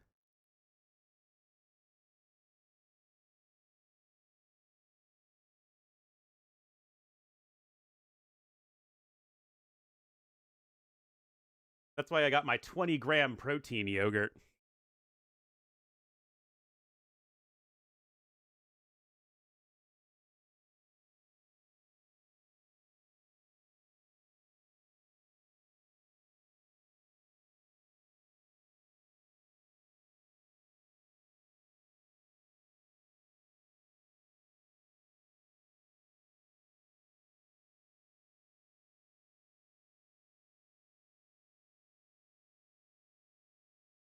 Gananji, indeed Gananji won.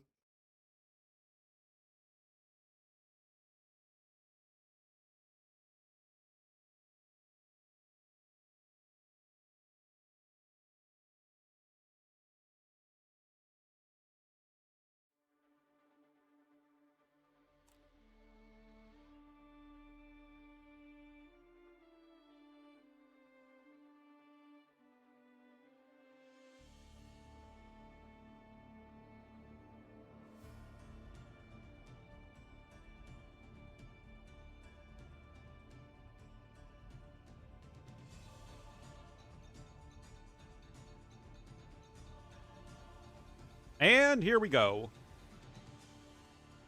Und.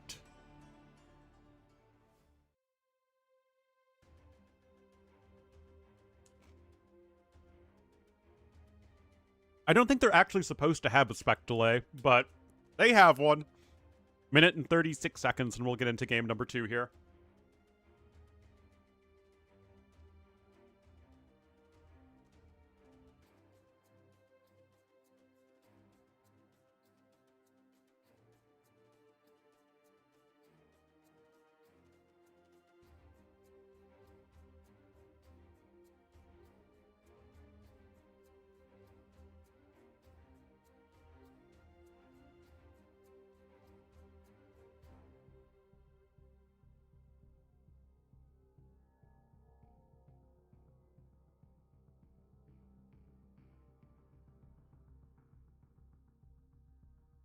To see what we're going to be seeing. No super duper tippy top tier civs in this one. I think they're saving a lot of them for the last game.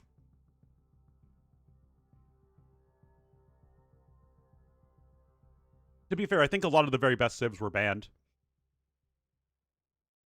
Bulgarians were pick number 1, which isn't like super... Like again, they're good, but they're not normally like a pick 1 civ.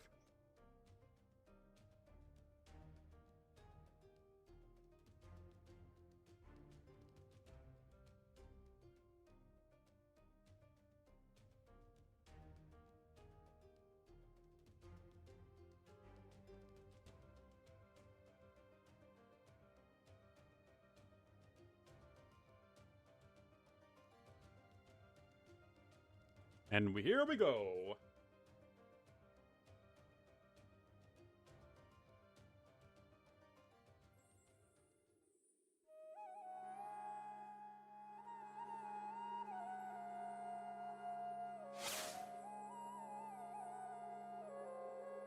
Alrighty.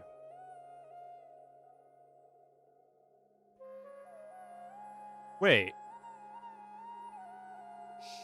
Oh, no, never mind.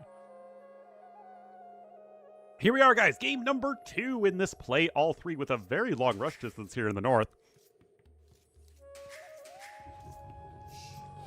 We'll have Uzi, and the orange is the Italians. Tigger, going to be in the purple as the Magyars in the pocket. Slam, going to be the yellow Bulgarians in the other pocket. And FedEx, the red Aztecs here on the south. So very similar roles for each player.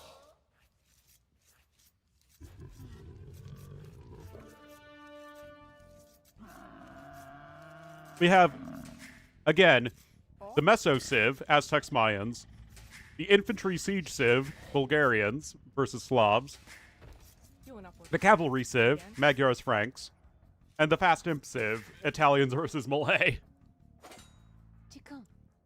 Big fight over here. You know, the other side will have Benanji as the Grey Malians on the flank. Rodney is going to be the Cyan Persians in the pocket. Ganji is going to be the Green Bengalis in the other pocket. And Nolo is going to be the blue Armenians on the south flank.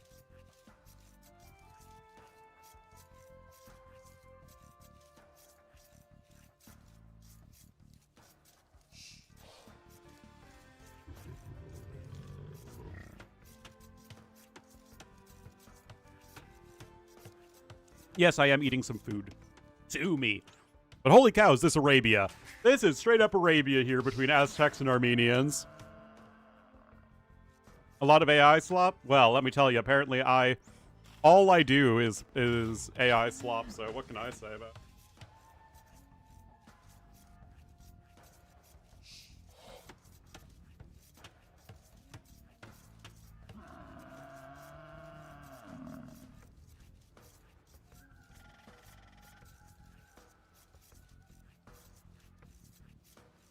On food, yeah, I know.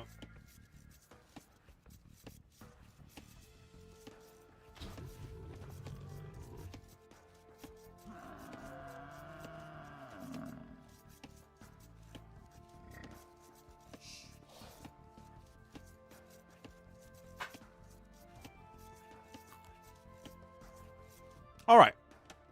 Looks like this is starting to settle down. A little bit of a detente over here. This is already full-walled from Ganji. And so that just leaves this very open area to the south. I'm gonna get a little more food. I'm hungry.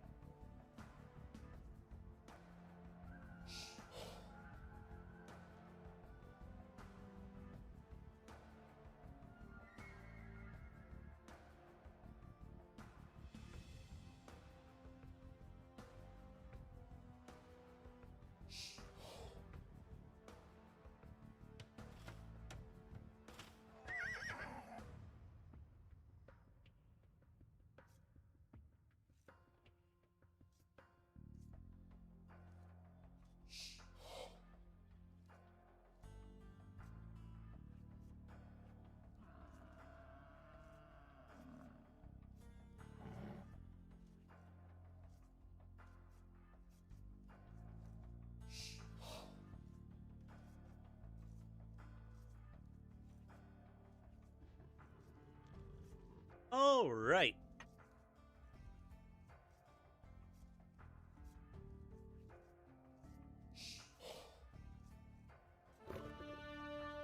Beta God portraits? That was such bad AI slop, man. Hi.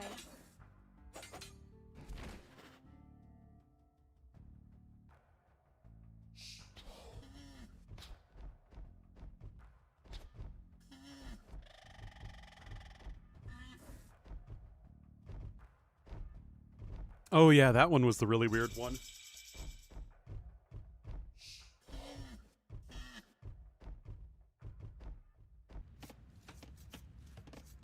Alright, pawn situation. Slam is going to be fish booming here.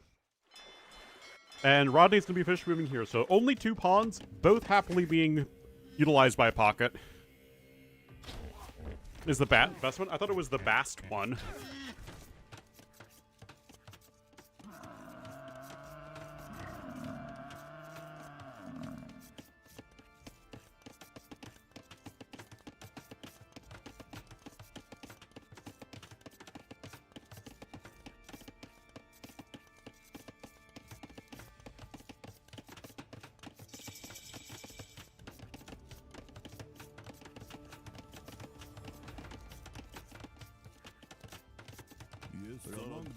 Alright, Nolo coming in here with some men-at-arms. Obviously, this is just all about the aggression, and whoa! Here we go, guys! First sneak of the day.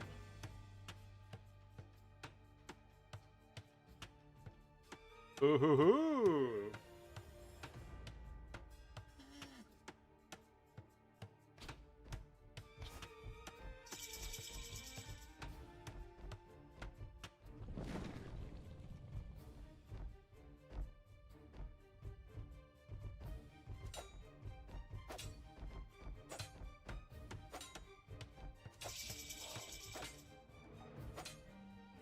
Ah, but it's been discovered. Really well done there from Rodney.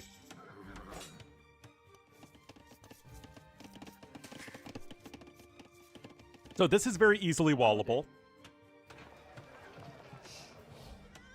The purple's here with his scouts.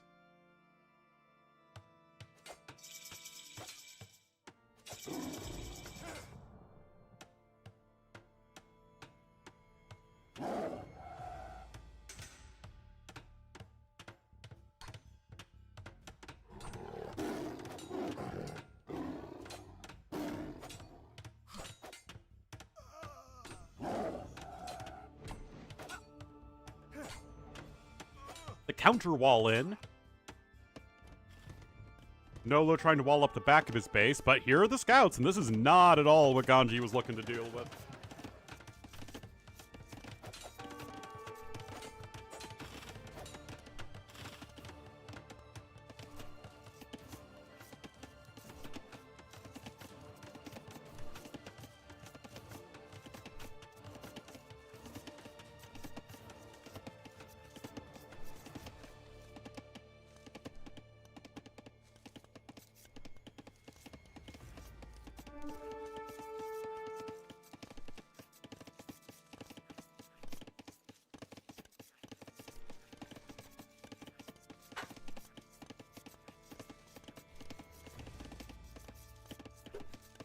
Gotta love the best combination of stale tortilla chips and fresh salsa.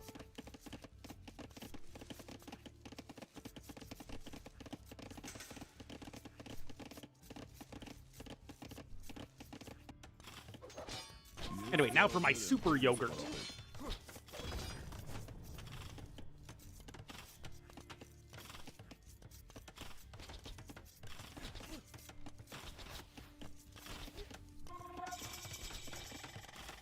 Having water? I'm also having water. Is that McDonald's? So unhealthy. SMH. Alright, so TC at the back here for Uzi.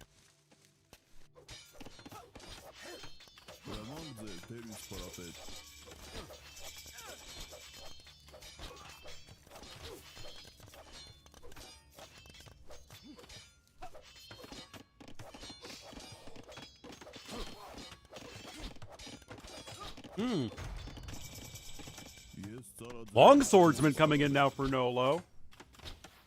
Interesting. This is a bit awkward here for FedEx.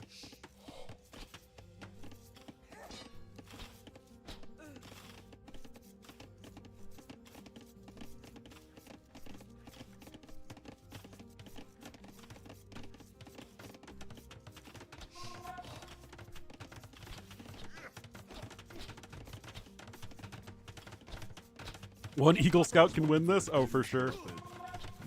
Oh, indeed. Well, this is certainly going to be very annoying as the game goes on, because this is the only way that the two halves of this team can get together, and look at that! Scouts coming back in here from Tigger.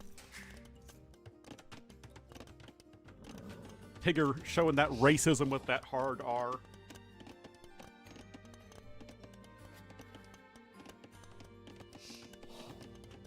I mean, this is never what Ganji wants to be doing at this stage in the game, is the freaking Bengalis. They just want to be booming away.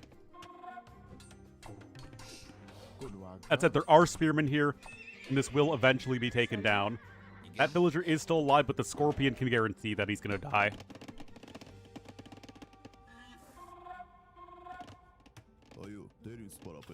Still, archers coming in here again from Nolo, the long swordsman as well. This is going to be tough.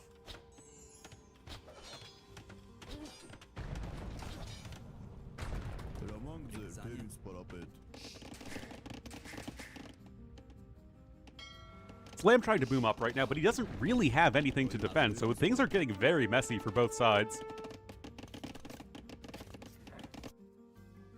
Yeah, the Vil died finally, so that is the forward now going to be completely cleaned up. Yeah, nothing more you can really do for this as Tigger. That said, Ganji's still on 42 Vils. Tigger's on 31. 62 Vils for Rodney. 54 for Slam. So the eco is still a lot better for Team Ganji.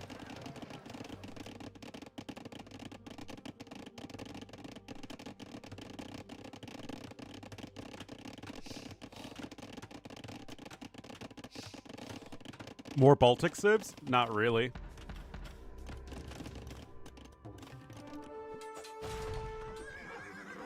I don't think Estonia was really much of a cohesive civilization in the AoE2 time frame, and I don't think Latvia was really any different than Lithuania back in the AoE2 time period.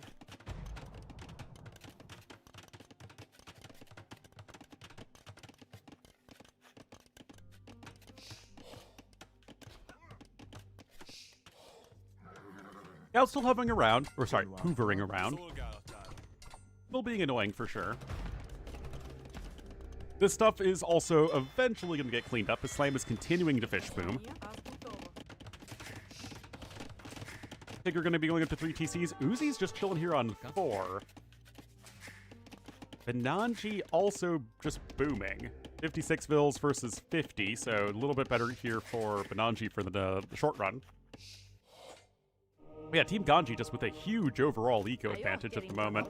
And now the monks are coming in. Of course, remember, Nolo, with all the feudal age aggression, eventually did peter out as we actually have the forward still over here. But if you're still open at the front, this could start to get really ugly.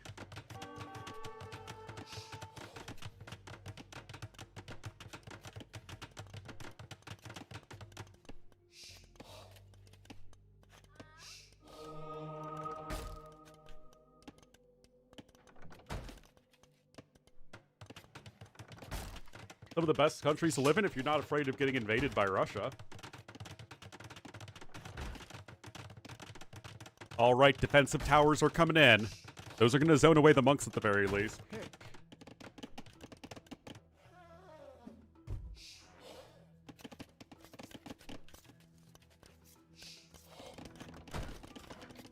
Development index? Yeah, sure.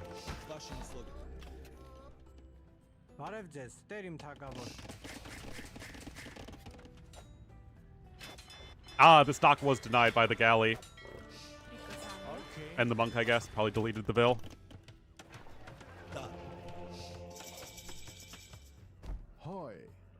Yeah, it's still being a little bit annoying.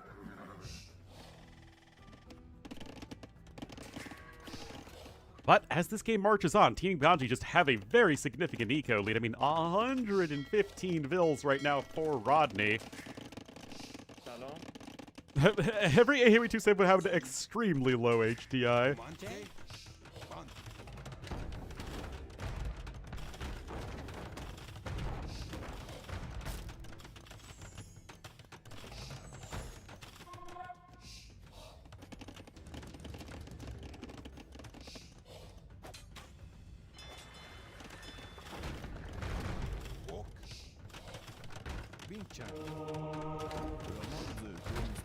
Guard Tower Inn is going to be important in keeping Nolo alive in the short run. I mean, at least Armenians are very good at defending. Have a slightly higher HDI? Depends on where you are in the Empire and also what time period you're talking about. Many civilizations could claim to have the highest HDI depending on where you are and what time you're exactly talking about. Anyway, Imp on the way here for both Gray and Cyan. Team Ganji look to be coming back here with a vengeance. 4th Siege Workshop even in. Imp on the way for Slam, but he's got his work cut out for him. Ooh, even a crepe post. Looking to pancake the enemy with the crepes. Get it? Alright, Stable's coming in over here as well. I guess Onager and something else. I'm not entirely sure what the plan is.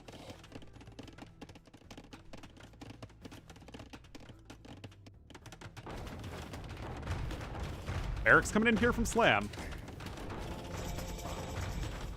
RAM has been downloaded. Honestly, this feels like such a waste of 10 stone walls. We're not really having anything. Slam continuing to come forward. Stable here for Rodney. Of course, the power of the Persian boom will not be taken lightly.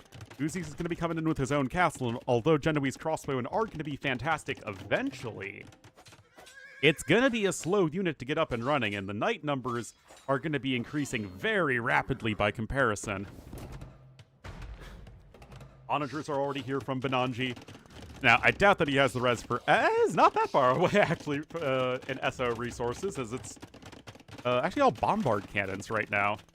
He's on 94 vills. It's not bad. Scouts might finally go down, but Team Ganji seem to have been shrugging off all of the economic pressure anyway. Slam coming in here once again. With a castle this time. No, weird situation. Nolo's pretty dead. He's not doing a whole heck of a lot right now. Oh! Owie. Guys, I don't know how to tell you this. I don't think this wall's gonna be up in time. No way this wall is up in time. No way. That's simply not possible. Uh-oh. Wall off that choke point, and Uzi's gonna eventually be able to get to some decent numbers of Genoese crossbowmen, but uh-oh. Fortunately, the forward, although very annoying, it just doesn't stop the sheer macro that you have behind it from Bengalis plus Persians. Slam is going to need to defend here at home, and even random warrior priests coming in from the forward fortified church.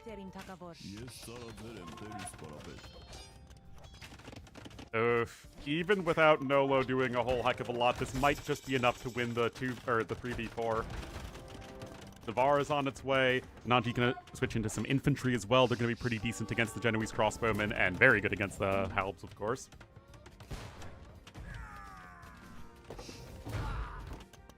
Now, it's not too clear what Ganji's up to other than stalling, but to be fair, stalling is the most important thing for him to do at the moment. But yeah, Yellow is really the one who has to do everything at this point. The Genoese crossbowmen are still in their fledgling stage, and although, again, they are very good in general, it's going to be a while before you're really able to support your allies in the way that you want to. Still some are coming out right there, though. Oh, the Moma kill is ready for battle! Oh, that's what we like to see.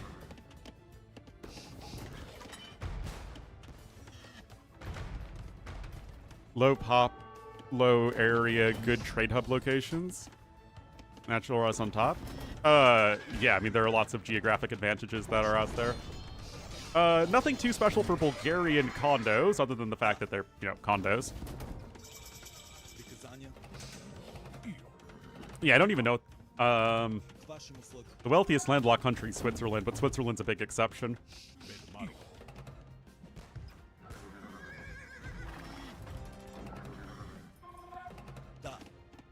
Luxembourg and Liechtenstein are microstates. Austria is also going to be up there.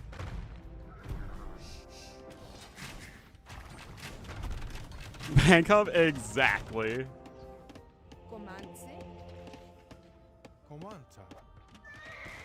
Well, Team Slam still have the numbers advantage, I guess. Decent hit there. That's still so much siege from Benanji, guys. And all those units are going to get wrecked. Still around double the army value, and now is when the elephant archers are going to start to come online, and that's going to be really tough to stop.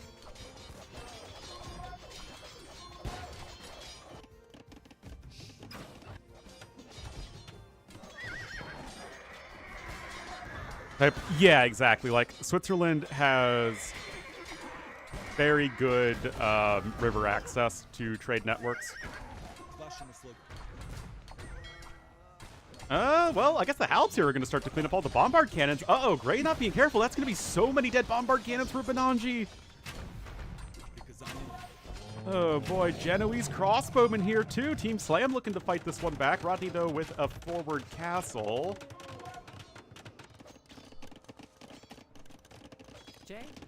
Infrastructure, yep.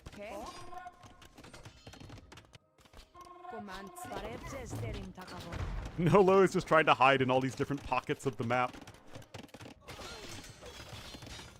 Still, more Savars are coming in here from McKay. I mean, this is why Persians are one of, if not the best cab civ.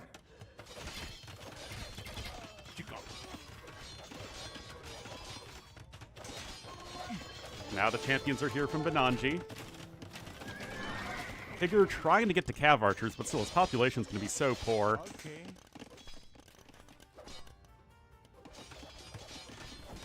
Uzi's going to try and get to enough of an army, but he's just so completely cut off from the rest of his allies. Still feels very good for Team Ganji.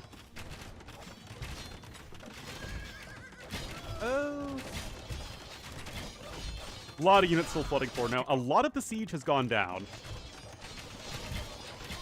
And you don't really have any great siege civs here for Team Ganji, and yet just the raw muscling with units might just be good enough. Champions are now fully upgraded. That's a Doubt Castle.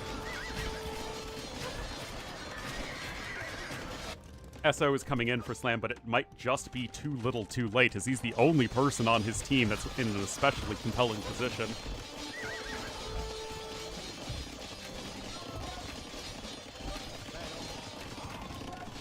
But Ganji, rather, doing a really good job of just holding the line with these fortified walls, then getting to the elephant archers.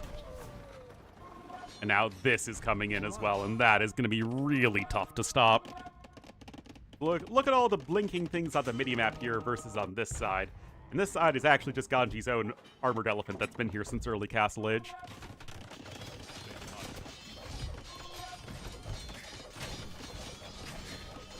Tigger going to be below 50 population in a moment. I mean, again, like, Italians have a good army here for sure. Citadel's coming in. That's going to help hold off the tide.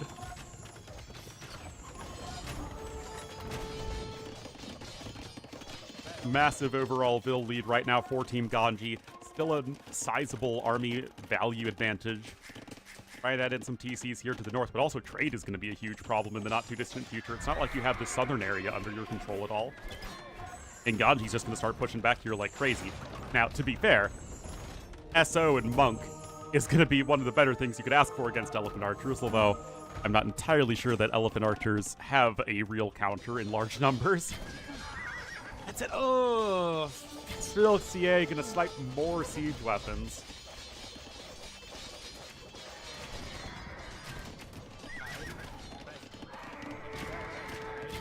And these are some very efficient units from Uzi.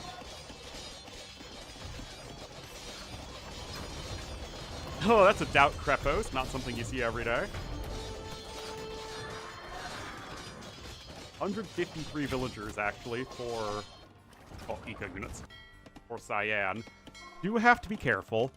You don't need 39 on wood right now, for instance, but Caravanserais are coming in. Gotta love that. They are very good. I think Kellar was here earlier, so there's the shout out to Kellar. All of that's still getting destroyed. Uzi's still stuck in this little corner of the map. It's not like this has really done anything all game long.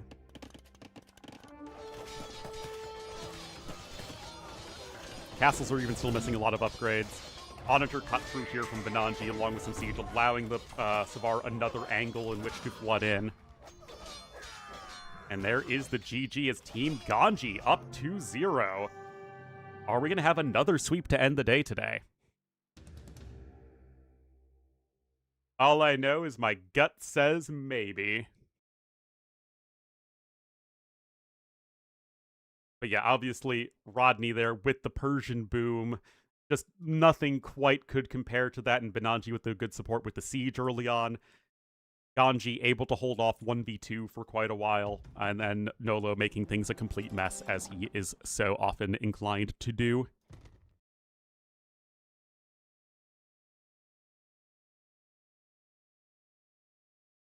Good stuff, good stuff.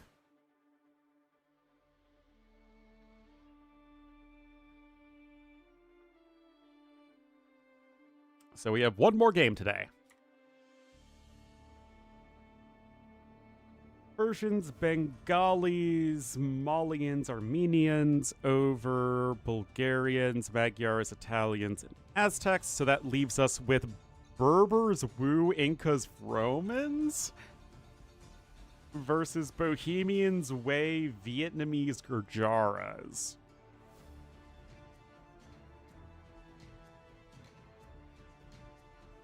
It's not like Team Ganji has insane civs left, but I still think that that lineup is a lot better. You go Bohemian, I guess you go Bohemian flank or pocket.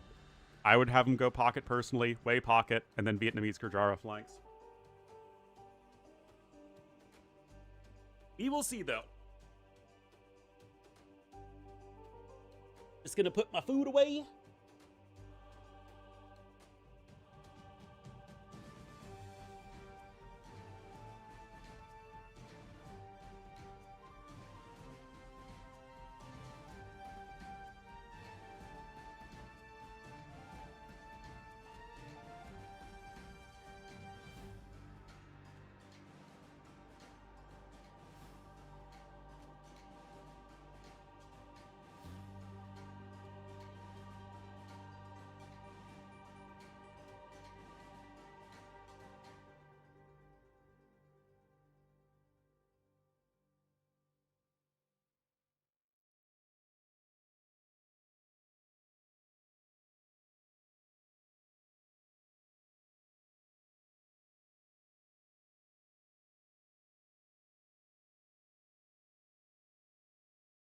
All right.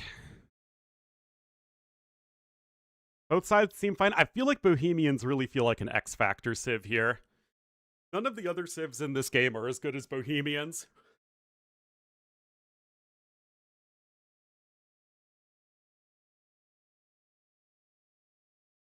Also, who are you playing pocket? Are you playing... You're definitely playing Inca's flank.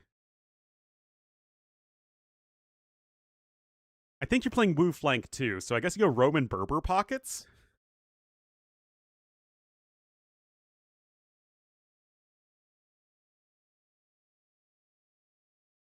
But like we saw in one of the games earlier, you're looking at 0 Siege Onager civs and only 1 Bombard Cannon civ. No Siege Onager civs on this side either, but most of them honestly have just been banned.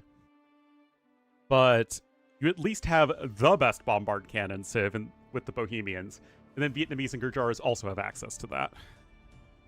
To be fair, it is Traction Trebs as well, though. But we'll have to see. Ooh, Bullet's going to be joining the party. But he's not smurfing on me.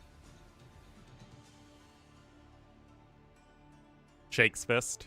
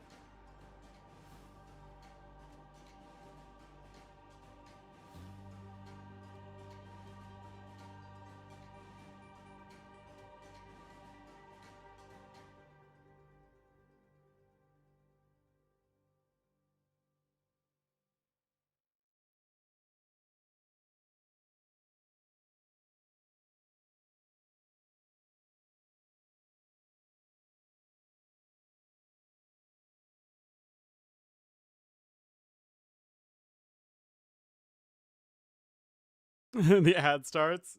You deserve it. All right, they have finally started the last game. We obviously know what all the civs are. Ooh, it's gonna be a Berber flank. Which, Inca's pocket?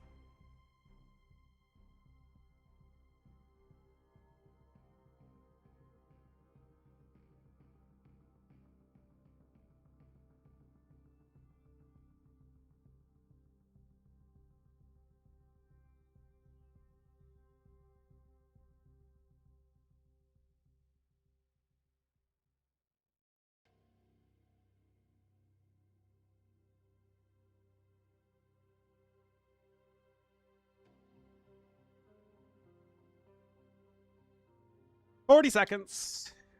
Ready to see Fire Archers do F-all versus a castle, though? Yeah.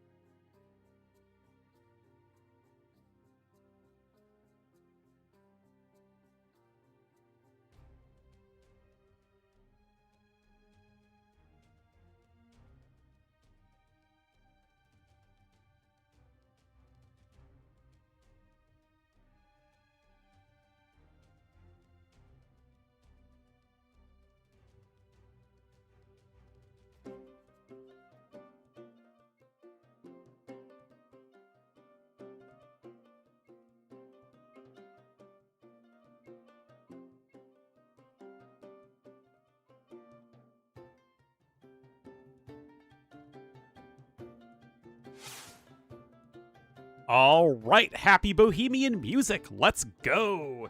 Here we are, guys. Final game of the day. My throat's getting a little tired. Also, this is like shaped like some animal. It's like a dog. Like that's the dog's head. There's its front paws and its back paws. This one is shaped like Switzerland. Geneva's over here. Zurich's over here. This is like looking for pictures in clouds. This one's a blob. This one's nothing. This one's kind of like a fish. Like those are the back fins and the bottom fin. The face of the fish.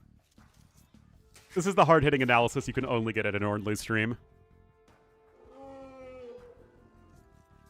All right, but let's see here. We have already a little bit of a Vil fight.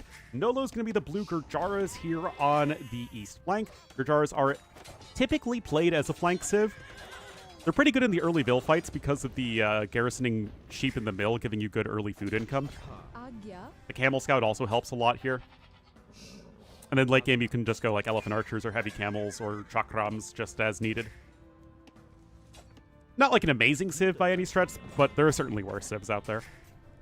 Berbers or FedEx, really interesting one, because on the one hand, they have Camel Archers, which are one of the best units in the game. So, like, you have one of those end-all, be-all units. You also have Bombard Cannons, you have Cheap Cavalier and Camels and Hussars, all as needed. But they're going to be so slow to get going. You don't really have much of a Vil fight advantage anymore since it's only a 5% speed increase in Dark Age. So it's like, eventually, yeah, they're going to be super good. But you have to get there, and that's going to be tough to do.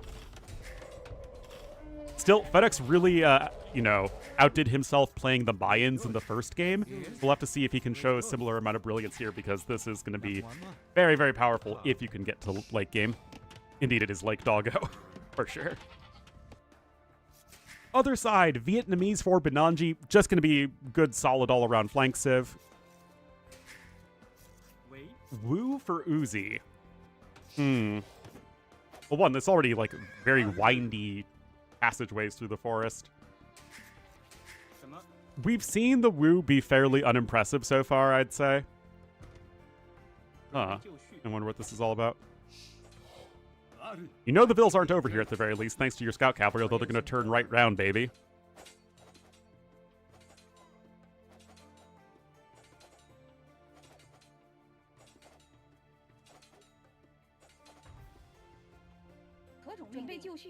Alright. Couple Vills going to come forward. Maybe you can try and wall out those Vills, but that's going to be a little complicated. Điện hạ có gì sai bảo? Bái kiến Thảo dân xin chờ lời. Dạ bẩm có Yep. Thảo dân. Up. Da, da, da. Da, da, da. Da, da, da. Da, da, da. Da, da, da. Ba, ba, ba, ba. Ba, ba, ba. Bái kiến điện hạ. Rip. But yeah, Vietnamese still feel like a much more well-rounded civ than the Wu to me, and I still prefer them in general. Traction trebs can be really silly, like, you're not going to see me argue against that, but I still feel like, in general, I prefer Vietnamese. But this is where things are getting really weird. So the pocket combos are Incas and Romans. I mean, you can make Halbs and super Halbs with Kameyuks. Is the Roman player going to go Centurions? Does Tigger have enough of a Swiss bank account to go for Centurions?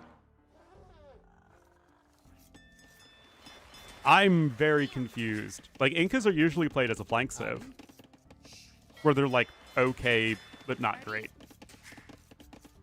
I am very curious. Way here for Bullet, who's, of course, going to be subbing in, and first time we're going to be seeing him today. Way are, like, okay. Tiger Cav can be good. Haeguang Cav can be good. They're not, like, the best pocket civ ever. Pocket Cav civ, you'd rather have something like Franks or Persians or Cumans, but, you know, they're there. Thảo dân xin chờ lời. Bohemians for Ganji. I still feel like this is the X Factor civ. No other civ in this game is even probably tier 2 in their respective positions. Bohemians are like, you know, top 5 BF civ in general. Yes, traction trebs are great. You'll never hear me argue against that. Is it enough to turn a civ around from being, like, only meh to becoming very good? I don't know.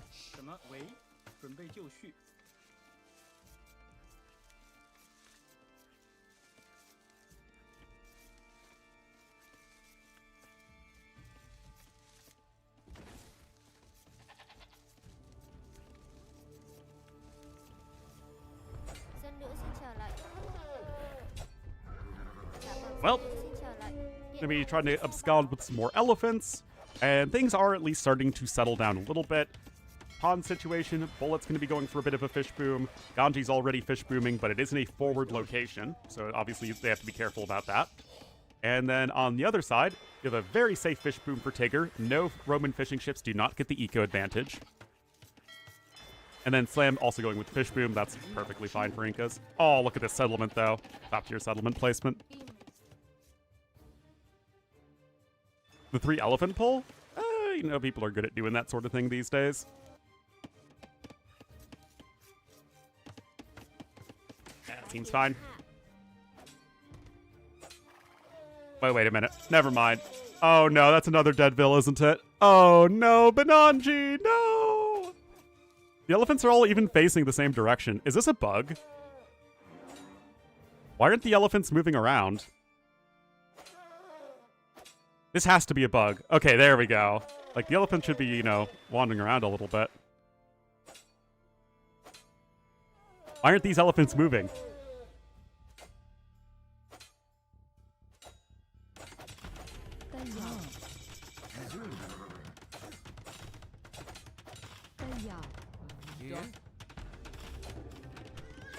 In its general direction. No. Okay, tower coming in. Nolo is already here and prepared to defend his allies' fish boom, though. It's gonna be tricky, but this is exactly what Nolo's job is. Marker now coming in for him.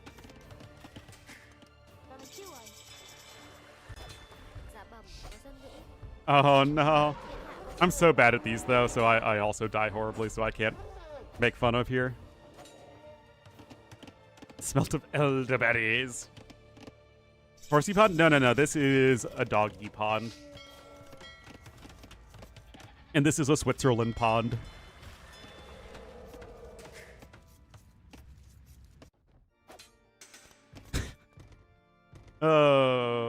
I wonder what was happening over here. 什么？喂？ Oh, Slam luring in the zebra for his ally. How nice. Azul.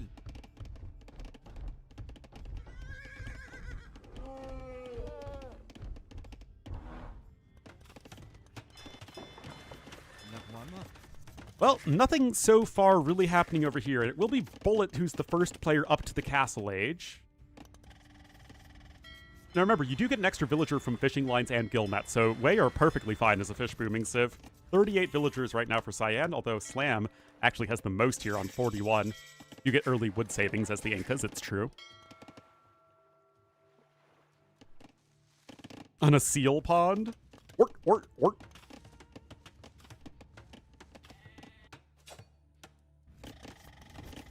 I really liked seeing the sea lions in California. That was cool. Never seen a seal in the wild, though.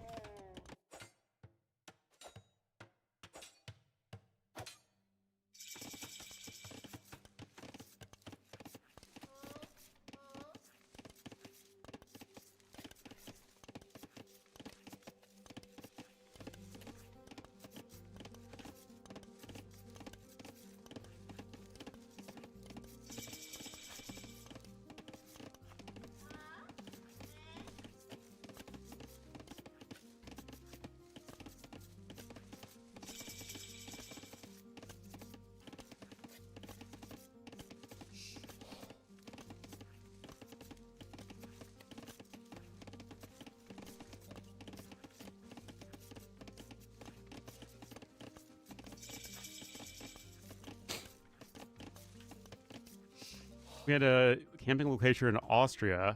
A pet seal. Oh, that's weird.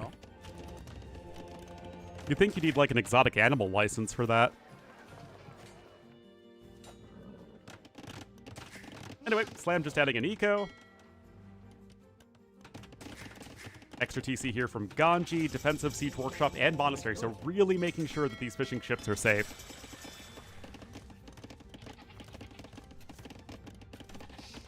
Have their own rules, I guess.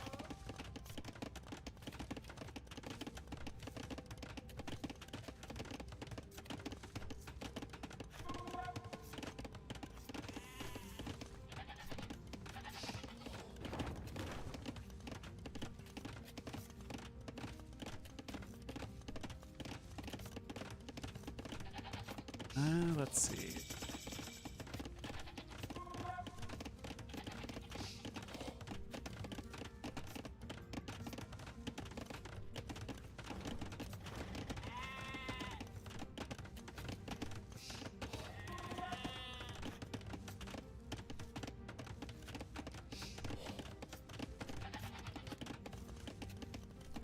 Ah, yeah. Doesn't even have a police station? Oh, no.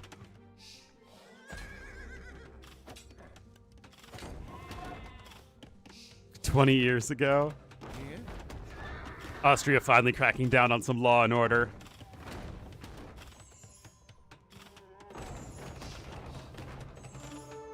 You know, I was actually looking, I'm looking at going to graduate school as a backup in case I don't get a job by next fall. And I was looking at the University of Vienna because I would be happy to do some studying abroad.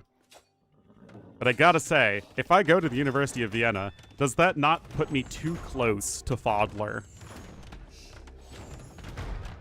I mean, if I'm within 500 kilometers of Fodler, I feel like bad things happen.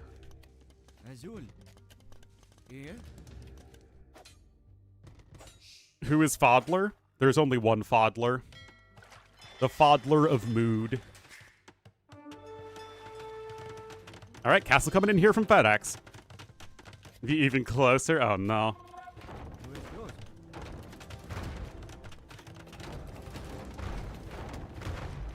I actually have no idea what good... I should look at Germany.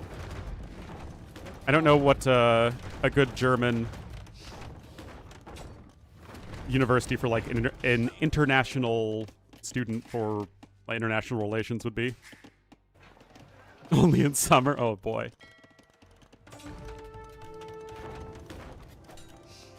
Beneath the Alps? I mean, I think that's the difference between should he be or is he?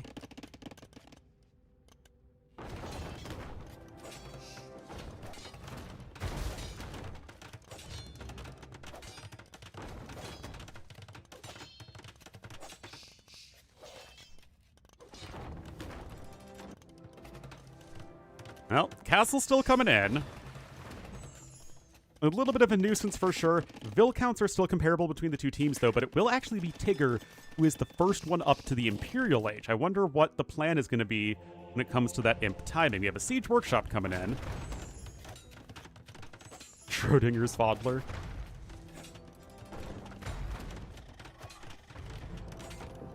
Helps until we confirm, but that would mean someone would have to go and confirm, and I don't think that's a very safe thing to do. All right, one Siege Workshop on one side and two Siege Workshops on the other. I mean, it's probably Onagers, at least in the short run. Slam has to be clicking up soon here. No, not quite yet. Going for a bit of a heavier boom. Again, I have no idea what Slam is going to do here. Like, what are you going to do on Earth as Inca's in the pocket? Like, you could open halves, sure. And he might do fine against the Wei, just because the Wei aren't that great of a civ. But eventually the Hoplites are going to come out.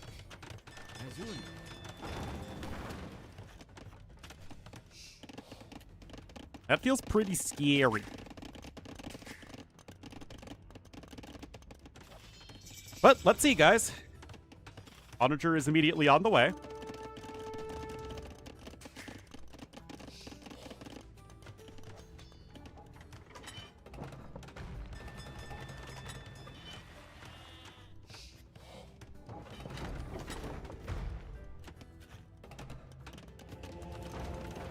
Namaste. Oh, I'll rip the lion. Meanwhile, what's Benanji doing? Just still booming and defending. Barracks. Okay, so it's Chompies. Only to peek. No, I refuse. But isn't this is way too... Oh, it's not way too slow.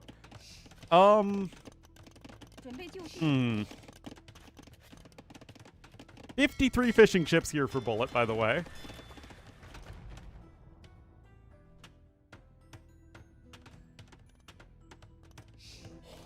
Project. Yeah, no, I've the pricing is very good.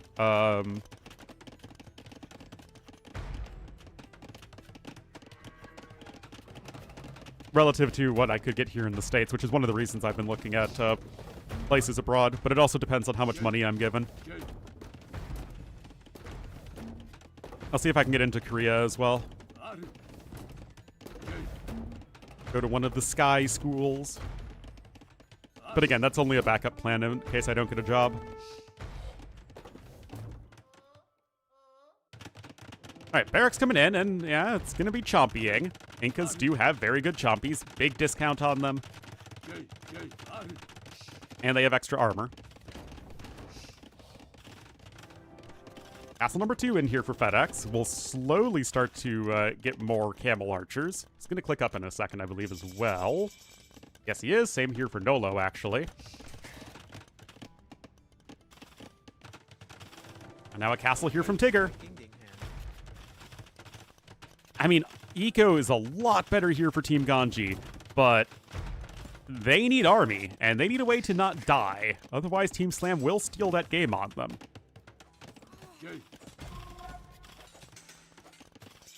Wagenborg Tic Tacs. It's going to be starting with some hand cannoneers over here, but honestly, yellow's not doing anything on this side anyway. It's just going to be auditors and scorpions. There's fabric shields, and here come the chompies. Are there actually any hand cannoneers maybe going to the other side? I think that might be a bit tricky because right now it looks like Team Slam have that positional advantage.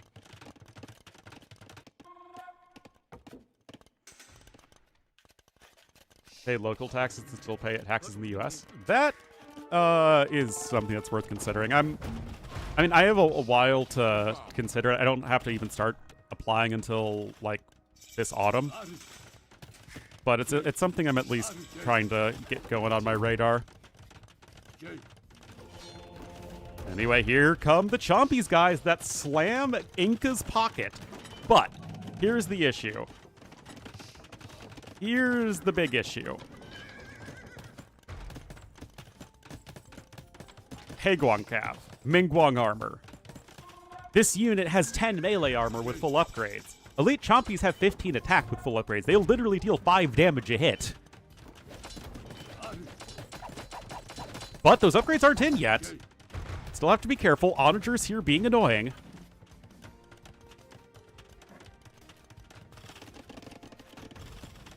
And it's actually also going to be Heguang here from Orange. And back in California, oh boy.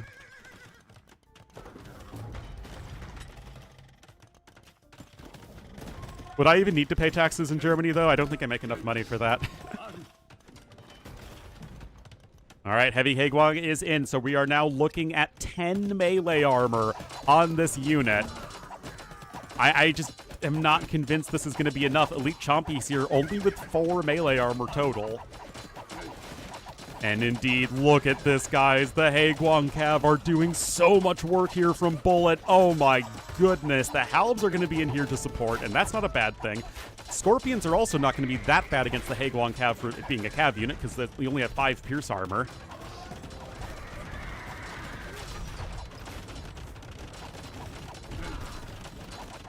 Four caves. Oh no.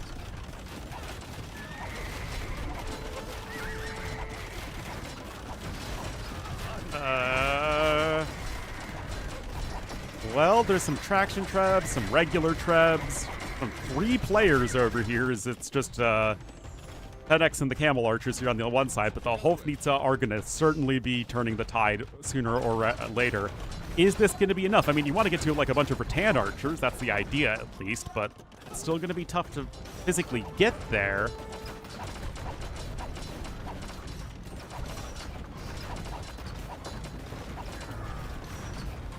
And now the armies are still climbing here for Team Slam, even though the overall ecos aren't that great. I mean, Red's only on 1 TC, though.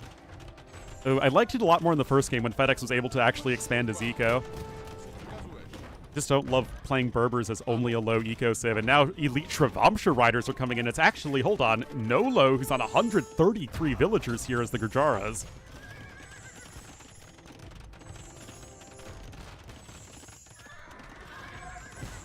Uh-oh, this might be it here for Team Slam. Castle's down. You literally can't make any more Camel Archers. You might try and go for some Genitours, but that doesn't feel very exciting. Forward barracks are cute, for sure. But you will win this fight easily with the way. I mean, this is still a good push, for sure. But it feels like Team Ganji might start to be hanging in there. And that castle's also going to go down. You've lost, what, 3-4 castles?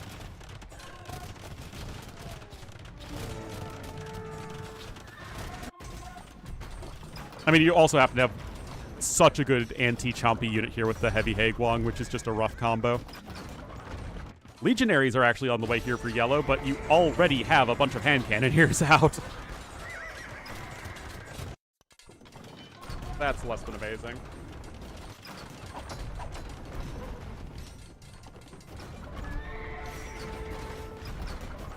%5% gone? Oh no.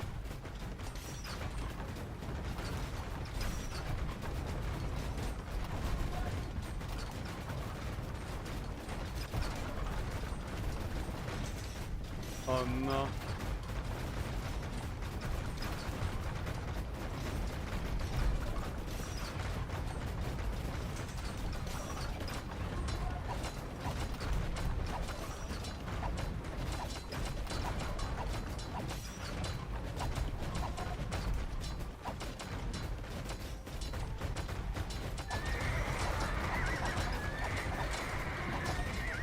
can live off alone. To be fair, I might only barely make that right now. Anyway, that is a lot of scorpions.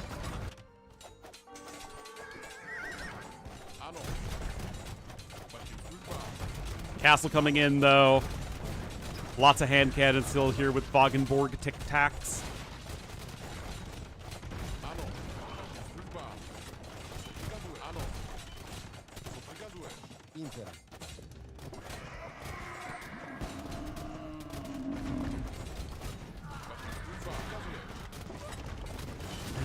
I mean, I was like, what do you even do to stop this? Frontier Guard's also going to come in, I guess just for, I don't know why you actually need camels. I guess maybe you're worried about your Aguan Cav coming over, or I don't know. That's a lot, like, that's a lot of scorpions. Like, you really could use some Hofpizza on this side. For sure. Bullet's gonna need to try and defend as best he can. I mean, Gray's obviously not having a good time.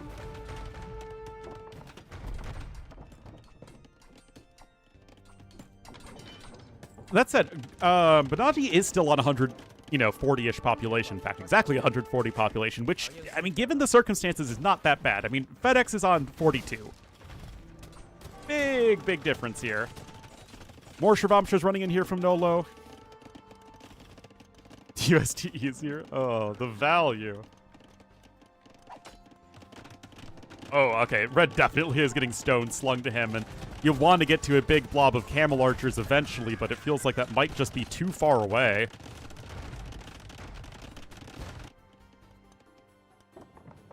Huge eco advantage right now for Team Ganji.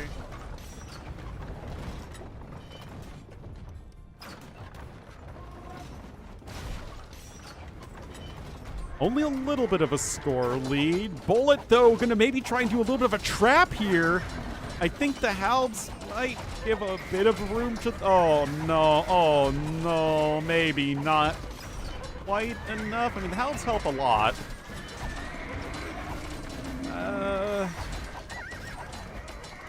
Still doesn't feel good now, does it? I guess a lot of the Haegwang did die, though. Camel's coming in. I guess to help deal with the camel archers as well. And they also help against the Haegwang Cav. Good old, what are we looking at? Yeah, 25 bonus damage in Imperial Age with Gurjaras here. I mean, that is... There's gonna be 5 castles next to each other. How much stone has FedEx gotten? A lot. He's gotten a lot of res in Sling. Holy cow. But yeah, they need Berbers set up here in late game. And to be fair, we are looking at fully upgraded elite camel archers except for Maghrebi camels. Is that going to be enough?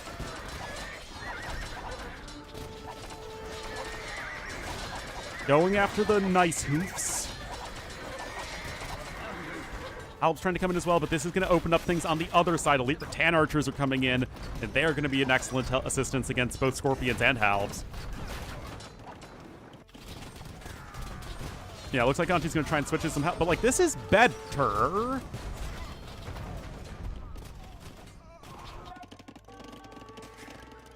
I don't know. Sharon, you pay double? Oh, no. Well, something.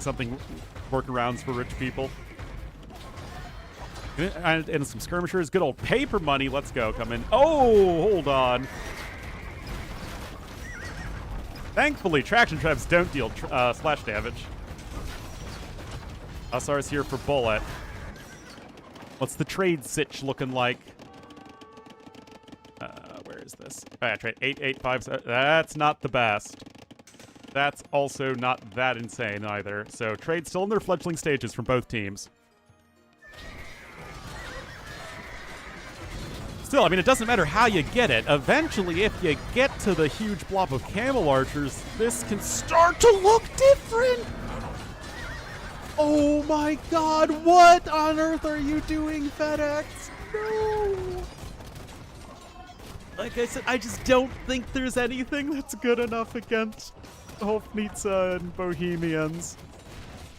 It's just not a fair matchup against, like, any of these civs. That was insane.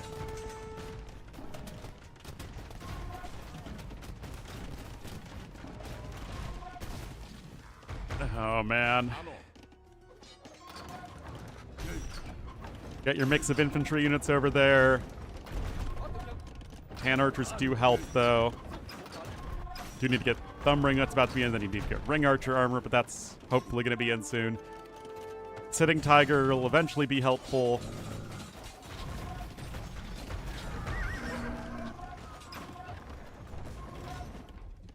I don't know, guys. I'm still not very sold on this at all for Team Slam. Red's back to basically square zero, and he's got no eco that isn't slung to him, so as soon as his allies can't be giving him all the resources, then he can't really do a whole lot. Schnitzel edition? Oh boy. I wouldn't hate some bombard towers, I gotta say.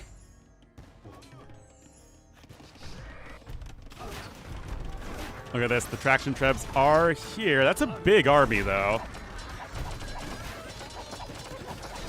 That's a big, big fight.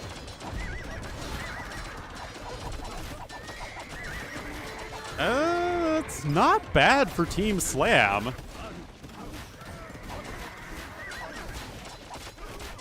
Yeah, well done there.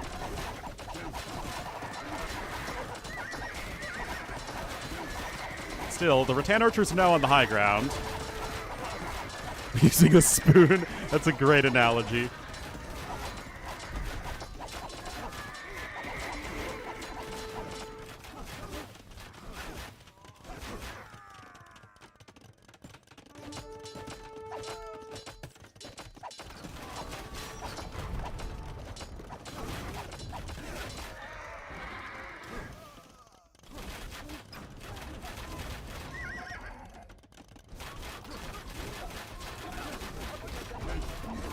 Onager out here as well. Big spoons. Oh, I love it. Alright, armored elephants here as well. Your Jara armored elephants are really good. Or siege elephants now. Is that 147 bonus damage? Oh yeah, imp skirms as well for Bohemians.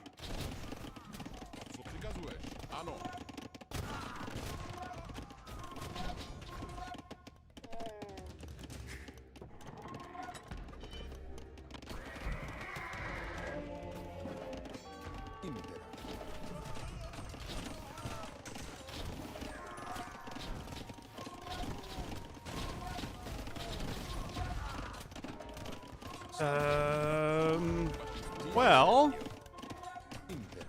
a bombard elephant? I don't think you can fire a cannon off the back of an elephant. That sounds like it's very bad for the elephant. All right, big fight happening over here again. This should be a lot better for Team Ganji. There's all that melee armor here on the Haegwang Cav, and the DPS addition from the rattan archers behind.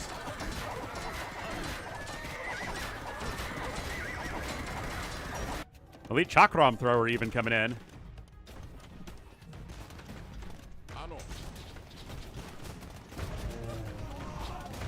The size of the cannon. I thought that cannon size didn't matter.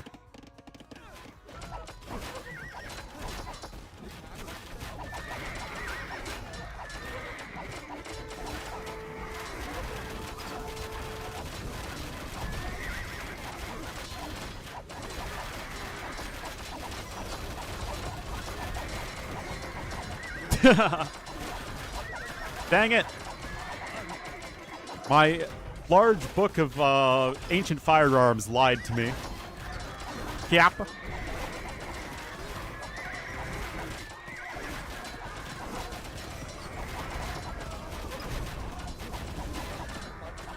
Castle gonna go down over there. I mean, it's been an admirable fight here from Team Slam with civs that I really don't like here for the most part. Man, no McGrubby camels is so painful. And now the bombard towers are coming in too. Oh, jeez.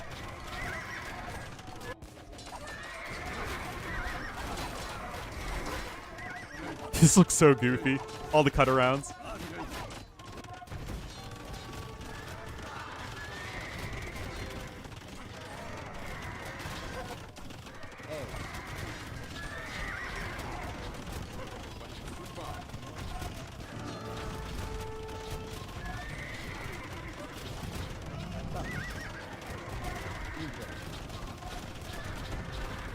Well, castle gonna be going down slowly but steadily, despite having 5 castles right next to each other. This is like frickin' infinite unit spam campaign nonsense.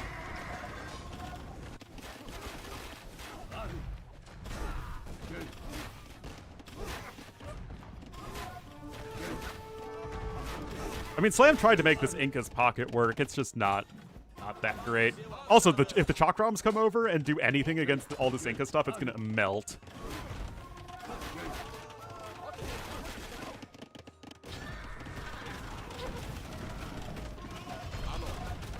Oh, this is glorious. Glorious, I say.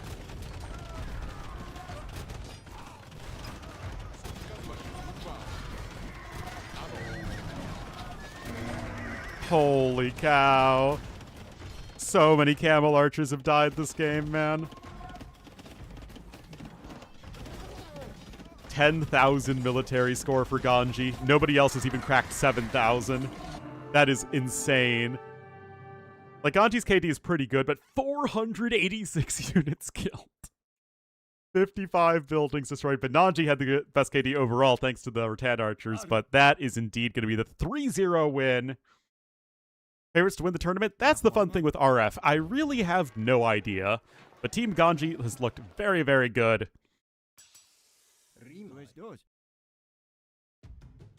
And they will be the ones taking the 3-0 victory.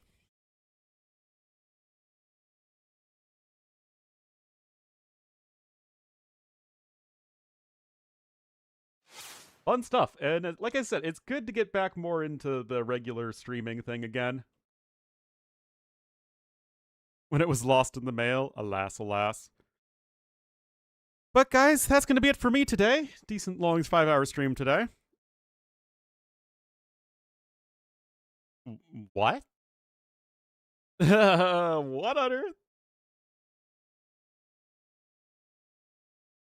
We'll have a league qualifier tomorrow at what time?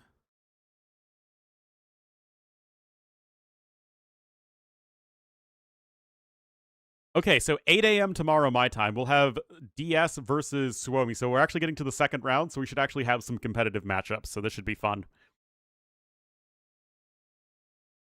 But yeah, guys, thank you so much for tuning in today. Really, really appreciate it. I'll see you tomorrow.